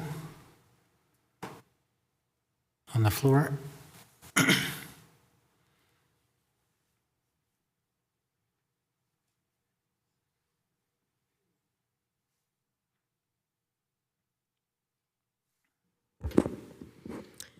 Councilmember Watanabe? Yes. Councilmember Hardy? No. Councilmember Park? No. Vice Mayor Jane? Yes. Councilmember Becker? Yes. That motion requires 5 votes in the affirmative to pass because of the budget issue. So does anyone have another? Can I make another motion? Sure. I'd like to make another motion, and before I make that motion, the only reason why I'm supporting this and why I really want to do this is because maybe for once I feel that we could be spending money on our residents and not litigation, and we could be spending money on our residents' quality of life issues. So I am going to make a motion for alternative number 1, reimburse property owners 25%, not to exceed $35,247 of the project cost. I have a question. Oh, go ahead, Director Moback. Just going to have a question, because the alternative, you're taking this in pieces, so the alternative wasn't dealing with budget amendments yet. That's recommendation 2. So just, I think, a question for the city attorney. Selecting that alternative wouldn't require 5 votes. However, recommendation 2, which would be the budget amendment, that would require 5 votes. Is that correct? If there is a motion to for a not to exceed amount that would have to amend the budget, it would require 5 votes. If it does not, then it does not. And I defer that question back to Director Moback, that if there's an amount of funds that somehow crosses that threshold, that would require 5 votes. Otherwise, it does not. Yeah, but they could technically vote differently on the budget amendment than they do the alternatives, because that's a second recommendation. Yeah, so that is a good procedural question. You could delegate, you could approve the authority, as I understand it, but the actual funding of it is a separate question, and the delegation of it is a separate question. I don't know practically how that would work, like what the effect of that would be, but. And it only got 3, so it failed anyway. I understand. I just want to understand. I want to kind of clarify the distinction that the director's making. Yeah, well, because I just want to be clear. Yeah. You didn't vote on the budget amendment. Right, I get it. Budget amendment needs 5 votes. Yeah. So you could technically vote on an alternative, and then it comes to the budget amendment. Others might decide, okay, you pick the alternative, we'll vote for the budget amendment. Yes, I see that, yeah. Well, the vote was 3-2, so it failed. So now we're up to another recommendation, number 1. And that was for alternative 1, right? Yes, alternative 1, 25%. Property owners, reimburse property owners 25%, not to exceed $35,247 of the project cost. Okay, I will second that, but we have Councilmember Park and then Watanabe. I just want to clarify my vote. I didn't vote for the last motion because, in retrospect, I actually like alternative number 3. And I'll tell you why. I mean, I do understand that the sewer laterals were not approved. I remember when this came up, and I remember hearing this, and everything was remote. And I do feel that at that time, being remote does kind of disconnect you from the people who are coming in front of council. I actually don't like remote. I think that if people who know me, I have no problem showing up in person. In fact, I like being in person because I think that that's where the connections are made. I've often been on conference calls where I'm staring at the ceiling because I have no idea who's on the other end, and I have no idea what they look like, and I have no idea how they're reacting. And I think that the concern that I'm hearing from Councilmember Hardy is the concern about the general fund and our growing debt. And I get that too. In fact, I have the same concerns. But to be honest, this is the kind of thing that we should be spending our general fund on. That's what I think. Not lawsuits, not frivolous studies, not other things. I feel like, controlling our spend is the only way that we're going to control the deficit, that we're going to get out of the deficit, not denying residents the support that they need and expect from the city. And I know that this is going to come at a bad time, but this is where I think the policies that support the residents, not spend on big lawsuits like the CVRA or the lawsuits that are here, I think that we really need to look at, what we're spending our money on. And for everyone that says, oh, our lawsuits can get us even more money, I literally have not seen that be the case when we take into account the amount that we have to spend in our war chests and we have to reserve. And again, it makes me feel really bad when we stick our residents with these huge costs that I don't think any homeowner, even if it's clearly written out in the contract, I just don't think that they would expect that. So I am not going to support this motion, and if this fails, then I will see if we have support for the original motion that didn't get a second, which would be alternative number 3. Thank you. Councilmember Watanabe. Excuse me, I have a question, yes. I believe it was the city manager mentioned earlier about making a claim, if a claim had been made previously and sent to the city. Is it too late for Mr. Peters to file a claim with the city that would then?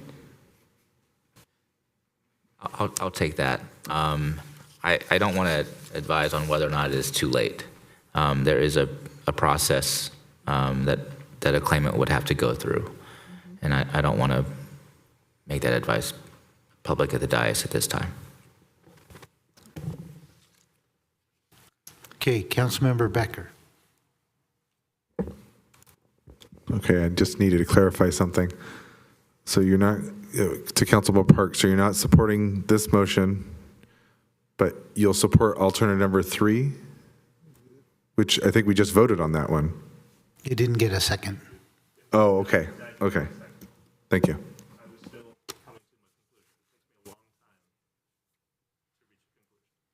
Thank you. Okay. Councilmember Park, do you have something more to say? Yeah, I mean, what I'm hearing is it's not too late to file a claim. And I guess I would ask Director Mobeck or the city if, in addition, if we do allocate money here, if in addition to that, we could help the applicant file a claim and perhaps reduce the costs on our side. Is there a way that we could do that? Like, I know that's going to take, that's not free. It takes staff time. It takes other things. But if we could help the applicant with the claim, and hopefully if that would help reduce our costs or get the monies from other places, I would like to just be creative and find out how we could get this done and reduce monies coming out of the general funds, if at all possible. I'll let the attorney speak to that too, but claim, if successful, it'll still come from the city. So, yeah. So city cost will not be reduced. I mean, initial cost may be reduced, but if claim is genuine and city, through the process approves it, that claim will be reimbursed. But also through the general fund, or would there be a different fund for that? It would be unusual for us to advise a potential adverse party on how to file a claim. Although I understand the sentiment, council member, the council is already within its authority to approve any level of funding here as it deems fit, regardless of whether a claim is filed. I guess we're just trying to control where the monies are coming from, if that would help with recommendation 2, but it doesn't seem like, it sounds like we're going to need recommendation 2 anyway for any amount, so. Okay, Councilmember, excuse.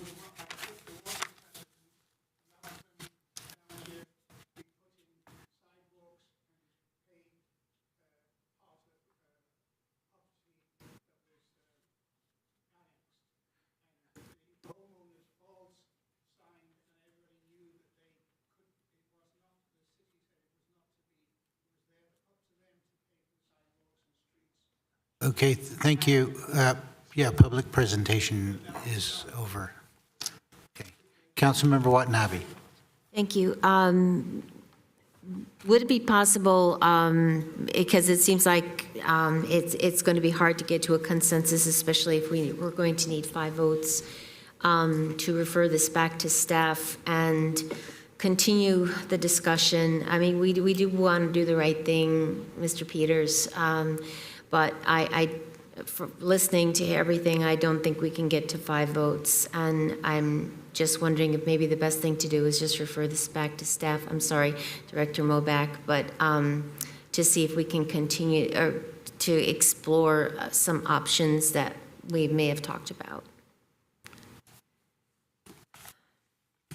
Yeah, I mean, if that's up to council, I would just need direction on kind of what that discussion would be, because we have all the costs that they proposed. So there's really not a lot of other options besides, I think, approving something or deciding not to. Okay, Councilmember Hardy.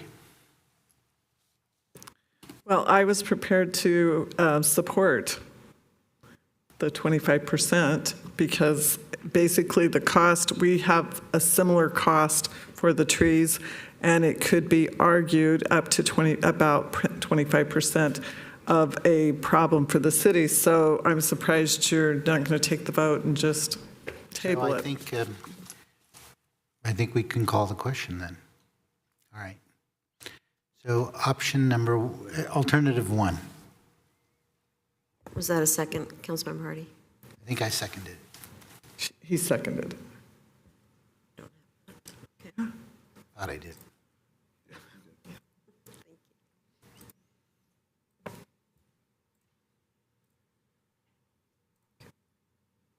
Councilmember Watanabe? Yes. Councilmember Hardy. Yes. Councilmember Park. No. Vice Mayor Jane. Yes. Councilmember Becker. Yes. Okay, so per the earlier recommendation, we have now moved past item number 1. So we've approved this, now we have to approve the funding, the delegate authority to expend the money. Is that correct? Two alternatives, 5 and 6. So 5 related to the trees, 6 related to authorizing the city manager on the reimbursement agreements. Okay, so we have to do 5 now. Okay. So we pick between 6. So is there a motion to authorize the tree work? Motion for number 5, pass for the related tree work. Second. Okay, any discussion? Any member of the public? Okay, Assistant City Clerk.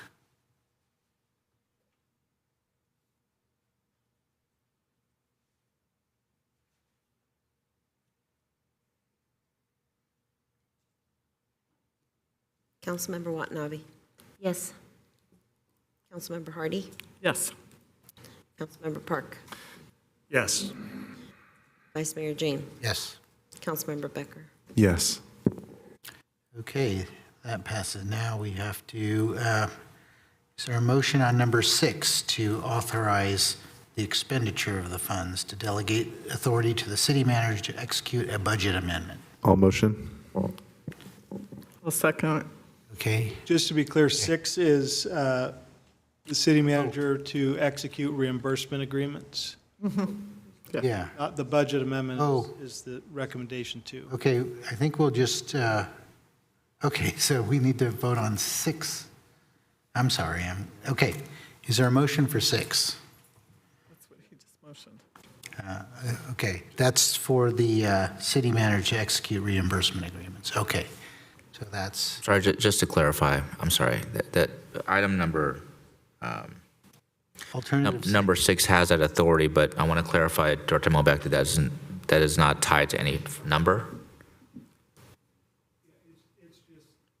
Total not to exceed amount based on what alternative was selected.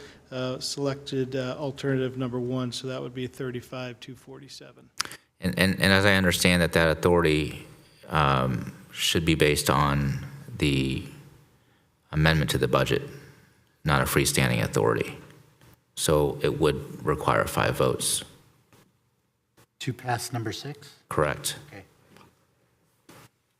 Okay. Question. Okay, Councilmember Park. Yes, so I'm looking at 2 things. I'm looking at the alternatives. I see under alternatives, number 6 is authorize the city manager to execute reimbursement agreements with individual property owners if necessary, not to exceed the total reimbursement amount authorized by council. Right, so that says execute reimbursement agreements.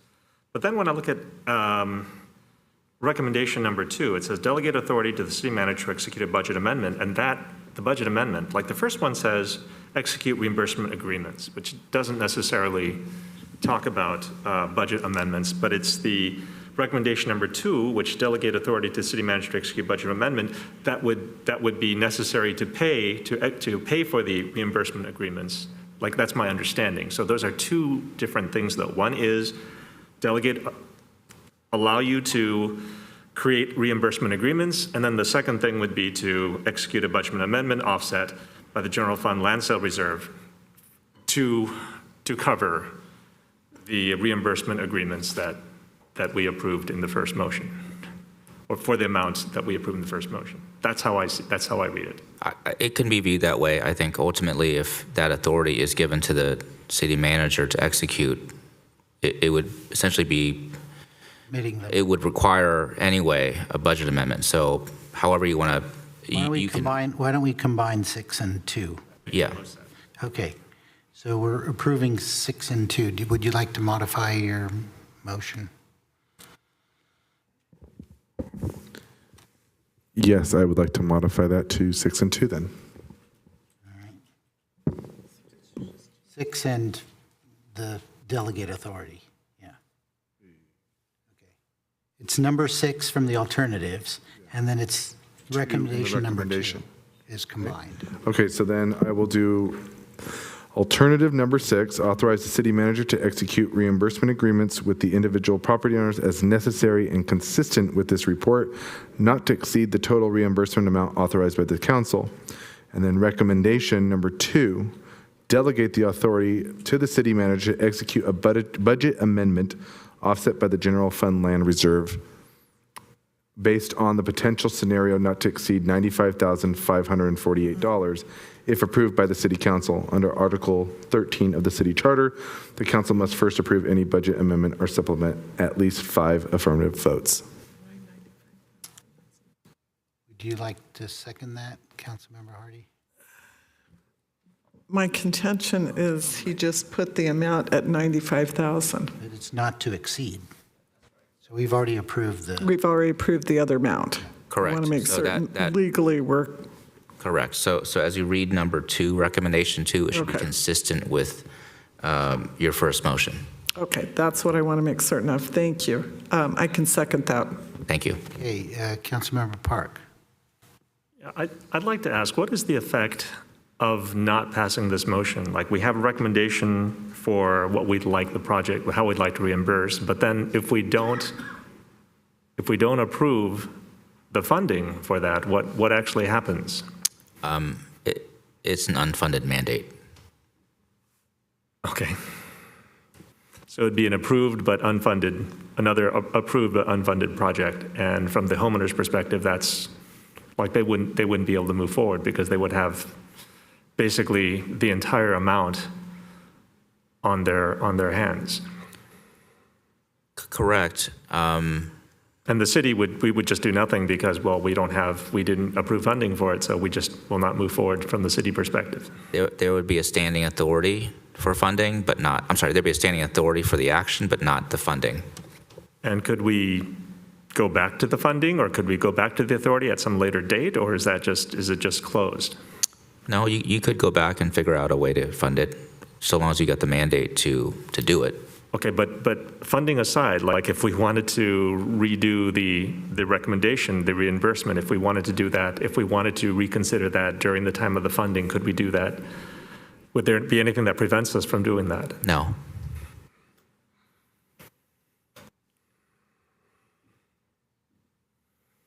Well, life just got hard. Okay, I think we can call the question. Yeah.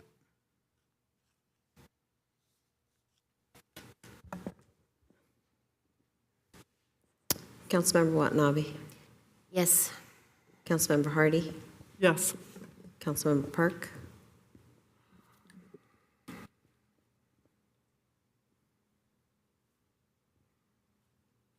No. Councilmember Jane, or Vice Mayor Jane? Councilmember Becker? Yes. Okay, so it does not pass for funding. All right. Now, I think we're done with this item. We can call the mayor in.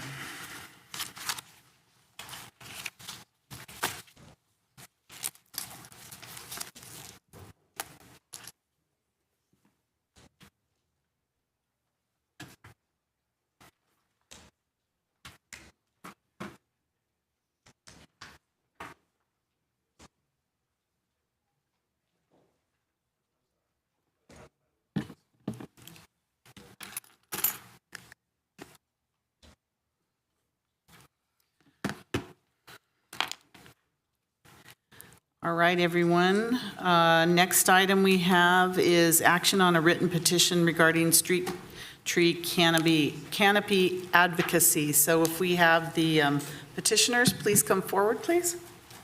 Welcome. Thank you for joining us so late in the evening. Whenever you're ready. Sure. Good evening, Mayor Gilmore and council members. This is a note and file presentation, so we are not asking you to vote on anything. Nice and easy. Yay. With me tonight. No, we want to vote. Okay. With me tonight is Charlotte, And Terry, who is also a part of our team, may comment online later. Okay. Yeah, and I just want to add too, thank you for having us, and thank you, Nora. Are you Nora?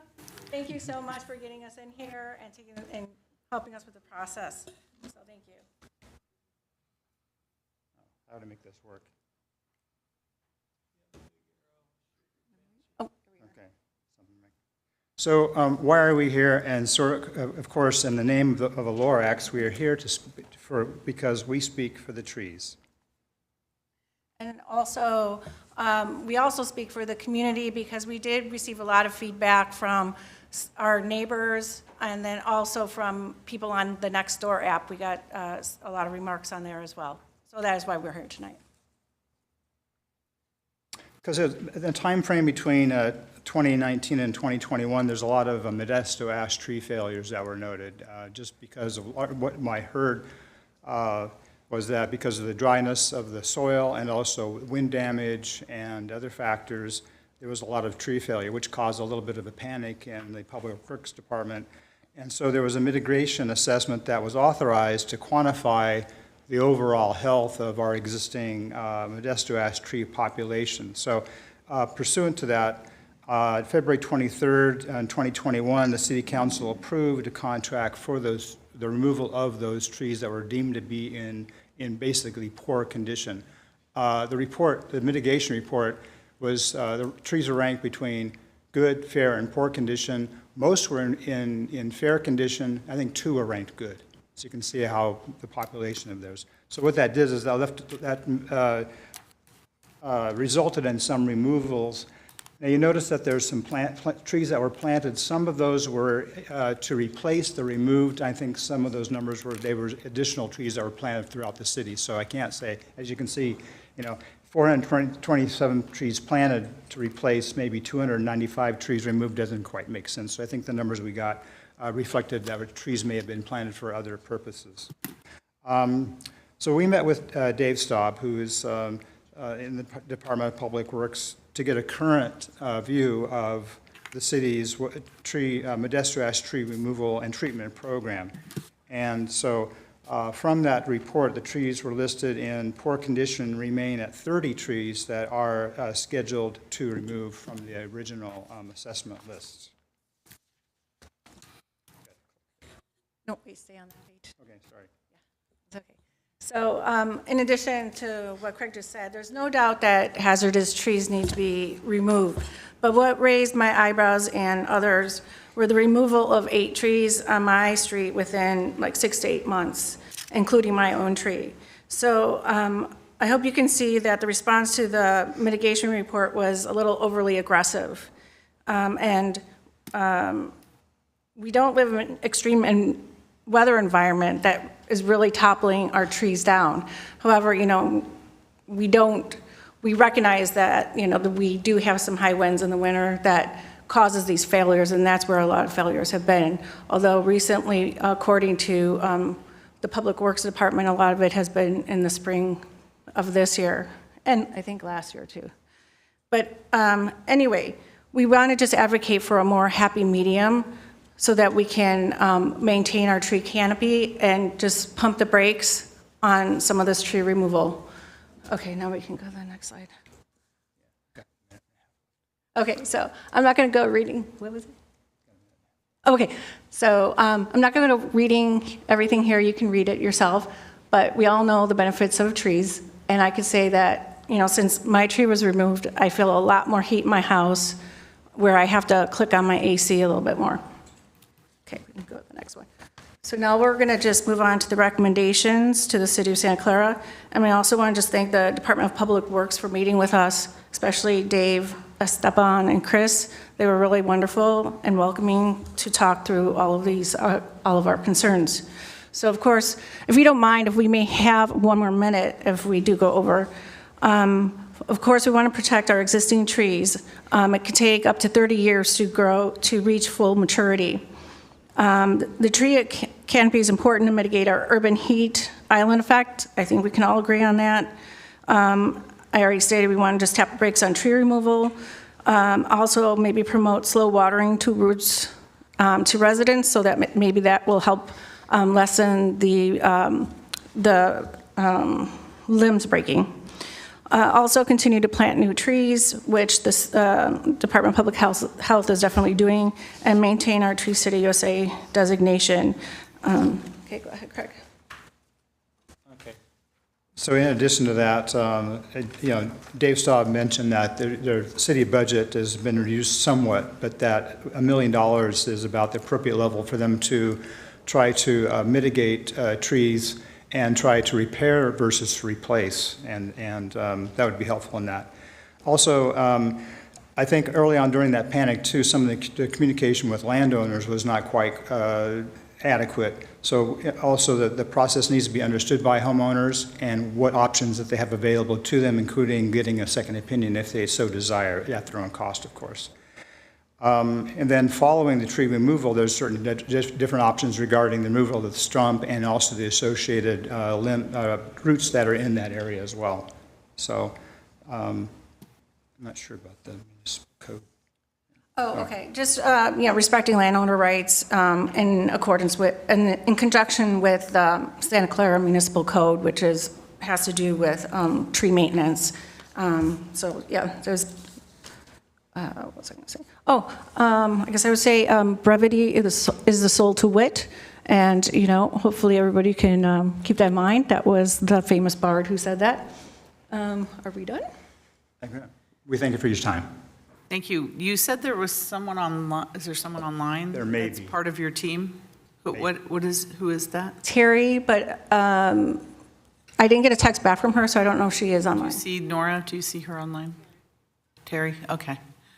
All right. Well, thank you very much for that presentation. And I think our Director of Public Works, did you want to say something on this as well? Thank you.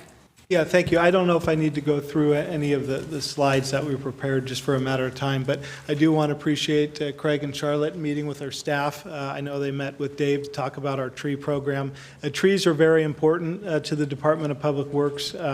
We definitely value them, and we do a lot within our community to promote the trees, having our Arbor Day, our Earth Day. We're designated Tree City USA for the 35th time in a row, which is very important to us. And this year, for the 22nd time, we received the Growth Award, which has been a great honor. That recognizes us in terms of the program that we run, the high care in terms of the trees, as well as the public engagement we do. And through the conversations I know that Dave has had with these two, I know we've talked about things that we can incorporate about the watering, talked about potentially doing some advocacy that you want to do potentially at Arbor Earth Day. So I appreciate their comments. We're definitely taking a look at those to see what we can do to promote that even more into the community. There's discussions about planting new trees. We definitely want to encourage that. We've done a lot of outreach efforts in a lot of the city publications and online. We want to continue to do that. We've changed our ordinance, as you all know. That's increased in terms of the protection of not only the trees in the public right-of-way, but also in the private. Now, when you remove a tree that's in front of a home, you have to plant a new one. That wasn't always the case. So we've really done a lot, and we hope to continue to do more in regards to the trees. Trees are a tough one. You all hear it. We do too. There's some people who love them, like these two, want to preserve them at all costs. There's others that say you need to remove this now. We don't jump and remove trees unless we really see that they are a big problem and a risk. The Modesto ash was definitely an anomaly for us. I think over the course of one spring, summer, 50 tree failures happened. There was damage to homes, damage to cars. That really was like, whoa, we need to do something. And that's when we hired a professional to analyze those 1,200 Modesto ash trees. We came back to council with that report and with those budget requests to get the funding in order to move forward with those trees. And so, that's those trees, a lot of them 50, 60 years old. We don't plant those anymore for street trees. They have proved not to do well as a street tree just because of their size and conditions. But again, just wanted to thank those two for coming forward. We look forward to doing more with our tree program. Thank you, and I do appreciate the report. I think that it's important that we educate our residents on how to take care of our trees, because we hear constantly, don't water, conserve water and other things, but we don't want to lose our trees or put them in stress. And we really need to educate everyone that you still need to water your trees.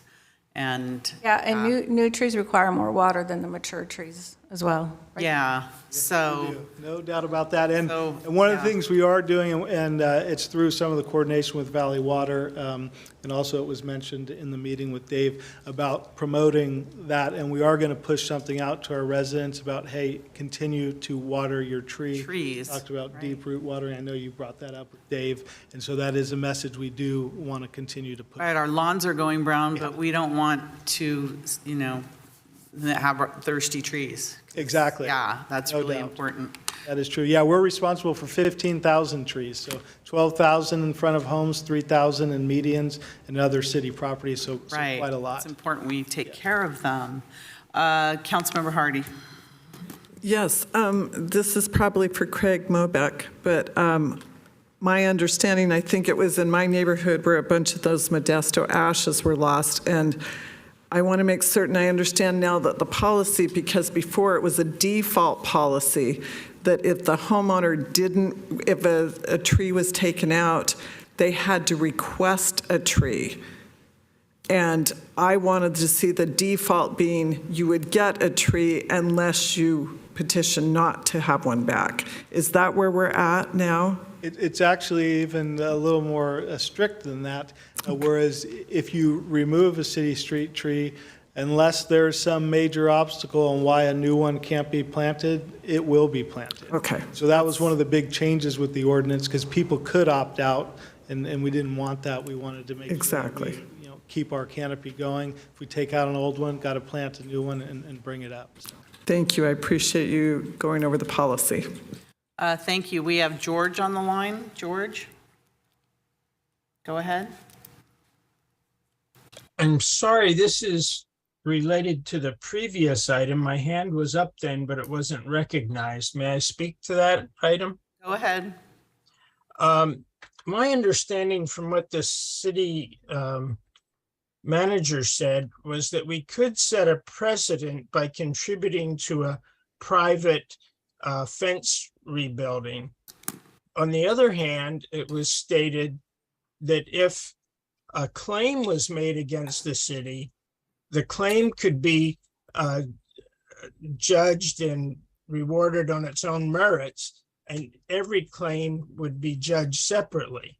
So I think the issue that some of the council men and women were talking about is not where does the money come from, but do we set a precedent by paying part of a private fence replacement without having them go through the claim process. So I hope the councilmen and women consider that. We don't want to set a precedent to pay for everybody's fences, but we would like to follow the process where if a claim is made, we consider it on its own merits. And that's a different process than what was being voted on today. Thank you for listening. Thank you. Is there anyone else that would like to speak on the tree canopy advocacy? I don't see any, nor do you see anybody. All right, well, do we need to make a motion to note and file this? Interim city attorney? Yes, you may. Okay, thank you. Councilmember Park? Thank you very much. I think that a lot of things have been said about maintaining a tree canopy, but I actually am somebody who would like to see our tree canopy grow.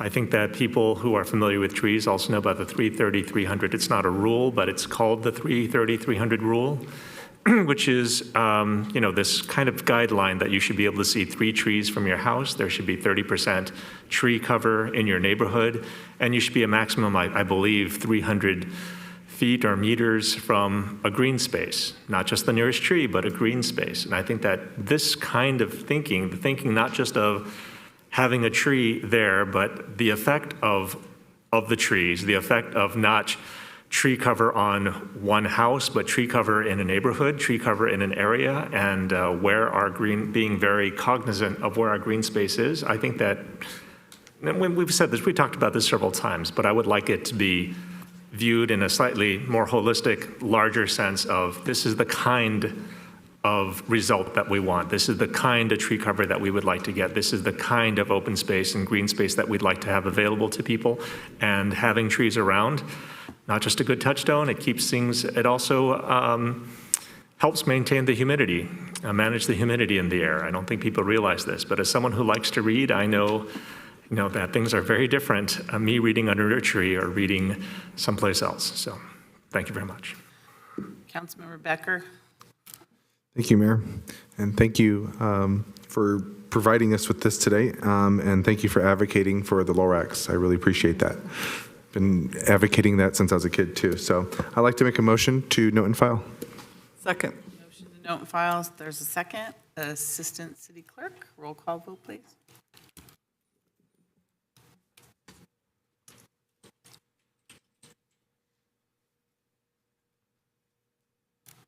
Councilmember Watanabe. Yes. Councilmember Hardy. Yes. Councilmember Park. Yes. Vice Mayor Jane. Yes. Councilmember Becker. Yes. Mayor Gilmore. Yes, and that passes unanimously with those present. Thank you very much again for all your work on that report. It'll be helpful to many. And keep an eye out for all of our education and everything else that we're going to put out based on that. So thanks again, and for staying late. We appreciate it. Thank you. All right, next we have written petitions. Item number 7, action on a council written request, Council Policy 030, submitted by Vice Mayor Jane, requesting to place an agenda item at a future council meeting to discuss the possibility of a ballot measure to change the chief of police and city clerk position from elected to appointed. Vice Mayor Jane. As usual, I will read what I submitted. Unfortunately, when I printed it out, I didn't print out the whole thing. So I will pull it up right now. Okay. So I actually originally submitted this in May of 2022, but there wasn't any progress, so I resubmitted on June 24th, 2022. So reading from this, Santa Clara is the only city in the state of California with an elected chief of police. Also, it seems that only 28% of California cities have elected city clerks, which means 2.5 times as many cities have non-elected clerks than elected clerks. State law says that a person needs to be a resident of the city of Santa Clara in order to run for the office of chief of police. I imagine that when the provision was put in our charter for an elected chief of police, most police officers lived in the city. Currently, there are only 12 sworn officers, including the chief, out of a force of 153 sworn who live in the city. The ranks of officers currently living in the city are as follows: Chief of Police, 1, Police Captain, 1, Police Lieutenant, 2, Police Sergeant, 1, and then Police Officers, 7. Neither of the 2 Assistant Chief of Police live in the city. This seems to be a very limited pool to draw from, and when considering management experience, the pool shrinks even further. I believe that Santa Clara should be able to recruit from the best police forces in the nation for our police chief, just like all the other cities in California do. The Santa Clara County Sheriff has had numerous complaints, and yet she kept getting reelected. Eventually, the entire Board of Supervisors voted unanimously that they had lost confidence in her, and she is finally retiring. This shows the power of incumbency, and that name recognition can help someone keep someone in office who probably shouldn't be there. I explain this because the residents of Santa Clara often claim that having an elected chief of police makes them more accountable to residents. Now considering the city clerk. This current city clerk position is part-time, and this person handles only election-related matters, while the bulk of traditional city clerk duties, like meeting agendas and packets, meeting minutes, meeting voting, are handled by a professional assistant city clerk who is full-time and is supported by a number of staff members. It makes little sense to me for the city clerk to be someone who ran for office and thus is a political person who had to raise money and get endorsements. There are no requirements for experience nor training before being elected to this position. There are also no requirements to how many hours the city clerk works, nor office hours held, nor meeting attendance. There is essentially no accountability to anybody except the voters every 4 years or via a recall. And I believe the bar for recall is extremely high. Currently, a supermajority of cities in California have chosen to make this position appointed/hired rather than elected, and I believe for good reason. I would like to have a discussion about the possibility of a ballot measure to change the chief of police and the city clerk positions from elected to appointment. Councilmember Becker. Sounded like a drum roll. Thank you, Mayor. So I submitted a petition probably back in October of 2021 to talk about this item on a study session, just because I figured it would have a more, I guess you could have a broader discussion. Seeing that tonight this is just to even put it on a future agenda, because we can't even really talk about it, and I would really want Mr. City Clerk Hagag and Police Chief Nikolai to be able to have more comment and more robust debate about these issues when it's not, well, we can't really talk about it now, but we can talk about it in the future. So I think that would probably be a more appropriate time, especially since there was a few other petitions to have this discussion. Councilmember Watanabe. Thank you, Mayor. Back in early July of this year, the Police Officers Association President Jeremy Schmidt sent an email to the City Council and stating that a poll was conducted by the POA and that the POA supports having an elected chief of police. And the POA membership has directed the board to make this issue a priority, and that they prefer having an elected chief of police. So a poll was conducted, and the highlights of that poll showed that 66% of respondents did not know that the chief of police was elected. However, after learning that the chief of police was elected, 73% of the respondents preferred an elected police chief.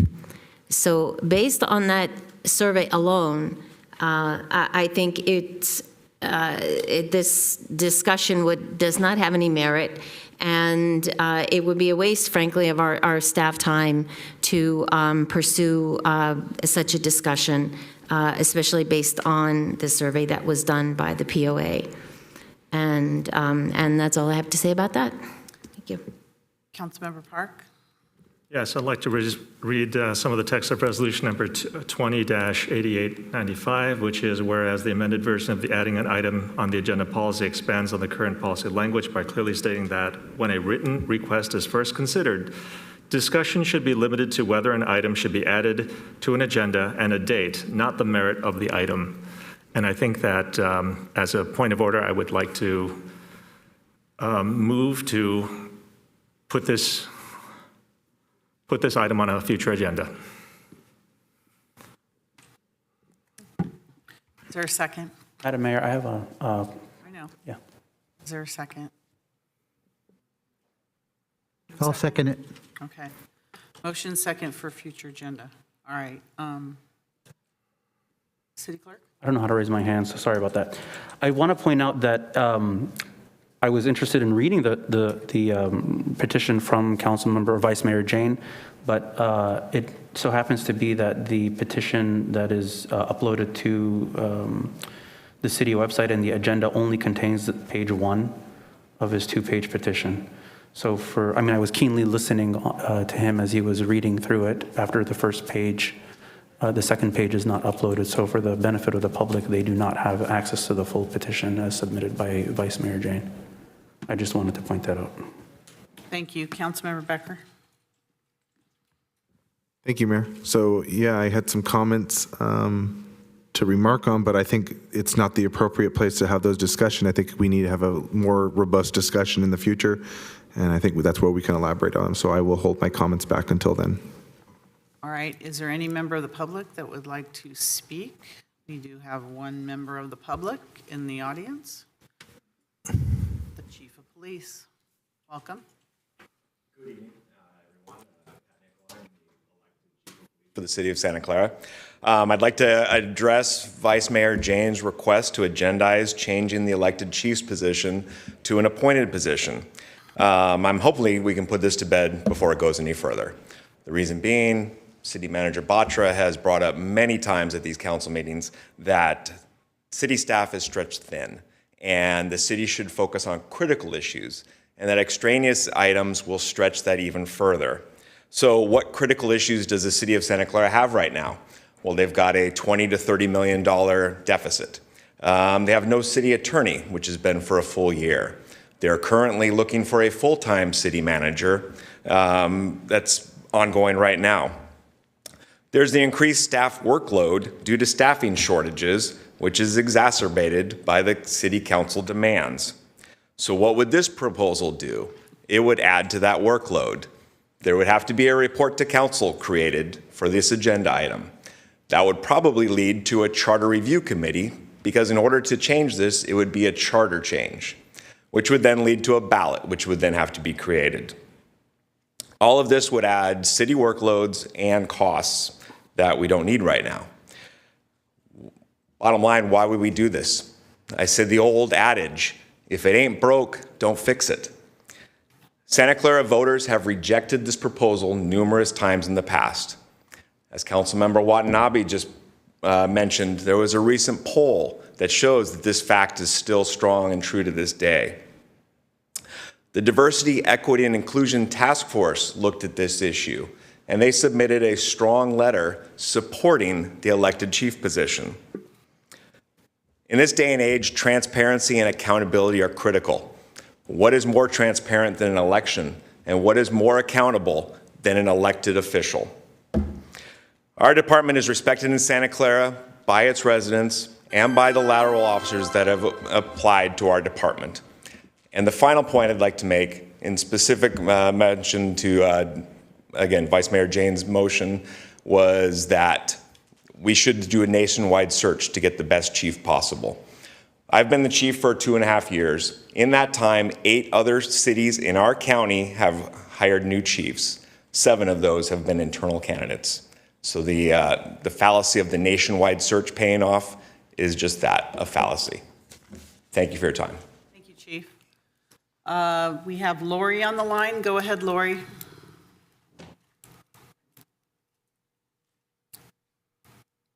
Lori, you're muted. There we go. I'm so sorry about that. Thank you very much.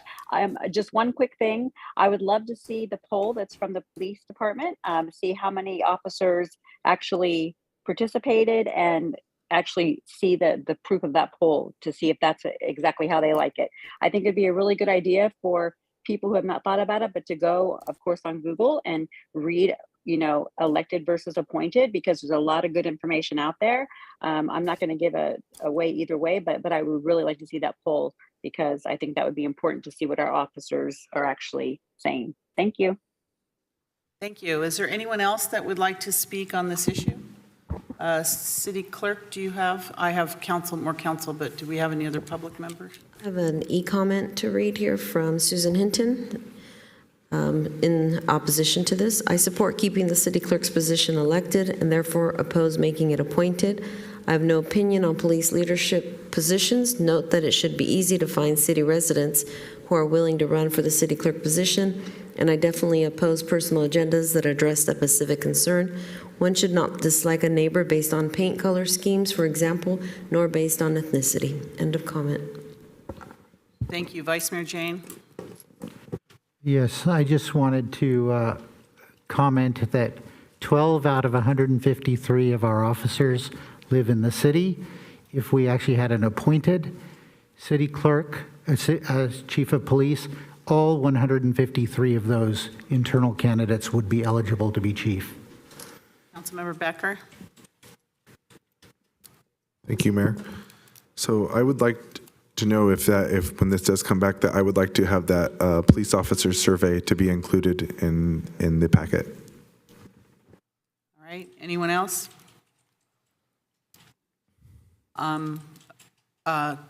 City Clerk Hagag. I don't know if I should walk up here or should I stay there and talk. That's okay. I actually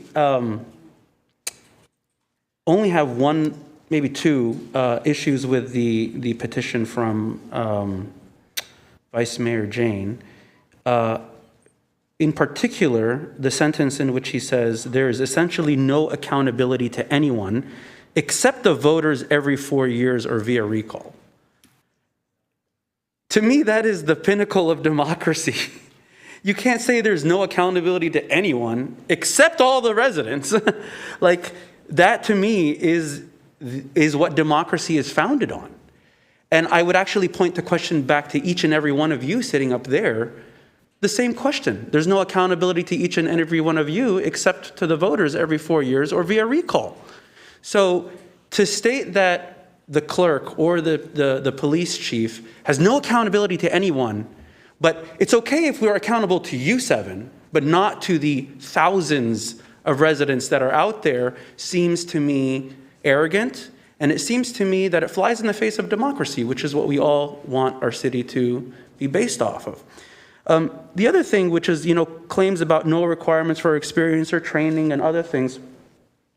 One thing that I really admire with the staff of the city clerk's office is their level of professionalism and neutrality when it comes to issues regarding the city. If the city clerk was appointed by the council, the clerk would answer to the council and not to the people. And if there was an FPPC investigation or a complaint that needed to be filed, the clerk that was appointed by the council would think twice before filing that, lest they be retaliated against. And we've seen that here in this city by folks who are appointed by the council. And so having the clerk, yes, they are a political position. Yes, they have to run for office, but they answer to no one except the people. And to me, that is extremely powerful. And right on time. All right. Is there anyone else? All right, I will not be oh. I don't see anything. Oh. Councilmember Park. I'd like to call the question. I mean, I do hear all the things here, but again, it says the discussion should be limited to whether an item should be added to an agenda and a date, not the merit of the item. I think that there are lots of things. I think that if we could appoint or hire from anywhere, it would greatly increase the pool of people that we can select from, even from within our police force or within our city. Clerk could be just as easily hired by the city manager, managed like other staff. It's just as funny for an elected clerk to also be the election officer. I mean, there's a lot of merits, and we shouldn't be discussing here. I'd like to call the question, please. Thank you. You just discussed it. Yes. So, all right. I just wanted to say I will not be supporting this motion. I'm not interested in taking power away from Santa Clara voters. And this is a complete waste of time, all of our time. So I will not be supporting it. Assistant City Clerk, roll call vote, please.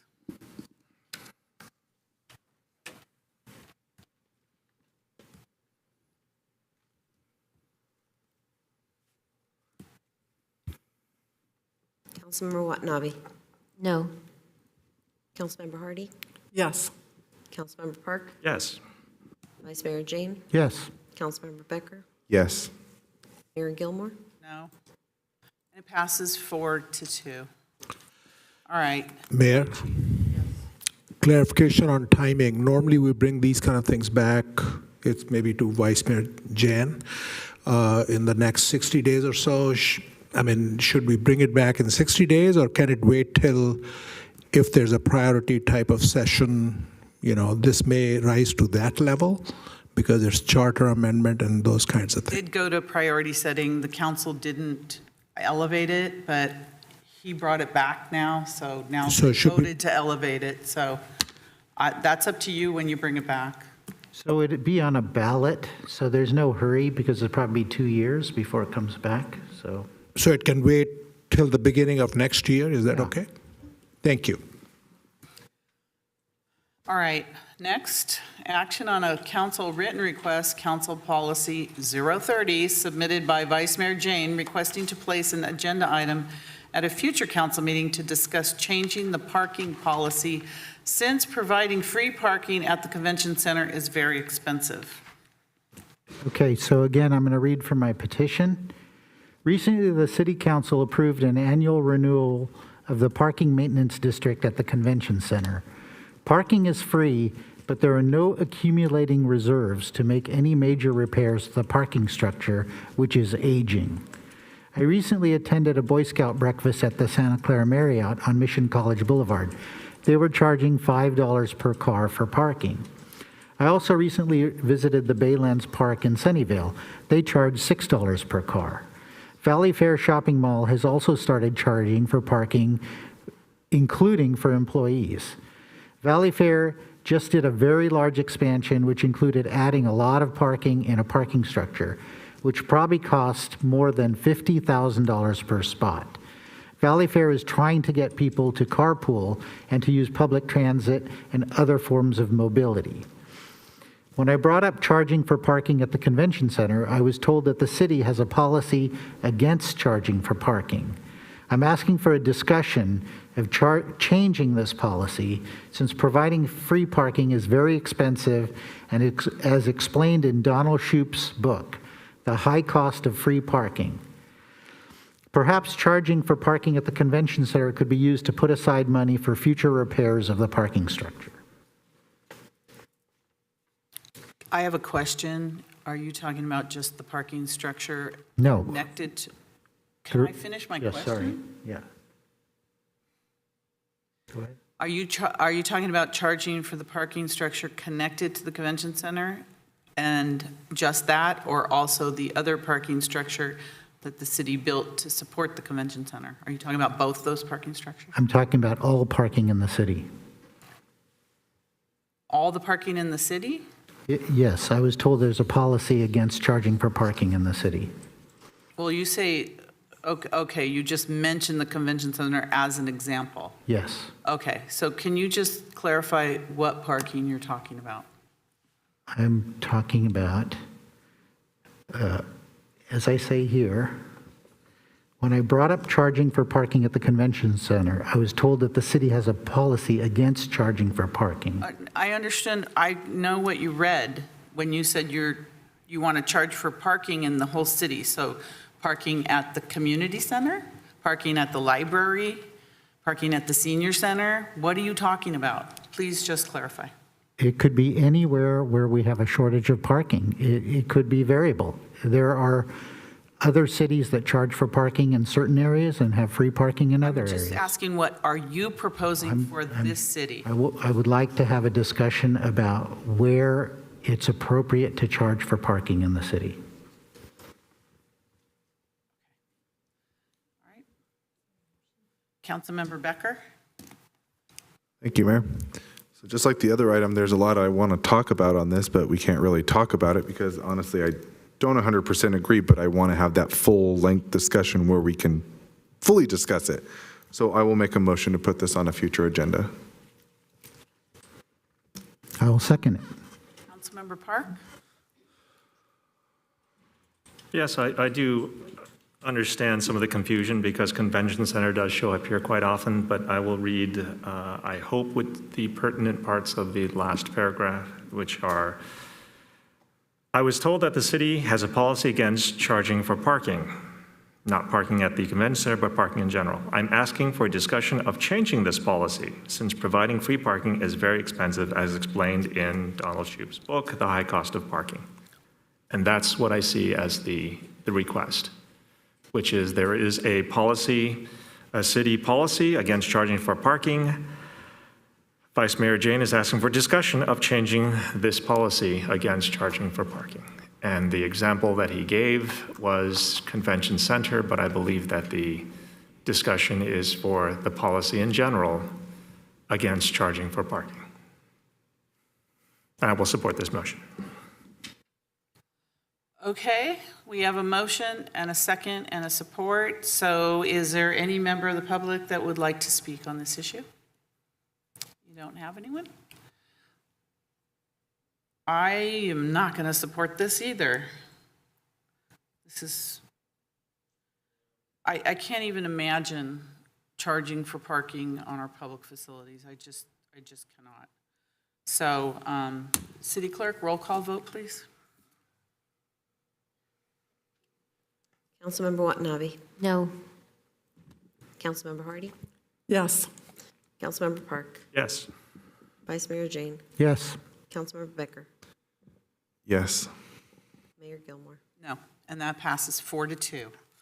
All right, next, let's see. Action on a council written request, policy 030, submitted by Vice Mayor Jane, requesting to place an agenda item at a future council meeting to discuss how to change the noticing policy so as to reach more people. Okay, I'm going to read from what I had submitted. I actually submitted this on the very day that this was heard on the council. I'm going to read from what I wrote. On March 22nd, 2022, the Patrick Henry Drive specific area plan will be on the agenda for council action. I was surprised that the noticing for the specific plan was only 500 feet, considering the project is so large. It's going to be like 10,000 housing units. At an expected residential population in the development of 26,760 for scenario A, that represents a 20% population increase for the entire city, and certainly qualifies for the FPPC's public generally exclusion for recusals. The project will affect a large number of residents beyond 500 feet. So from the council packet resolution, it says, whereas notices of the public hearing for the proposed specific area plan were mailed to all property owners within 500 feet of the project site, according to the most recent assessor's roll, and to all local agencies expected to provide essential facilities or services to the project on January 13, 2022. So I'm asking to put on the agenda a discussion of how to change the noticing policy so as to reach more people.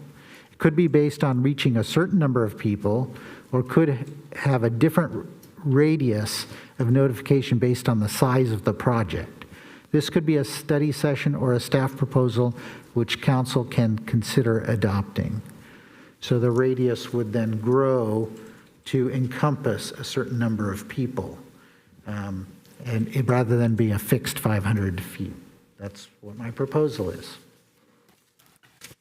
Because I believe that at the Patrick Henry development, not very many residents were notified about that project, even though it's so big. Councilmember Becker. Thank you, Mayor. So I agree with Councilmember Jane. When I was on the Planning Commission, we had a lot of complaints from people that said that they didn't get notice that there was something going on. They thought that we were trying to hide something, and it's like, no, that just you weren't in the radius. So I will make a motion to support to put this on a future agenda. And is there a specific date, Councilmember Jane, you want to see this come back, or are we talking priority session or? I could wait till the priority session. There's no significant urgency, although we do have, I guess, the El Camino specific area plan, and we have some big plans coming up. We just want to get it in before other big plans come in. Okay, that works. I'll second that. Councilmember Park. I was actually going to make a motion or second, because my understanding is that the radius is partially due to the reimbursement the city will get for noticing, but I would love to find out more about this. Thank you. All right. I'm not going to support this motion either, because the example given was Patrick Henry.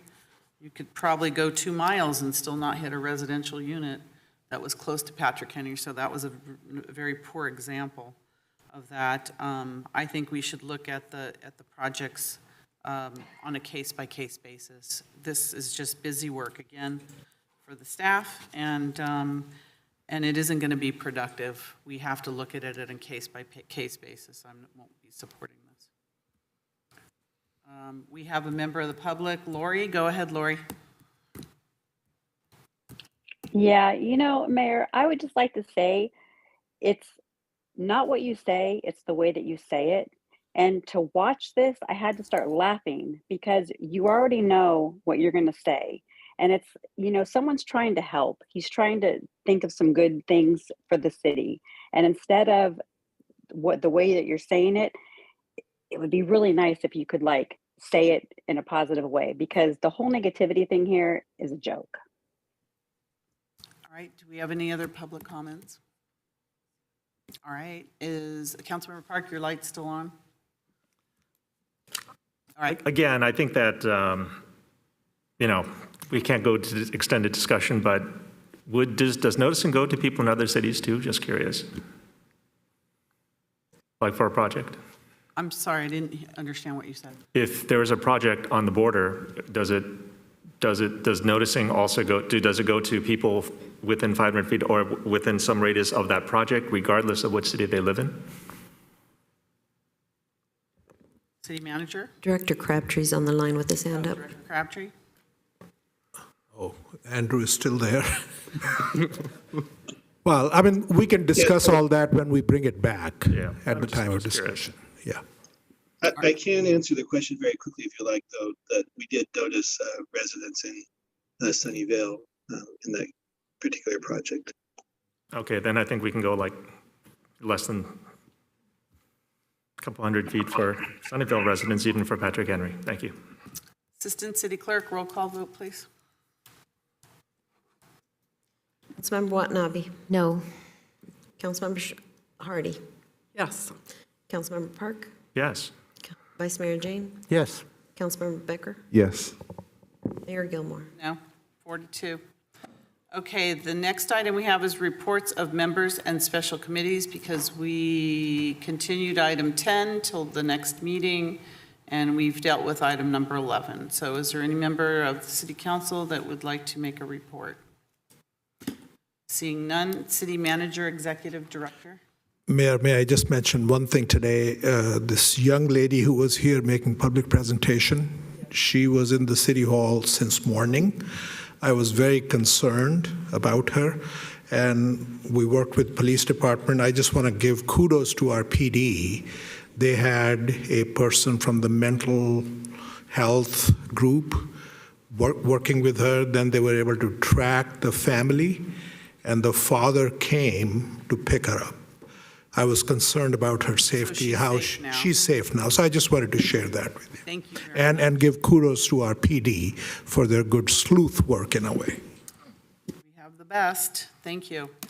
All right. Update, let's see, tentative meeting adjournment. I don't think I have any adjournments this evening, correct? All right. Is there a motion to adjourn? All motion. We have a motion and a second to adjourn. Roll call vote, please. Councilmember Watanabe? Yes. Councilmember Hardy? Yes. Councilmember Park? Yes. Vice Mayor Jane? Yes. Councilmember Becker? Yes. Mayor Gilmore? Yes, and that passes unanimously of those present. This meeting is adjourned. Good night, everyone.